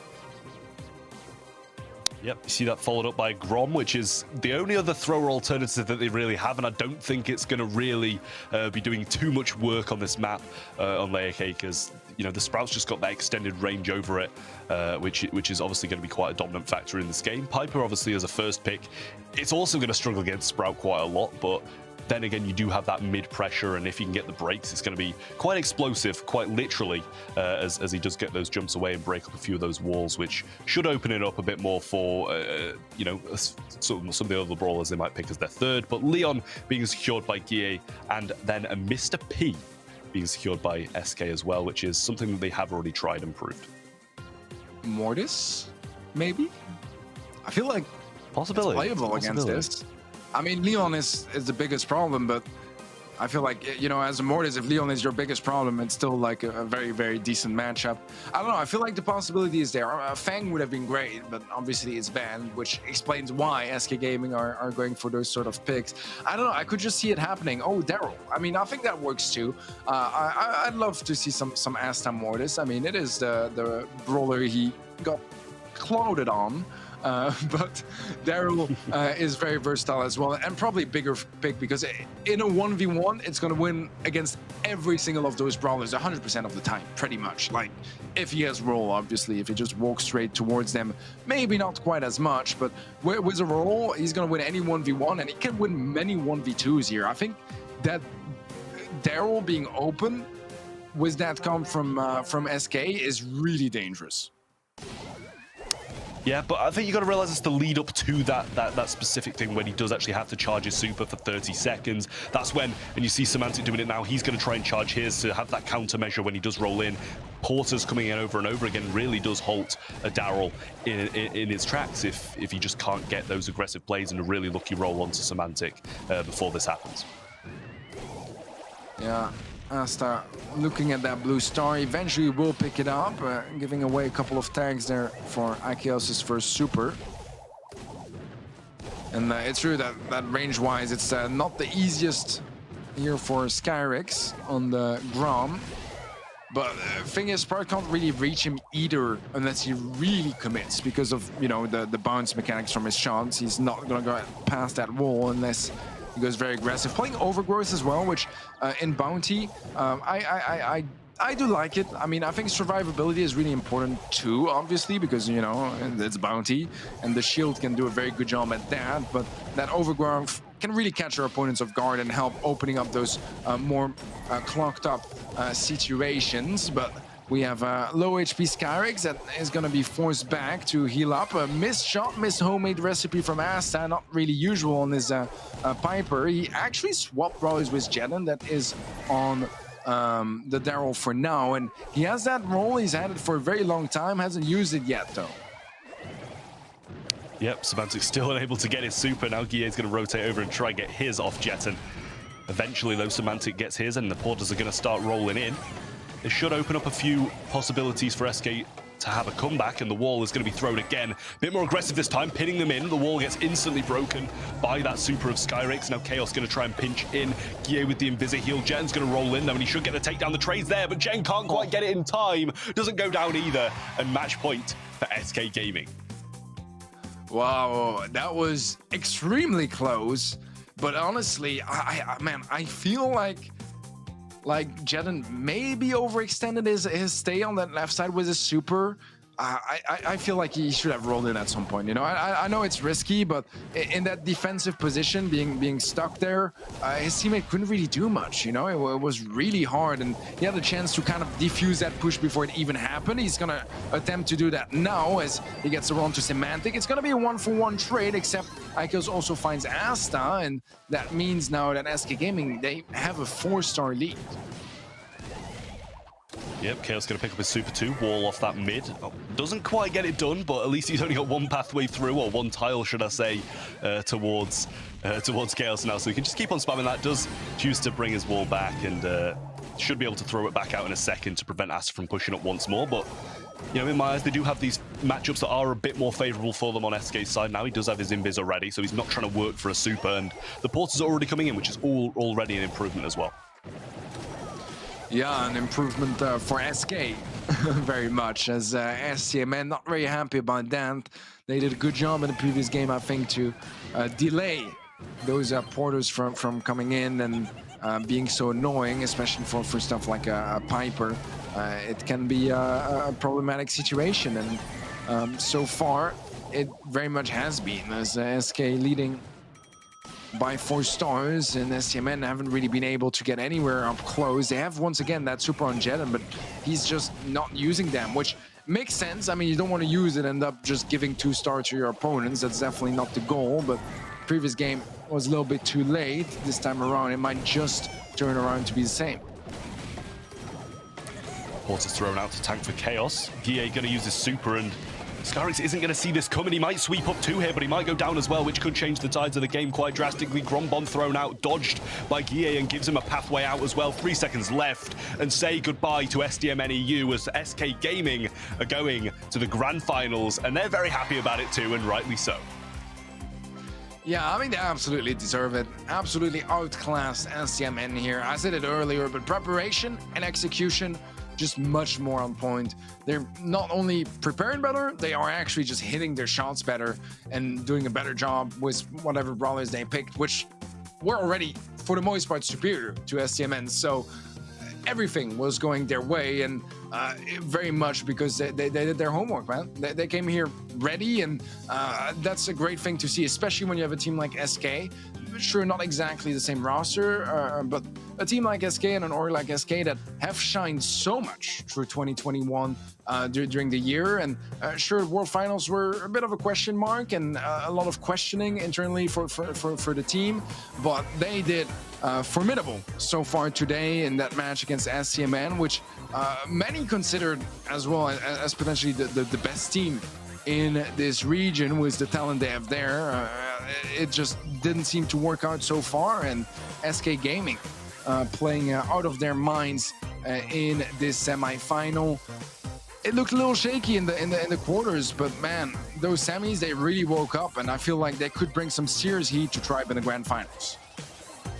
Yeah, that's going to be a heck of a match, I'll tell you that. Tribe doing just as dominant of a run through the upper bracket as these have done through the lower bracket. I mean, they obviously had a bit of a tougher matchup against Craze than they actually did against STMN, which is something you don't really expect either. But this was a clean 6-0, not just like a sweep with a few games in there as well, but it was extremely clean and just completely dominated from SK. All right, well, that's both semifinals behind us. That means there's only one thing left for today. I think we might still get the MVP for this one, but we're getting close to the grand final, Strap, and I'm super thrilled about that. I mean, that's, where all the glory is at for those monthly finals, and both teams have worked really hard to get in this position. Man, this is going to be a wild one. I think Ark is going to be joining us soon. First, Guille has been voted as the MVP, guys. I think he very much deserved it, but honestly, everyone kind of did for SK. They all played phenomenally in their own ways, and it was very much a team effort and different players shining from game to game as well.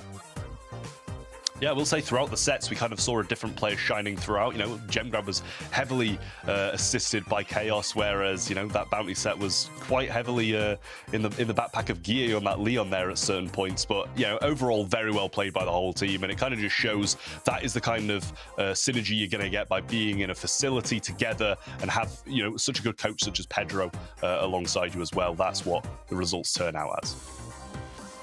Well, I think we have a third caster somewhere hiding in the back, and he's been asking to join back for the grand finals, which I could only allow, Ark. I could only allow. Honestly, today's been phenomenal, and I'm really pleased to see some variation, some mixing of things up, because you know, last year was sometimes getting a bit predictable. This year, it is honestly just blown wide open. Just phenomenal games, and we've got an insane grand final on our hands. I think we have to take a look at some of the predictions as well, because I think Trav may have redeemed himself there a little bit. I think now we're all level peggy, aren't we? Pretty much, yeah. Me and Teddy went with the STMN routes, and Trav coming in with the SK game. We're now all a piece. This is the final grand final moment where we're going to see who's going to take the lead. Teddy going with SK Gaming, me and Trav going with Tribe. Teddy, what are your thoughts? Why SK Gaming? I mean, Tribe were looking good, don't get me wrong, but SK in that match against Stamina looked excellent to me. Comms, execution, everything was just on point, and I feel like that's just, you know, a monthly finalist winner material right there. Yeah, it's definitely a hard one to call. Trav, real quick, why Tribe? I mean, it was a 50-50 in my eyes, and then it just all came down to nationality. English people, English players, they've done so well, and that's why I chose to go with that. Oh, wow, that's about as biased as you get. I'm British, so I vote British. Well, you at home can, of course, join in the fun, placing your predictions over at event.brawlstars.com. You've heard it from us. That's what we think is going to turn out to be the case, and the reasons why. You know, if you're watching and you're from, you know, London or anywhere in the UK, yeah, British because British is the thoughts from Trav, and Teddy's going with just the simple fact that SK last year just absolutely fierce, and today looks to be very much a similar story. Of course, in event.brawlstars.com you can earn rewards along the way in game, so connect your Supercell ID up, try to get towards that all-exclusive Brawl Stars Championship Boxer Rosa pin. I've earned mine today. Hopefully you at home have had some good fortune as well, but I think fair enough in terms of predictions. We've all been pretty decent today in regards to our thoughts, but you know, genuinely, the way this one's going to go, it's a hard one to call. I can't really, yeah, as Trevor said, I've been a bit of a 50-50 for me.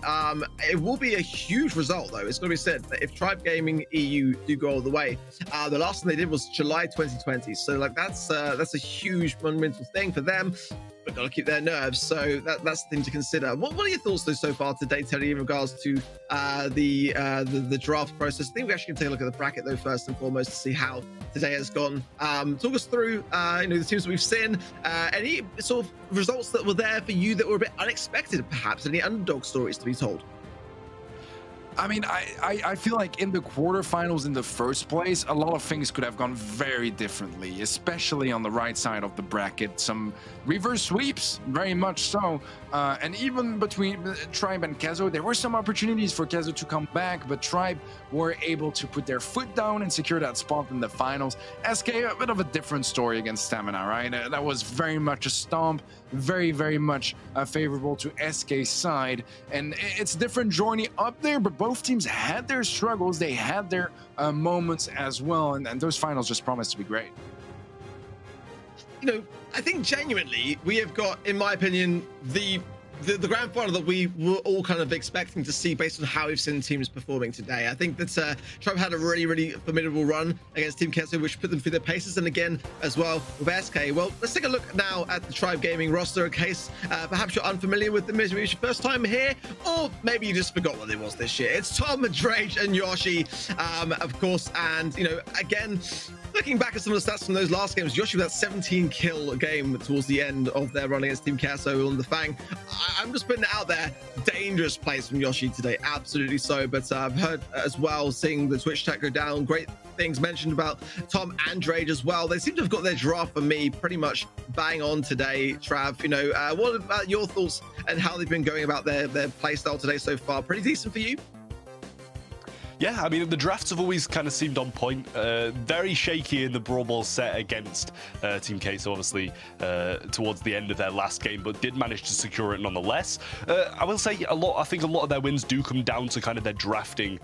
So they kind of already load into the game with an advantage just because of how tactical and well they're actually managing to draft. But then again, they're still absolutely amazing and talented players, and that's where Yoshi's really been shining as the front runner. And yet again, as I'm saying something about Yoshi, this absolutely incredible play comes on the screen.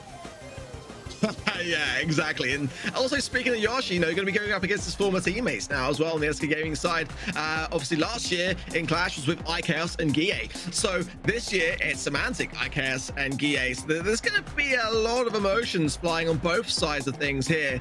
That's definitely a worthy point to mention, Teddy, with regards to how this is going to go and which of these two teams is going to be able to keep their cool. It's also an advantage point, right? Because they both have a bit of a glimpse and an idea from a really personal level of how each team are going to be looking to choose brawlers and drafts. So give us your thoughts on that. Is team rivalry going to come into this?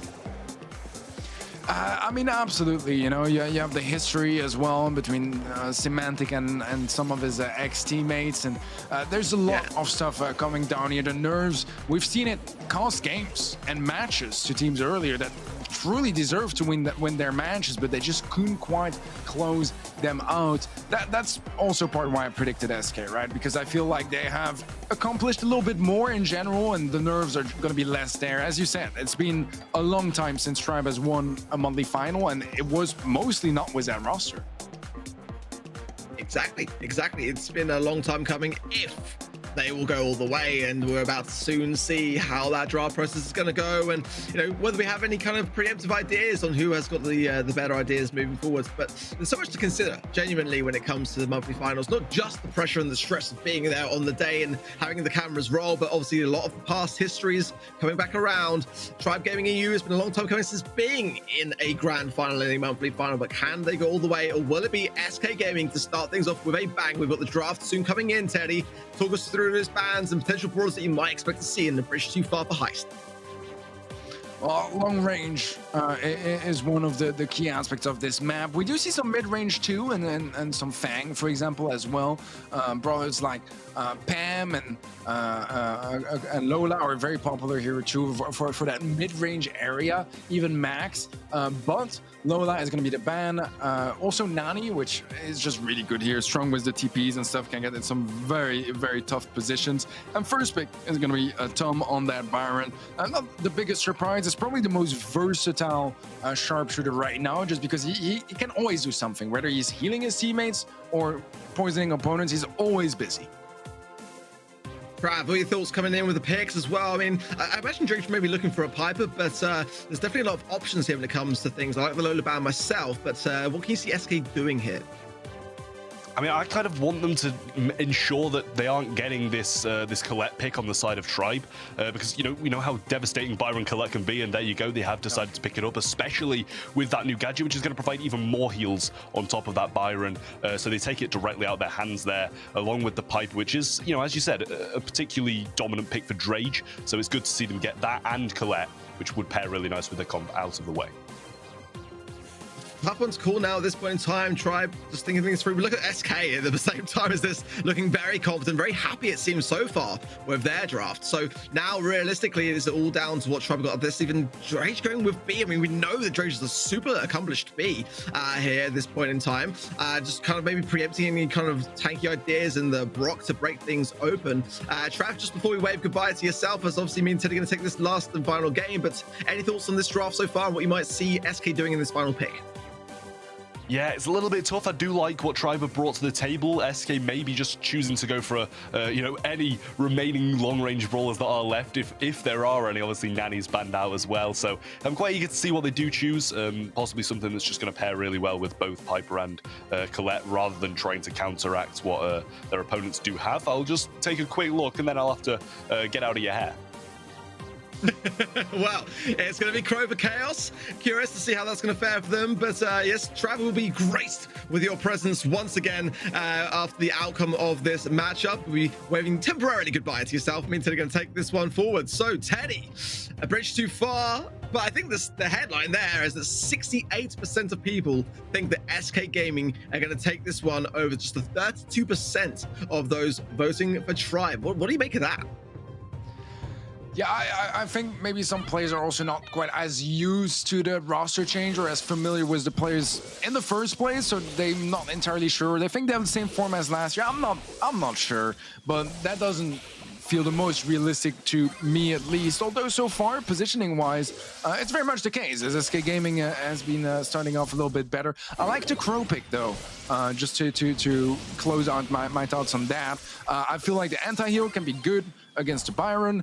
Plus, with a brawler like that, you have high mobility, still a decent amount of range, and it's quite easy to hit your shots. You don't really need to aim quite as much, which means that you can focus fully on dodging and then shoot in the overall direction of your opponent and try to take them down. We have a 1-for-1 trade. So far, it's a 10% lead in favor of SK Gaming, but that's going to quickly change as Tom is pushing forward on the right-hand side. Yeah, great early aggression, but Semantic now returning things in equal measure. And I've got to say, I'm surprised that actually Drage was not going to be taking on the B pick, forcing it over to Yoshi, or not forcing it, but rather lending it over, I imagine. And some good hills there regardless, but very little in it at the moment. Just that 1% is all that is in it. And Guille just getting some taps, looking to heal up accordingly. Semantic is in a bit of a rock and a hard place at the moment, just looking to heal, but ultimately Drake and Tom seem to be very much aware of that and going on the aggressive more so to keep him back on the defense. But so far, in terms of the draft, I really like how this one's played out. Actually, I think that both teams have got a great opportunity ahead of themselves as Tom goes down there, making it 3 versus 2, potentially SK Gaming coming in with some more aggression to follow. Yeah, so far I think Drake has been doing monumental work on the Byron. The left lane is a little bit frozen. Both are playing around their max range and not really challenging each other too much. Honeypot to try to just tank a shot or two and create an opportunity for Yoshi to take a more aggressive position. But the jump in here, and he's going to be greeted on his landing by Yoshi with that big shot. 1% setting both teams apart right now, and that can really quickly change, especially if a slow is connecting there onto Gear. Once again, follow-up kill for Yoshi, and that left lane is where all the openings are coming from now. Semantic goes down, Yoshi showing why he wanted to play that B, and now it's a 3% lead for Tribe Gaming. Semantic, nothing he can do. He's overwhelmed here. 3 players still alive and popping off for Tribe Gaming. It's a game that took a lot of time to really get started, but once it did, Tribe made it work.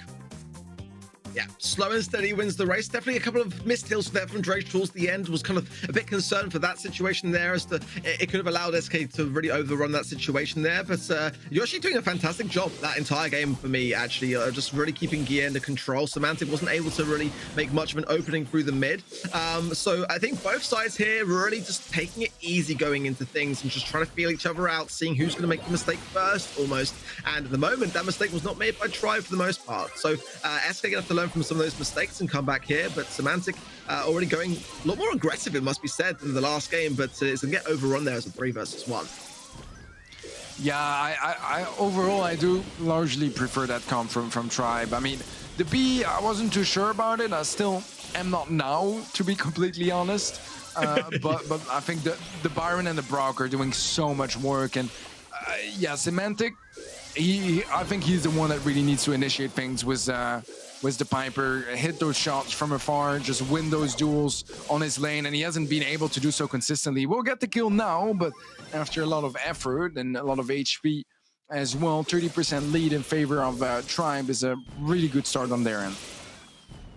I know what you mean about the B pick. I think it was mainly the order of the draft, perhaps, and just kind of covering the bases in the eventuality of like a Daryl or something tanky, but still keeping that long-ranged approach that kind of fits the comp alongside the Brock and the Byron. But yeah, absolutely, it was a bit of a curveball idea, but at the moment, doesn't seem to be deterring SK from a bit of a push. As Drage goes down in the mid, leaving Chaos and Guille to be able to go on the assault here. Tom taking a lot of damage here, and Chaos lining up the dash in there. Yoshi coming back for defensive purposes, and again, actually B does do quite well against Colette with that additional shield to her advance. So already though, I've got to say, despite the lead, SK are building some momentum here, and this might not last for too long unless Tribe can get a good defense and go back on their offense.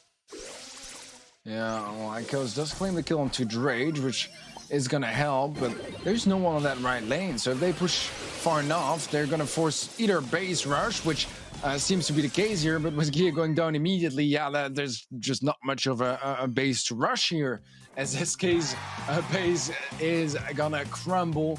Safe out of the way, and the first set secured by Tribe Gaming, and you can see the enthusiasm from Drage, as he might just be about to win his first monthly final. It's only set 1 out of 5, right?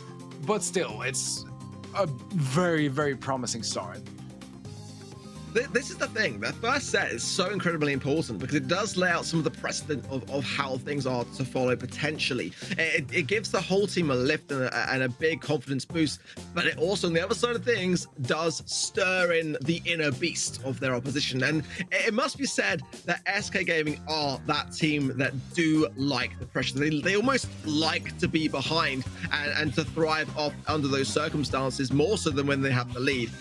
So they will be not be taking that lightly, and of course in the SK Gaming house, everyone there hunkered down. There'll be plenty of very easy discussions to be had, some eye contact. You know, it sounds like small minor details, but it does go a very long way, alongside obviously Coach Pedro there as well. In that boardroom there, they'll be discussing their strategy moving forwards and kind of like not lingering on the mistakes for too long, but clearly wanting to just turn things around in this next set to come. Yeah, absolutely. I think this is the big advantage of a team like this, which is an absolute powerhouse. When you think talent-wise, the SK Gaming might just be the team with the best 3 players that any team has as individuals. And sure, maybe some of the teamwork and synergy is still a little rough around the edges, and at some moments we're kind of surprised. Well, 8-0, by the way, for B. 8 kills, 0 death. Yeah. That is quite something.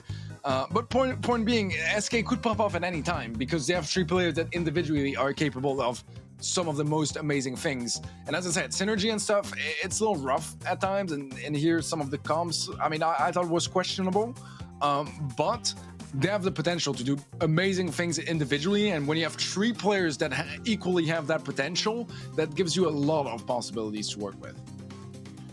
Yeah, I mean, Yoshi today, been a thriving force on the Tribe team. I mean, again, that Fang pick earlier, I don't know whether it will come up here, but definitely one that I think SK Gaming are going to be very, very wary of. They're going to be banning the Leon, though. Tick is the ban for Tribe Gaming EU for Bell's Rock, and yes, let's see how this one takes shape. Obviously, it could be very cautious in that first pick. For me, I think here, I do like Sprout, actually, but it's probably more of a later pick to be found. You can really lock off this particular map in a lot of the choke points or a Gale. There is the Fang. So SK really valuing, again, as we were just speaking about, how much that could be in favor of Tribe, with Yoshi in particular, this stream, if that was left open. So I think actually a wise choice. We tend to see Fang sometimes picked later, but SK Gaming not taking any chances, it seems. You're stealing the words out of my mouth, Ark. I was about to say, it's interesting to see it such an early pick.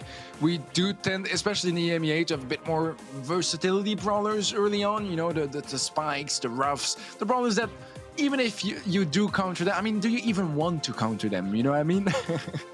So sometimes it feels like there's a couple brawlers where you don't need to counter them to win and have a great comp and a great matchup. We'll have the Byron and Daryl combo as the double pick from Tribe Gaming, and that's a bit of a scary one. It can do a lot of work in those sort of situations. We've seen how monumentally important Byron has been in this EMEA monthly final. I think one of the brawlers that shined the most because it always finds value, man. It's surreal how much heals and damage you can find, how you can open situations with your supers when there's wall between you. If you need a burst heal, he does everything. Besides destruction, he does everything. He's so good. But Sprout is a character that a brawler that can definitely counter him. I think Rico and Chaos, I mean, I don't think I need to say more than that to explain how dangerous that can be too.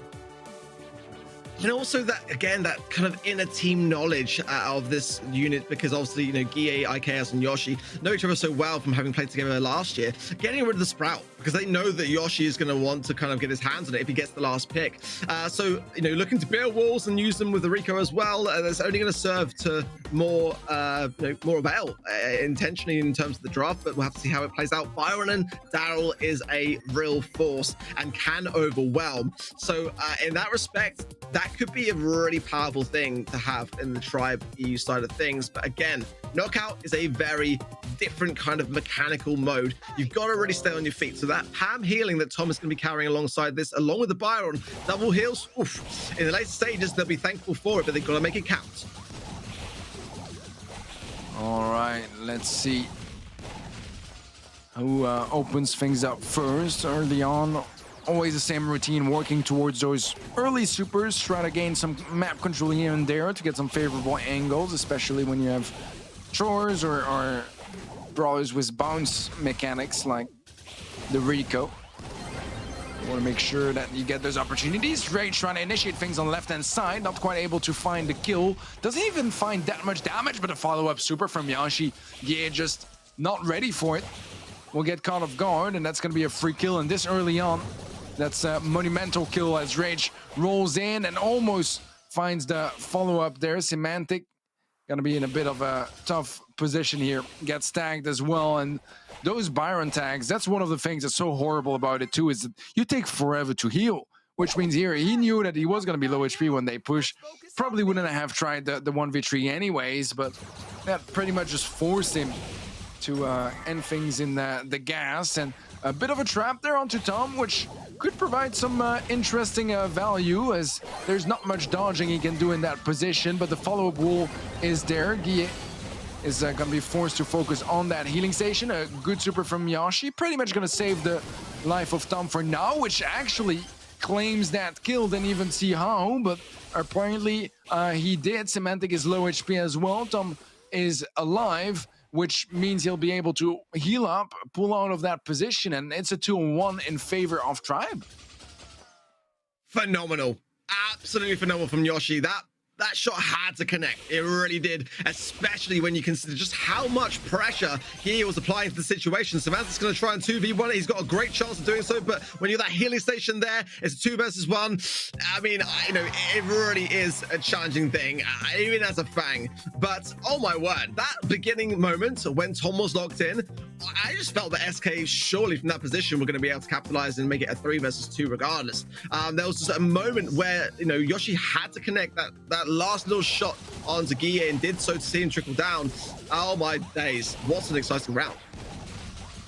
Yeah, that was absolutely crazy. Man advantage just changing left and right. Some great individual plays from both sides. Rage was a roll in, but no kill. Trade is there at last. Tom almost dropping down on the left-hand side as well, and we end up on a 2v2 in the end, which honestly could be a pretty good situation for SK Gaming. They have everything they need here with those angles, those bounces, the ability to just shoot over walls of the Sprout is just huge, and it's so hard to find angles that work here for both brawlers that Tribe had, and now it's all down to Yashi. There's just no way he survives that. That means that SK, not only do they take this round, they will be taking over 2 extra supers to the next one.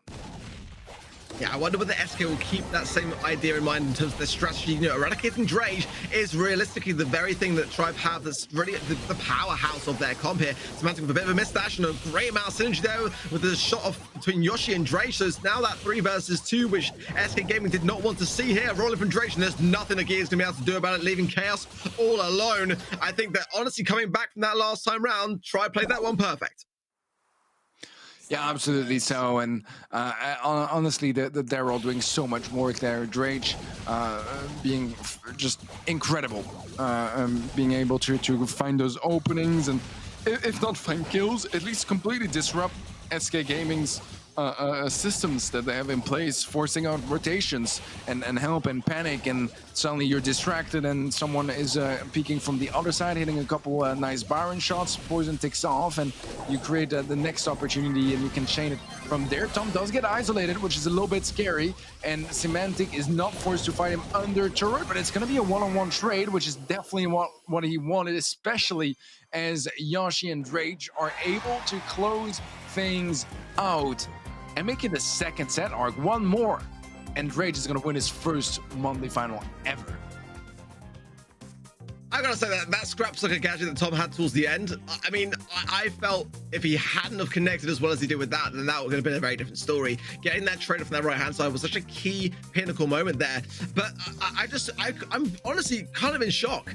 This scoreline is so convincing now. There's so much work that SK Gaming are going to have to do to bring this one back. And I don't think there's anything necessarily wrong with their draft. It just seems to be that like Tribe are just seeing through a little bit more their strategy. They're able to adapt. I'm sure that Yoshi would have loved that Sprout pick, and even when it wasn't there, the Byron combined with the Darryl, everything just seems to work in, again, what is actually a really challenging game mode.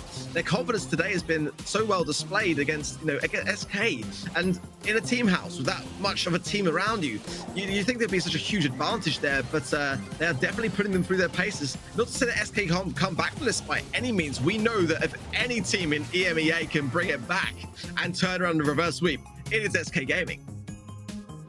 Yeah, I think they don't need a lot as well to get started, just a couple of games here and there. Just a game, to be honest, because so far they haven't gotten any. Just a game could be enough to just, get the spark going and bring some hope and some momentum.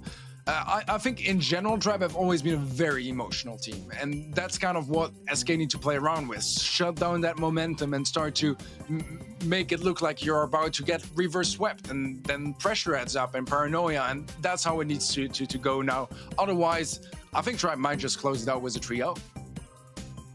Yeah, I mean, momentum is an incredibly powerful thing, and those first two sets were pretty convincing for me. But as we know, this draft can make all the difference, and if SK Gaming can just get a little glimmer of hope coming in, as like you rightly said, Teddy, just one game can really spur on so much. The bans can be so crucially important here, and what both sides go for here.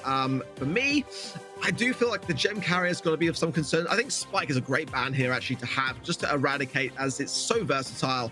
On that lane side can be very difficult to push up against Tara, especially as well. I know is a key pick that SK Gaming might be looking to utilize here as well. Those are the kind of things that I'll be looking to have instantly banned out. Yeah, Spike is one and Ruffs is the other. And we have seen a lot of airtime for Ruffs actually as well today. So not too surprised in that. I would pick Pam first myself and kind of go play it safe with a gem carrier, but we didn't see it until much a later stage of the draft process on this particular map today. It could be 8-bit. That's a bit of a I was going to say 8-bit. I was going to say, I want to see some 8-bit. It's this map. Right? It's literally his map. It's the Crystal Arcade. It's his map. It's one of the few maps where he is competitively viable as a mid. And I was going to say, I really would like to see some 8-bit.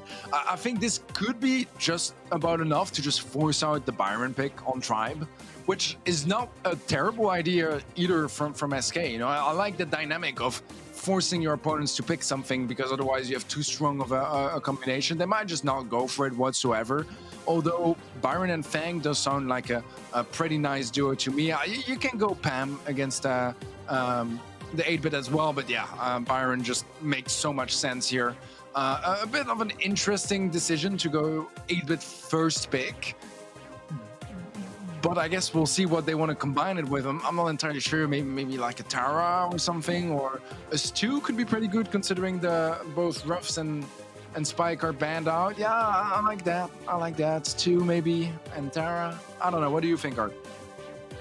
I feel like for me, Drake will be playing the Byron, and Tom's probably going to hand over the Fang to Yoshi, which means that the last pick is going to be one that's probably going to cater Tom. So if they didn't pick Tara here, I think that Tom actually might go on a Tara. They're going to pick Griff, which is, wow, a big surprise, but one that I think can really work out. I think it was FA Baguette that tried the Griff pick here earlier on. It didn't work out, but if you do break those right-hand sides, it opens things up massively. So I think Tom's will be careful that that range is a consideration. And again, with that Stu as well, I think the idea here for SK is to just really open up the map. They're going to be very cautious in their approach. I think Darryl, for example, would be a bad choice. Simply for me, well, he'd probably be able to tie it with the Stu, but Stu can just really evade that kind of brawler. It's going to be something with range for me, and Russ being banned here is very smart for that exact reason. It's going to be Crow, and again, I thought it would be a brawler Tom would favor. So yeah, Crow, Tara, that kind of thing on the side lanes. Pick no for Tom here on this particular map mode. So I think that honestly, Tribe have got the draft the way they want it, but whether it plays out the way they want it, that's the key consideration here. As SK Gaming going with some really out there kind of ideas, but that for me displays signs of confidence. They've clearly got a strategy, something that they've been preparing and mustering up in mind. So whether it will work out, I'm not too convinced myself just yet. but I do feel like they've got something firmly in their minds, and there's a reason why I'm this side of the desk and they are playing out on the field. That's a fair point. That's a fair point. I like the 8-bit though. I feel like it can do some good work, especially with the speed gear as well and those couple bushes. It can be a very strong pick. So far though, hasn't quite convinced just yet, as we have that early gem lead for Drage. He not even going for those gems, which is interesting. He's just giving them away to Drage, which it was the safest thing in the world for him to pick those up, I feel like. Yeah, that's definitely a consideration to consider, you know, going into these sort of things is you're going to have to carry the gems and timing those runs in. Tom with the slowdown there, but Semantic going to survive on just a little bit longer, going to bend down eventually.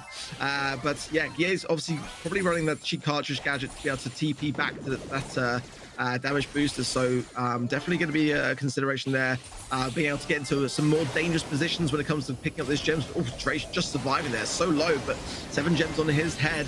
But SK now starting to get some momentum here.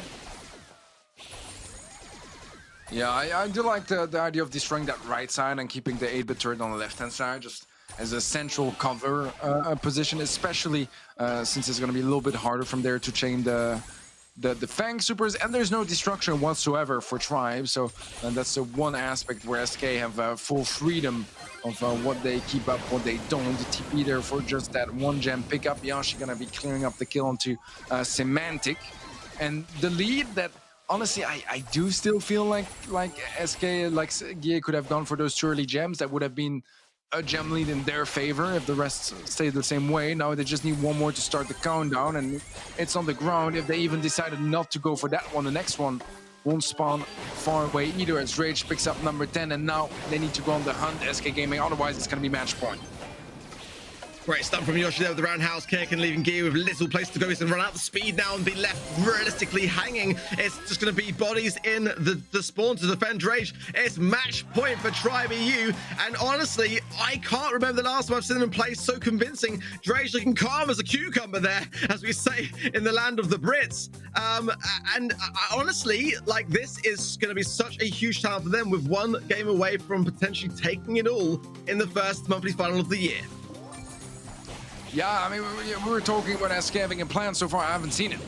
I mean, I get it. They want to open up the left side, but the results are not there just yet. We'll need some more convincing for that. I mean, Semantic starting off well on that right-hand side. We'll be opening things up with that initial kill into Tom, but still a lot of work to do, as SK would need nothing less than a full-on reverse sweep to turn this match around, and they're capable of it. We know that. We've seen that happen before. But actually pulling it off right here, right now on command is kind of the next challenge. A lot of these bushes are still serving to great avail for Yoshi. He's able to use a little bit of that, but the map is fully open aside from that little bit of cover there. So this could be exactly what we were looking to see from SK. Their strategy now with so much of an early playstyle, but look at that. Yoshi just clears up the right-hand side, as I'm saying. It's in now. It looks like to be like a chance for Tribe to be able to push back into the mid. The nice slowing toxin there from Tom onto Chaos on the left-hand side as well. Just adding to that same idea is now 3 gems, 4 actually, because Tom is holding 1 into the pocket of Tribe. But this is looking actually like, I don't know, it seems to be flowing the way of SK, but now maybe it's going back into Tribe's hands. Yeah, maybe an opening soon from Semantic. So far struggling a little bit to create those possibilities for his team. Dash in there from Yashi, finds a lot of value. The follow-up stun as well. He is low HP, but survives. That's what matters the most here for SK. However, the gem lead that was so much in favor of SK Gaming, it's only 2 gems now, and with how low control SK Gaming have over the mid area, that's gonna keep getting smaller and smaller.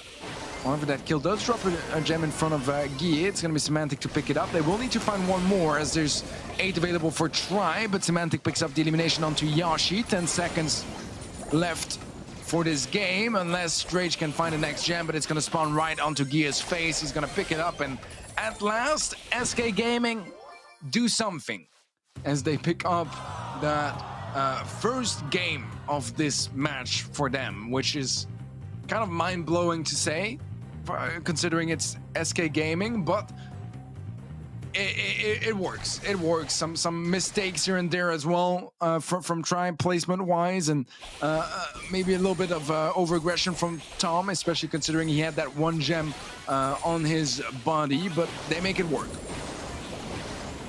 Eska going straight to break the side with the piggy bank from Chaos there. And I did notice as well that Drake was trying to hit those shots so clearly. Tribe as well being more accustomed and in tune with the strategy that they had in mind, so trying to get that early takedown didn't quite happen. Semantic though with 2 gems split, so not definitely the outcome they'd like to have there, and you prefer to have all the gems with the 8-bit ideally, but ultimately it is that early pressure still that will be hanging over Tribe EU early on here. 5 gems to 1 now, and yeah, SK maybe with a few signs of life, some fuel left in the tank potentially, but it is still match point to Tribe Gaming EU. Yeah, they took a while to get that first game on their side of the scoreboard, but seems like now the ball is rolling a little bit, and they're actually going to get a very early countdown here. 10 first gems to spawn, every single one in SK's pocket.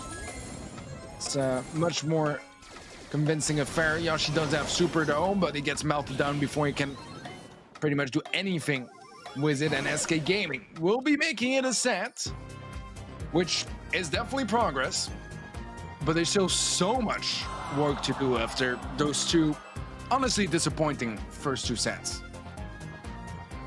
Yeah, you can see nothing but serious faces now as pressure definitely mounting, but you know, adding that set or starting things off with a set as far as they're concerned, definitely going to go a long way, and taking away the match point from Tribe, I think, as well, as that pressure in itself can be sometimes too much.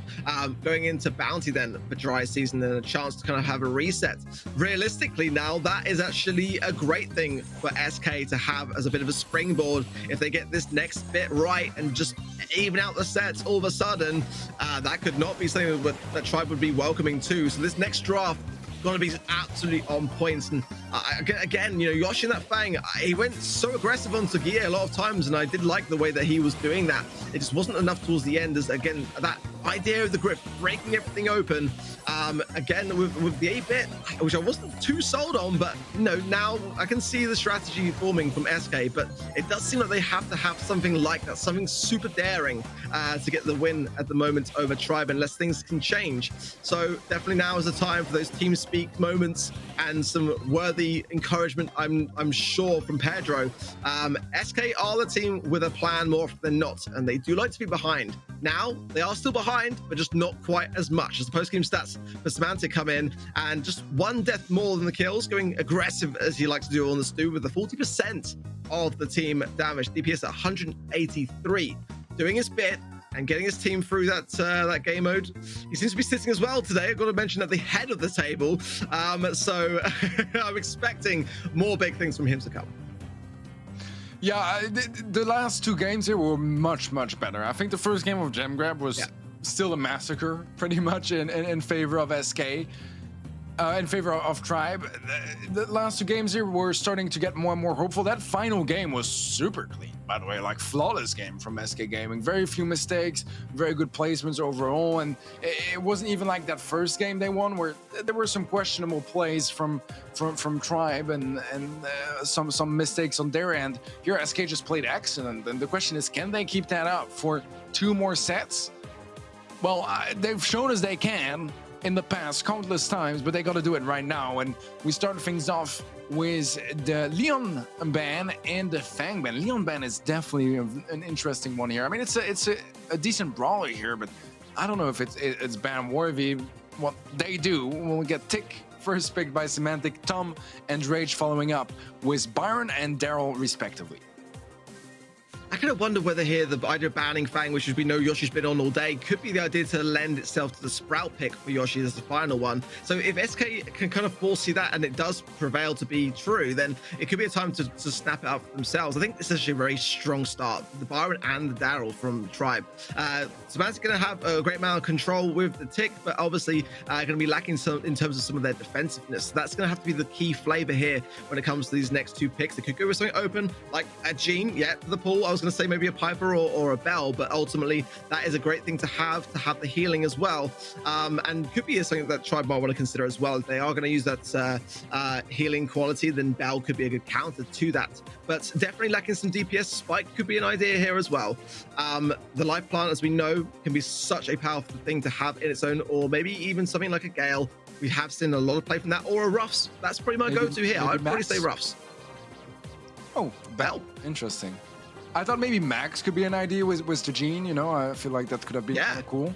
Also, it does a decent enough job to work with Daryl rolling on you as a phase shifter, but seems like Bell is going to be the go, which is an interesting one. I mean, it's not bad by any means, but I don't think it's particularly good against that matchup either. I mean, sure, the mark is great if you can get it on the Daryl or something, because then you at least stand a chance at killing the Daryl that rolls on you, or against the Byron, it makes him pretty much a two-shot, which is pretty nice. And the Piper to follow up here on Yoshi, so sharpshooter heavy, which is not super surprising, but some interesting picks to just throwing along like the Daryl and the Gene. I feel like usually we have a little bit more synergy, I would say, between brawlers, whereas here it kind of feels like they just picked the 3 brawlers they each wanted to play.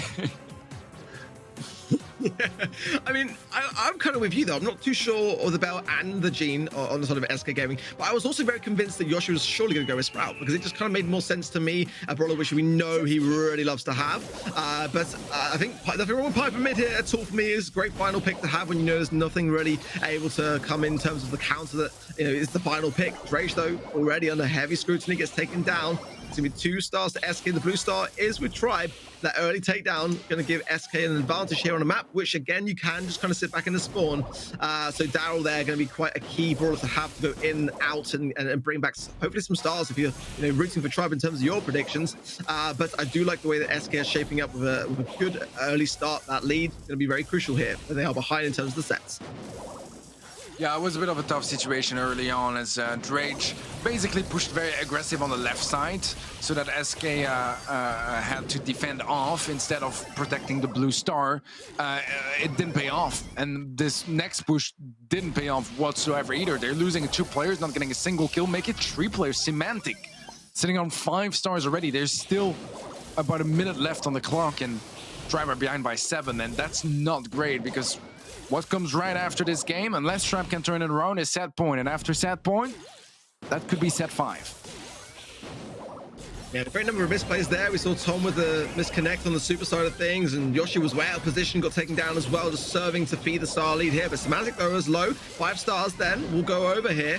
That's going to close the gap just a little bit, but still a lot of work to be done here. As Tribe Gaming EU looking to show so far some signs of falter here. Looks so confident in those first 2 sets, but maybe it's that 1 set loss in the gem grab starting to sort of stay on their mind here. A good roll in and some takedowns could work out well, but they've got to have the support here. And yeah, Drake left all alone. Oh, actually brought back into this with a great magic hand. SK Gaming right now looking so unstoppable.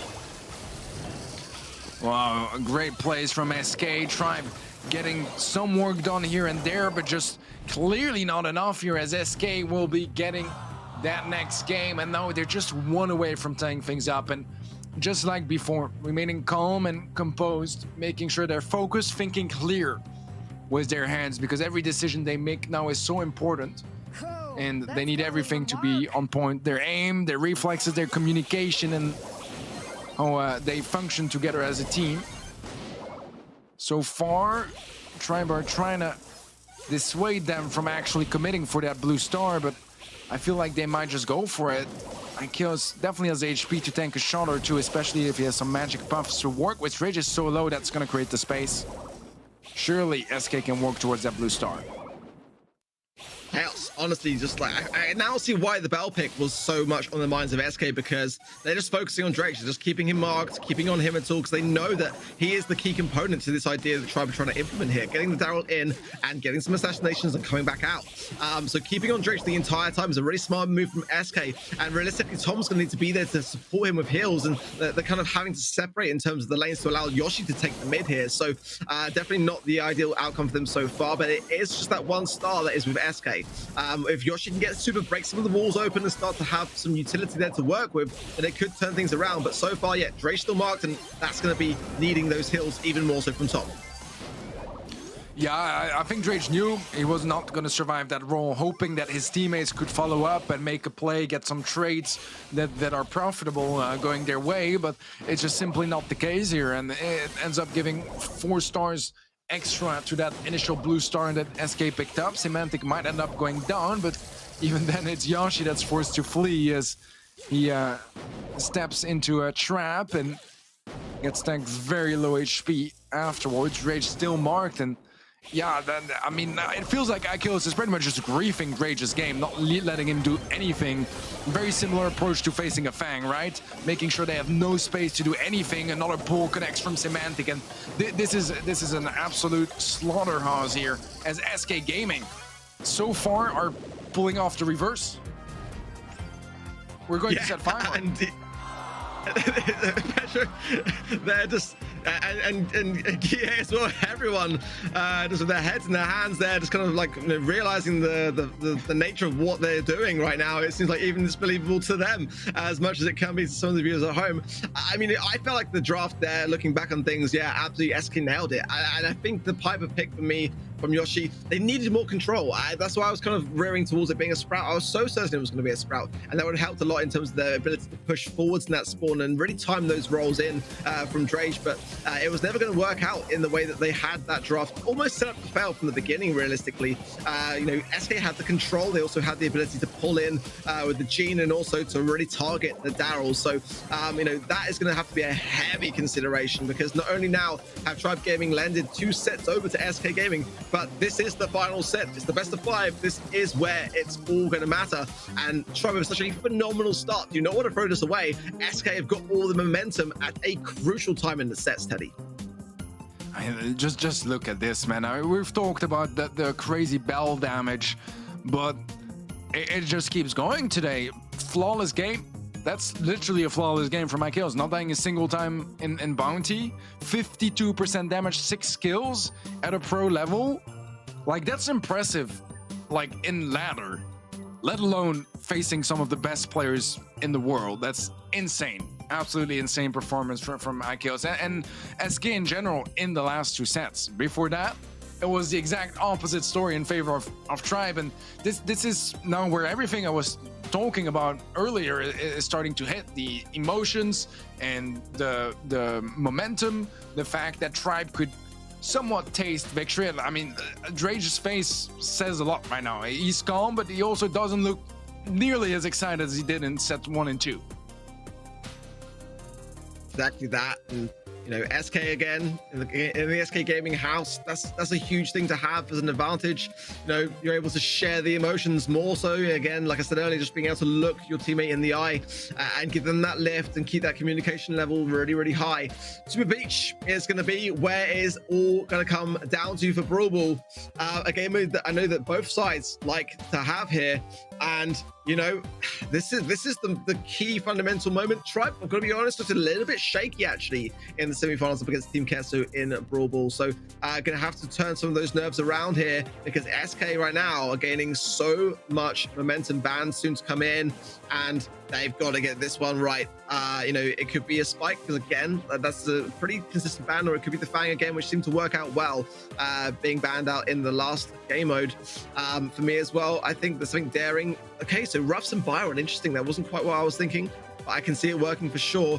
Having Ruffs out of the mix, definitely going to be definitely an interesting thing to see. Byron as well is going to be a healer down here. Tom, the first pick going with Spike, which again, like leaving it open in terms of the bans, not a bad idea for Tribe E to start. No, I like it. I like it quite a bit. I think I can do a lot of work and prevent some great brawlers to just even consider entering the mix. I'm thinking Stu particularly, which is a brawler that we've seen Semantic kind of play as a comfort pick earlier as well. And I think it's a wise move to just go for the Spike. It's fairly easy to play, you know, even if you're nervous, even if you feel like you're losing it. Oh, the Gale, that's gonna be a hurtful one. I feel like giving that up on the final set feels like somewhat of a victory for SK, at least regarding that one individual pick. It's just such a strong brawler overall. I think that the M's is pretty decent as well, mostly because you don't want to leave it to your opponents and leave them something like a Daryl or a Fang, and then suddenly you have a little bit of a limited toolbox to deal with those brawlers. Plus, Ems is very versatile, going to do just fine against those aggressive brawlers. And I feel like it's the same mentality on Tribe as well, going for two brawlers that will deal well with any tanks that might show up. Daryl's Fangs, even a Mortis, which is unlikely against a Spike, but every single brawler is a tank counter right now on the board, but most of them still do very well against regular brawlers too. It's interesting, isn't it, when you look at these kind of middle picks, are always kind of tank counter brawlers just because you don't know what else is yet to come. It's going to be control for Chaos there, and we know that he loves that Barley pick here. Probably going to hand it over to Guille, actually, and kind of looking maybe for some acid spray action on the M's, as this map doesn't really necessarily always cater to it, but maybe not, because ultimately Griff is there designed to open up the map on side of Tribe Gaming EU, and an interesting pick as well. I've heard many good things about Griff in terms of the pro scene discussions. A bit surprised to not maybe see actually a Pam show herself here. It is kind of one that I like a lot, but I guess B mid, not a bad shout either. And covering the bases here. So yeah, Yoshi going to be on the Griff, Drake on the B, Tom on the Spike. EA, yeah, going to do the work with Barley. I feel like SK Gaming got a solid draft here, Teddy. And this is one where Barley can get so much value. I think on paper their draft is slightly better. I don't think it's like live changing draft either, but it might just be. That's the problem. It might just be. I think Barley is a very smart pick, and it's never a good sign when you're forced out to destroy the cover in your own base. That just says a lot about the kind of matchup you have, and that pass could have been a little better, could have actually been an attempted shot from Semantic, but I think they're just going to be happy with the positioning they got for now, and the fact that they're the ones taking initiatives and looking threatening and scaring away Tribe, except there's maybe a little bit of an opening now on the left side as they lost a player on SK Gaming side, man advantage, and Gia doesn't even need to go super aggressive here. He can just hold to that position. He can cover mid and the right side very nicely all by himself, and that's the advantage of having a Barley and nothing to really get him out of that position. Also seen the effectiveness of the Griff as well. That left-hand side now open. Guy can't really utilize it. So if Yoshi can get into that position again and break open with the piggy bank, the right-hand side, then slowly but surely SK Gaming looking a little bit weary. And B is a great thing to have in overtime. A lot of the range that Tribe are holding onto. I've got to say as well, you know, SK used a lot of gadgets. They're basically throwing everything at this except the kitchen sink so far. So at the moment, pushing through gradually though, Chaos with super gear as well. This could be proving to be a lot to handle, and Tribe might just not be able to hold this defense. Yeah, it's looking tough, and yeah, Gia gets the shot in. That's huge, because now SK, they can defend, and they have a Gale on their side, they have a Barley, they have an Ems, great brawlers for defense, especially against this comp from Tribe that on paper would struggle to initiate. And so far, they are definitely engaging, looking for those openings, but no big ones just yet. That honeypot is just not going to do anything out of the picture as soon as it spawns in, and Gia doing a terrific job at dodging the curveball. That's the pro level standards, like was 6 curveballs in a row that he dodges. Drake does have a chance to get a shot down. A ball drops, but only 5 seconds left. It's Semantic, he has the ball, he's invincible, and there's nothing Tom can do. That's gonna be heartbreaking for Tribe and Tribe fans, but that is gonna be match point for SK. And you can see the excitement and the smirks and the smiles on the side of SK, because they know that they might just be pulling off the impossible. I had to pick up my jaw off my desk just then because that final moment, honestly, so clutch. What a great defense. It's got to be said from SK there. I thought Tribe had it in the bag. Honestly, the advance towards the goal and everything just seemed to be right. Drake did a phenomenal job of getting the ball to where it even landed towards the end, but just enough fuel in the tank. SK are doing it. The reverse sweep dream, keeping it alive. We're going to be resetting now. Is there anything to play for here? As Drake putting the pressure on, Tom stunned out here, but Yoshi doing his thing with Drake into the mid, and a lot of pressure already applied. SK Gaming are on match point. That's a fierce thing for Tribe to be looking down the barrel of. Yeah, a lot of the left side has been destroyed by Yoshi, basically disabling Gia to have any use on that Barley on that side, but he's on the right side now, and he's been somewhat vibing against that curveball, which might maybe be a good idea to have him over there. Drake going for the super, not going to connect any of those spikes onto anyone. So a little bit of lost value, but right now SK playing it safe. I mean, they know as well that Tribe are probably the ones that are going to lose patience eventually. They're the ones that are below in the score and that need to be really careful. Although Semantic engages and oversteps, will be punished for that. And this could be an opening here. Drage signaling maybe that he could have had an angle there with a charged shot to try to score that in a sneaky way, but not going to go for it just yet. Although the opportunity stays there, and if SK are not careful, he might just slot it in. Saving grace potentially here is that SK don't have a goal if you're rooting for Tribe, and you know they've got a long-term comp idea here for overtime. That's the thing. At the moment, Gear can use these walls. If they can hold on, then you won't have them. And same with Semantic, but that's a really key moment. Drage going down here could be enough to push this through. Gear just going to place down the healing tonic there, but the shutdown from Tom means they can't pick up the ball just yet. Drage though coming back in to try and defend this for Honey Molasses. I don't know if this could be enough, Teddy. It's going to be a goal surely as Semantic finds the angle. My goodness, 15 seconds left on the clock, not even, and Tribe need to score, or the reverse sweep is gonna come true here for the first monthly final of this year. For EMEA, time is running out. Tom goes for the shot, but oh, Semantic just barely catches it, and that's gonna be it. The reverse sweep comes true, it's confirmed, and SK Gaming celebrate a well-deserved victory. What a comeback arc. Incredible comeback. I mean, we literally called it. If anyone is capable of a reverse sweep, it is SK Gaming, and they just pulled up their socks. I mean, you know, to quote you back when that first started happening, so I think it was your words were, they've done something. They've started by winning something, and that was the start of it. And then the drafts honestly were on point. You know, I think that was a key fundamental component. Some really risky ideas, you know, for me and Gem Grab, just on a personal level, but then some really consistent ideas going through Bounty into Brawl Ball.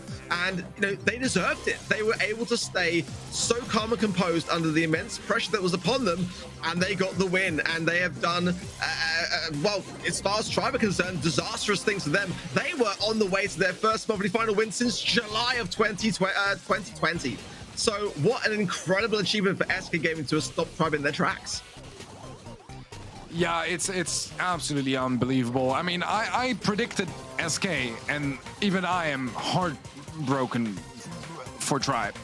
I mean, they deserve this so badly as well, and they had a match point before SK even won a game. Before SK was even close to winning a game, honestly. It was very one-sided for Tribe, but things are the way they are. You know, momentum shifts, and sometimes it doesn't quite shift your way. SK made sure that they capitalized as soon as they got any going their way, and once they started, they were just unstoppable.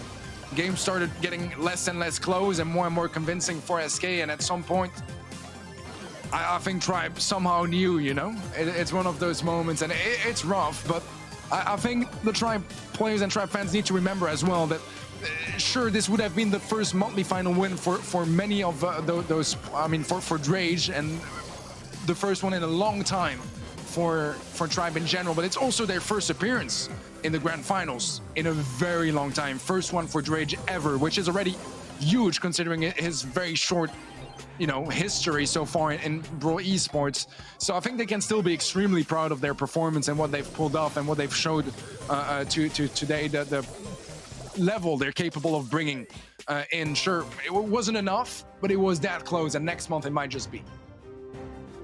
I think that's honestly a very important takeaway here. You know, again, I'm with you, Teddy. Tribe looked like to me that they were just going to breeze it, absolutely. But this is the first month of the year. I think that's, you know, when you look back at comparing their performance to last year already, the way they've started is fantastic. But SK Gaming, you know, I mean, what can you say? They just seem to have some secret formula when it comes to reverse sweeps, and I'm going to be very keen to hear from them very shortly as to how they went about that process, because I just felt like it was done and dusted, as I'm sure many of people watching at home did as well. It's actually going to cause a bit of a rift in terms of our predictions, because that's going to put you out in the lead, Teddy. We'll look and compare that a bit later. But you know, overall thoughts. You know, did you think that SK genuinely, when it was match point Tribe, do you think they were going to go all the way? It's such a hard thing to look back upon now, but do you think they were going to be capable of it when it was before us? No, I was kind of making a story up, you know? I didn't believe in it myself, and then suddenly, I mean, SK just went for it. They really went for it, and they made it work, which is incredible. Honestly, incredible. I mean, we all know, always, that those players at that level of play, they're capable of doing miraculous things like that. But, I mean, making it happen in the grand finals of the first monthly final of the year is just insane when you think about it. Yeah, I mean, I appreciate your honest answer there, because I'm sure there are many at home thinking like, oh, these casters, they just kind of make up as they go along and just go with whoever looks to be winning at the time. But I was the same.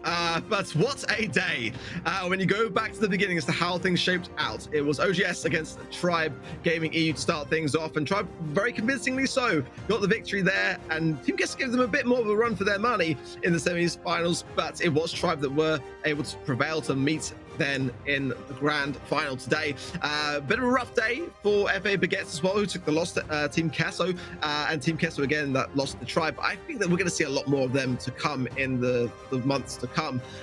Craze Clan, who I kind of felt like might have a really, really good day, didn't get throughout the quarterfinals. But again, I think it's fair to say that if you're going to lose to a team, maybe not worry about losing to the team that go and take the whole competition in the grand final. STMN, though, did do pretty well out of the quarterfinals against Humble. Very close matchup, though, and Humble were on match points for a bit of time there as well, and could have definitely had a bit of a changing of stories there, but it was STMN that made it through into that semi-finals where SK Gaming were victorious over them in convincing fashion. What a grand finals, though, Teddy. 2-3, a huge scoreline and a reverse sweep. I mean, we couldn't really have asked for a better grand final in terms of how the whole thing kind of went around and developed before our eyes, right? It's just unbelievable to see stories like that just, unfold in front of our eyes when the nerves are supposedly so high for them. They looked ready. They looked ready and they made it work, and it's just quite something to see, to be this ice cold. I mean, we've seen Tribe being ice cold too. Yashi winning a 1v3 was a roughs, which is like ridiculous, right, in knockout. But this was just another level because it wasn't just one clutch or one game. It was an entire best of 5, basically, right? 3 sets in a row that they just flawlessly won. Yeah, I mean, if any team can do it, it was always going to be SK, but we are just going to be getting Semantic on the line any moment now for that post-match interview. And, again, I did say from the beginning that I felt like being in the team house maybe had an advantage to it. Be keen to find out as well directly from them what the vibe was like there, but it was a great camera shot to be able to have. In terms of how things are going to go from here, honestly, I mean, I don't know. I think that both sides going into the future monthly finals got a fantastic opportunity ahead of themselves. And there's a couple of teams that actually this month we didn't get a chance to see as well, like the Fire Totem, for example. We didn't see them at all in the monthly finals, but had a bit of a rough time in the qualifiers. EMEA is playing wide open. So honestly, going into the next months, kind of what do you kind of foresee happening in that respect? Do you see, Humble making a grand final, or maybe Tribe going all the way in future months? I think anything is possible. That's the mindset I came in with already today. I mean, if you will see in my predictions later, but I went for 2 different finalists today, which is crazy to think about, right? That it's a totally different team that ends up winning it. But it says how open it is, because out of the 4 that could make it to the finals in the semis, I went for the 2 other teams in the first place. And that means half of the teams, basically, I kind of thought they could win, which out of 8 teams, that's a lot. That's not a single favorite. That's basically everyone stands a shot, which is really nice to say about the region, where we had a bit of a duopoly for a while last year between AQM and SK. And sure, SK won it this time, but it felt like anything could have gone wrong. They could have lost their initial match against Craze if they didn't reverse sweep them too. Yeah, really valid. Absolutely. Well, I believe that we've got Semantic on the line now. So Teddy, we're going to just briefly go away from you just a moment to get the word from the man at the head of the table. Semantic, welcome. Congratulations, of course, first and foremost. A lot of emotions, no doubt, going through your mind right now. Talk us through it. Like, that final match, we're going to have to start there. What was going through your minds? How did you turn it around? And what was the general vibe there? Well, first of all, celebrating like this, I think this is the most of celebration I've ever had in the 2 years that I played competitive, just because this is the biggest win that we needed as a team and that we had here. It was like actually insane. The final reverse sweep, we kind of took the East Asia vibes from Zeta, that they reverse sweeped as well. We thought like, it would be fun if you do that as well, give him 2 sets, and then obviously get into the game and win the last 3 sets, make it easy, you know? And with the words of our coach Pedro, our theme into this multi-final was win the first quarterfinal for the MSI, win the second semi-final for Ego, and win the third final for the money and for the fame.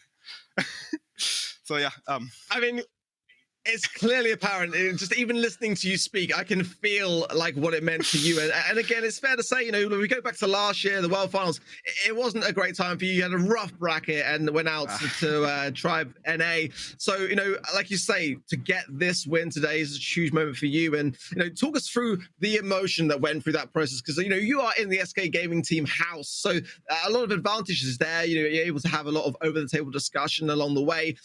Talk us through, you know, detail by detail, that process when you were going up against Tribe when they had match points. You know, what did you guys discuss? How did you go about that process of just clawing it back? Okay, so the thing is, we actually couldn't train a lot the finals, which was a bit unfortunate. So we went into the finals kind of freestyle. So we had a lot of sudden discussions and long talks during the picks even. We had some ideas which we wanted. We had great stats which were provided by our analyst Kiwi and which were combined good from our coach Fedor. And we looked at them. We looked, what do we want? What do we like the most? Did maybe 1 or 2 bad picks in the first 2 sets, but then it went really, really great in the last 3 sets. We changed our strategies even mid the set, which was really, really awesome. Which was also just because we are in this awesome SK gaming house, SK facility, which is way easier to communicate. You look into each other. You look into the eyes. You know. It's easier to communicate. It's just a good feeling, yeah. Yeah, I can see it. I can see how much it means to you guys. Just a quick question before we sign off. You know, give us your thoughts on draft. You know, how are you guys finding it? Because definitely it's a new challenge for you guys. And also Siege. You know, were you a big fan of Siege? Do you prefer knockout? I know that it was a bit of a rough knockout for you guys against Tribe. But you know, what are your thoughts on the format changes this year? And are you guys really embracing them? So first of all, Siege was last year our best mode and my favorite mode completely. So it's kind of sad that it's gone. It was a lot depending on the start of Siege, how it goes, and then it was mostly one team dominating each other. It went a bit bad, maybe because of the metas, but I'm a bit sad that Siege is gone. Knockout, I love Knockout. It's people say Knockout is the second bounty. I kind of agree, but kind of disagree because the interaction of the gas and the end gives you so much more different strategies which you can go, and so different playstyles, which is just something different. And to the draft, I personally, and I think I speak for my team, that we are really, really good in draft. We like it. We enjoy it a lot. It's way better than last year's format where you just maybe completely get countered, because in draft, even if you don't have the best comp, it's still a 50-50. It still depends how you play it. If you play it good enough, you can still win against a semi-good comp, which is really, really good. And draft is just, I don't know, perfect for us, I think. I mean, you guys seem to turn it around with that very idea right when it mattered. So just quickly, any big shout outs for you guys you want to say? You know, big thanks to your fans that have been sticking by you this time. Completely. Just big shout out to everyone who supports us to this star, everyone who voted us for the quarter and semi and grand finals. Just thank you, everything. Thank you for, wait, was it? Yeah. Thank you for everything so far. It's just awesome to be in this community. Semantic, thank you so much for your time. A huge congratulations to yourself and your teammates, and of course all the SK Gaming staff. Pedro there, we see all the hard work he's been putting in as well, but it's a delight to speak to you and to hear your reactions to that victory. But congratulations once again. Thank you again. All right. Wow. I mean, you could hear it. You could just genuinely hear in every word that Semantic said, Teddy, just how much that win meant to the team and himself. And I mean, you know, it just goes to show, you know, when Brawl Stars is played at such a high level, all that stuff matters so much. I mean, for those top players, Brawl Stars is their life right now, right? It's their job, it's their careers, maybe some study on the side or have side jobs, but it is their main activity. It's what matters the most to their lives right now. And that's the commitment you need to be at that level of play. So it only makes sense, but it's only more rewarding to be successful at what you do. And I think you can easily ask yourself a ton of questions after those big roster changes and roster mania of like, you know, maybe I was the weak link of the team. Well, you know, those sort of moments now make you feel a lot better about your self-esteem. And I think that's, you know, something that's really important. I mean, you could tell from emotion that Semantic was so happy about this victory. And I think it meant a lot to him. Oh yeah, we could hear them before we came live with the interview, and it was loud in the SK Gaming house, let me tell you. Trav, predictions though. Got to talk about it. Bit of the elephant in the room, maybe between myself and you, because it seemed like Teddy today, you know, just outshot us in that grand final. It looks that way. I mean, honestly, when Tribal went into 2-0, I was feeling extremely good about my prediction. Wasn't expecting the reverse sweep or all, but a very commendable performance by SK Gaming towards definitely towards the second half of that game, considering they did manage to reverse sweep it. And every game they won after that gem grab just seemed more and more convincing as time went on. So, you know, heavily deserved win for those guys. And you could see just by the passion and the sound of Semantic that, you know, they really, really wanted it desperately. And it was not a good day for me. I had a 100% win streak coming into today, and it seems to have been tarnished. But we have the play of the day lined up for you guys at home. There's been so many plays of today, honestly, Teddy, to talk through. But talk us through this one. Some very defensive plays here in the Brawl Ball set for Tribe that paid off. Well, I mean, that's the moment where we knew it might just be turned around, right? Getting that initial goal for SK Gaming, that's when it became real that for the first time in the entire evening, they had the lead over Tribe. And look at that defense. It ends up on a 1-on-1, actually a 1-on-0, but Semantic responds, and Tom doesn't have the HP nor the utility to work through that situation. Has to give up that first game. We move on. And yeah, it's just a disaster. Right? They're just heartbreaking for Tribe Gaming, but also just so incredibly close. Look at that. The double kill. Yashi goes down to the barley puddle, and it's just Tom. He's the only one alive for a little bit. Goal is wide open, but Semantic respawns, is invincible, picks up the ball, shoots it away, time runs out. As sad as that. Honestly, insane. And that was the moment that I was sure that Tribe were going to be able to take it home, but great defense, honestly, from SK Gaming. Well, we have the regional point leaderboard for EMEA now lining up, so we can see how this region is shaping up so far. Trav, talk us through what you see. Well, first of all, I'm seeing SK Gaming with a very substantial lead, to be honest with you. They're shaping up to about 30 lead after their qualifying run as well, added up. Tribe coming in second, 81. Third, Team Queso and STMN drawing it out in third and fourth. Fifth and sixth is going to be OGs and Craze Clan. Baguette and Humble, clearly coming from the lower bracket, do have 1 point less than the 5th and 6th placed due to their lower bracket run in the qualifiers. So very, very well evenly distributed points, I will say, and the gaps don't seem too vast to be closed down in such a short amount of time. It's going to be an interesting year, I've got to say. Teddy, there's a couple of teams that we didn't see this month. Notably, I think Reply Totem was the one that we kind of all had on our minds. Any others that you kind of feel like that might show their faces in future months? You know, there's a lot of talent in EMEA. I have high hopes on Fruitus maybe making an appearance this year on monthly finals. Would kind of hope to see that happening. I think a lot of the teams that I want to see succeed this year, just because they've been working so hard for so long, are like teams like Craze Clan as well, you know, that have been grinding and grinding. Team Kezo, exactly the same. They're both of them going to be very disappointed about how this monthly final went, because they were that close from actually going far and deep into this monthly final. Not going to happen this time, but I'm sure this year there's going to be more opportunities like this one, and hopefully they rise to the occasion.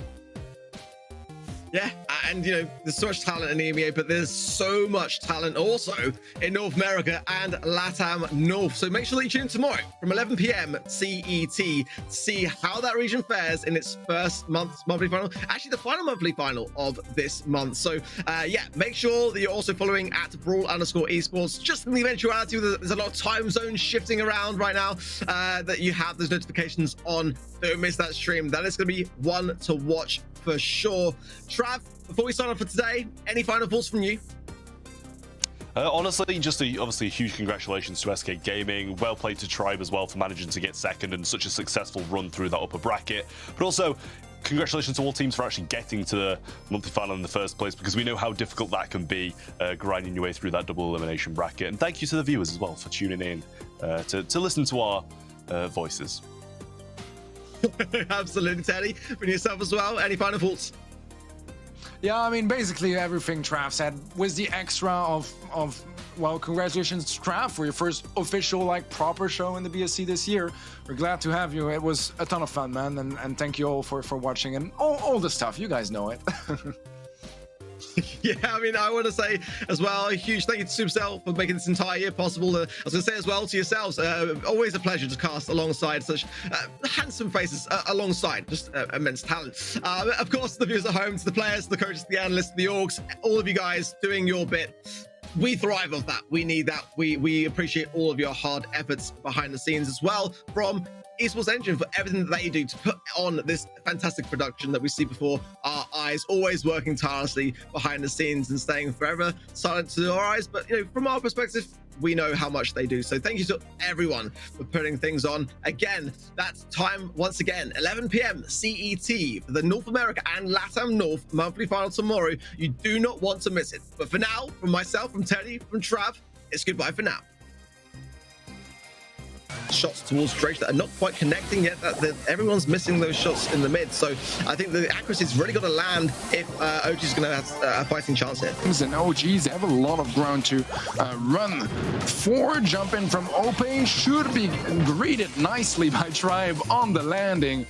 Yep, starting from the ground and going to be after working the way ups for these power-ups. Now, though, the knockback is going to do enough damage to finish off that takedown. Rama does not have any sandbags left. They push forward. Guille should finish this one off nice and easily. And SK are not going to be choking that one. Straight into the semi-finals for them. All day just been playing so well. Drake is going to go through the knockbacks there. Yoshi is, that is a walkable goal, gets the stun. They all follow it up. And Tribe with a great, we didn't even see the goal, but a great expression from Drake. He ain't going to use his super, and Scarix isn't going to see this coming. He might sweep up two here, but he might go down as well, which could change the tides of the game quite drastically. Grom bomb thrown out, dodged by Guille, and gives him a pathway out as well. 3 seconds left, and say goodbye to SDMNEU as SK Gaming are going to the grand finals. Or the reverse sweep is going to come through here for the first monthly final of this year. For EMEA, time is running out. Tom goes for the shot, but oh, Semantic just barely catches it, and that's gonna be it.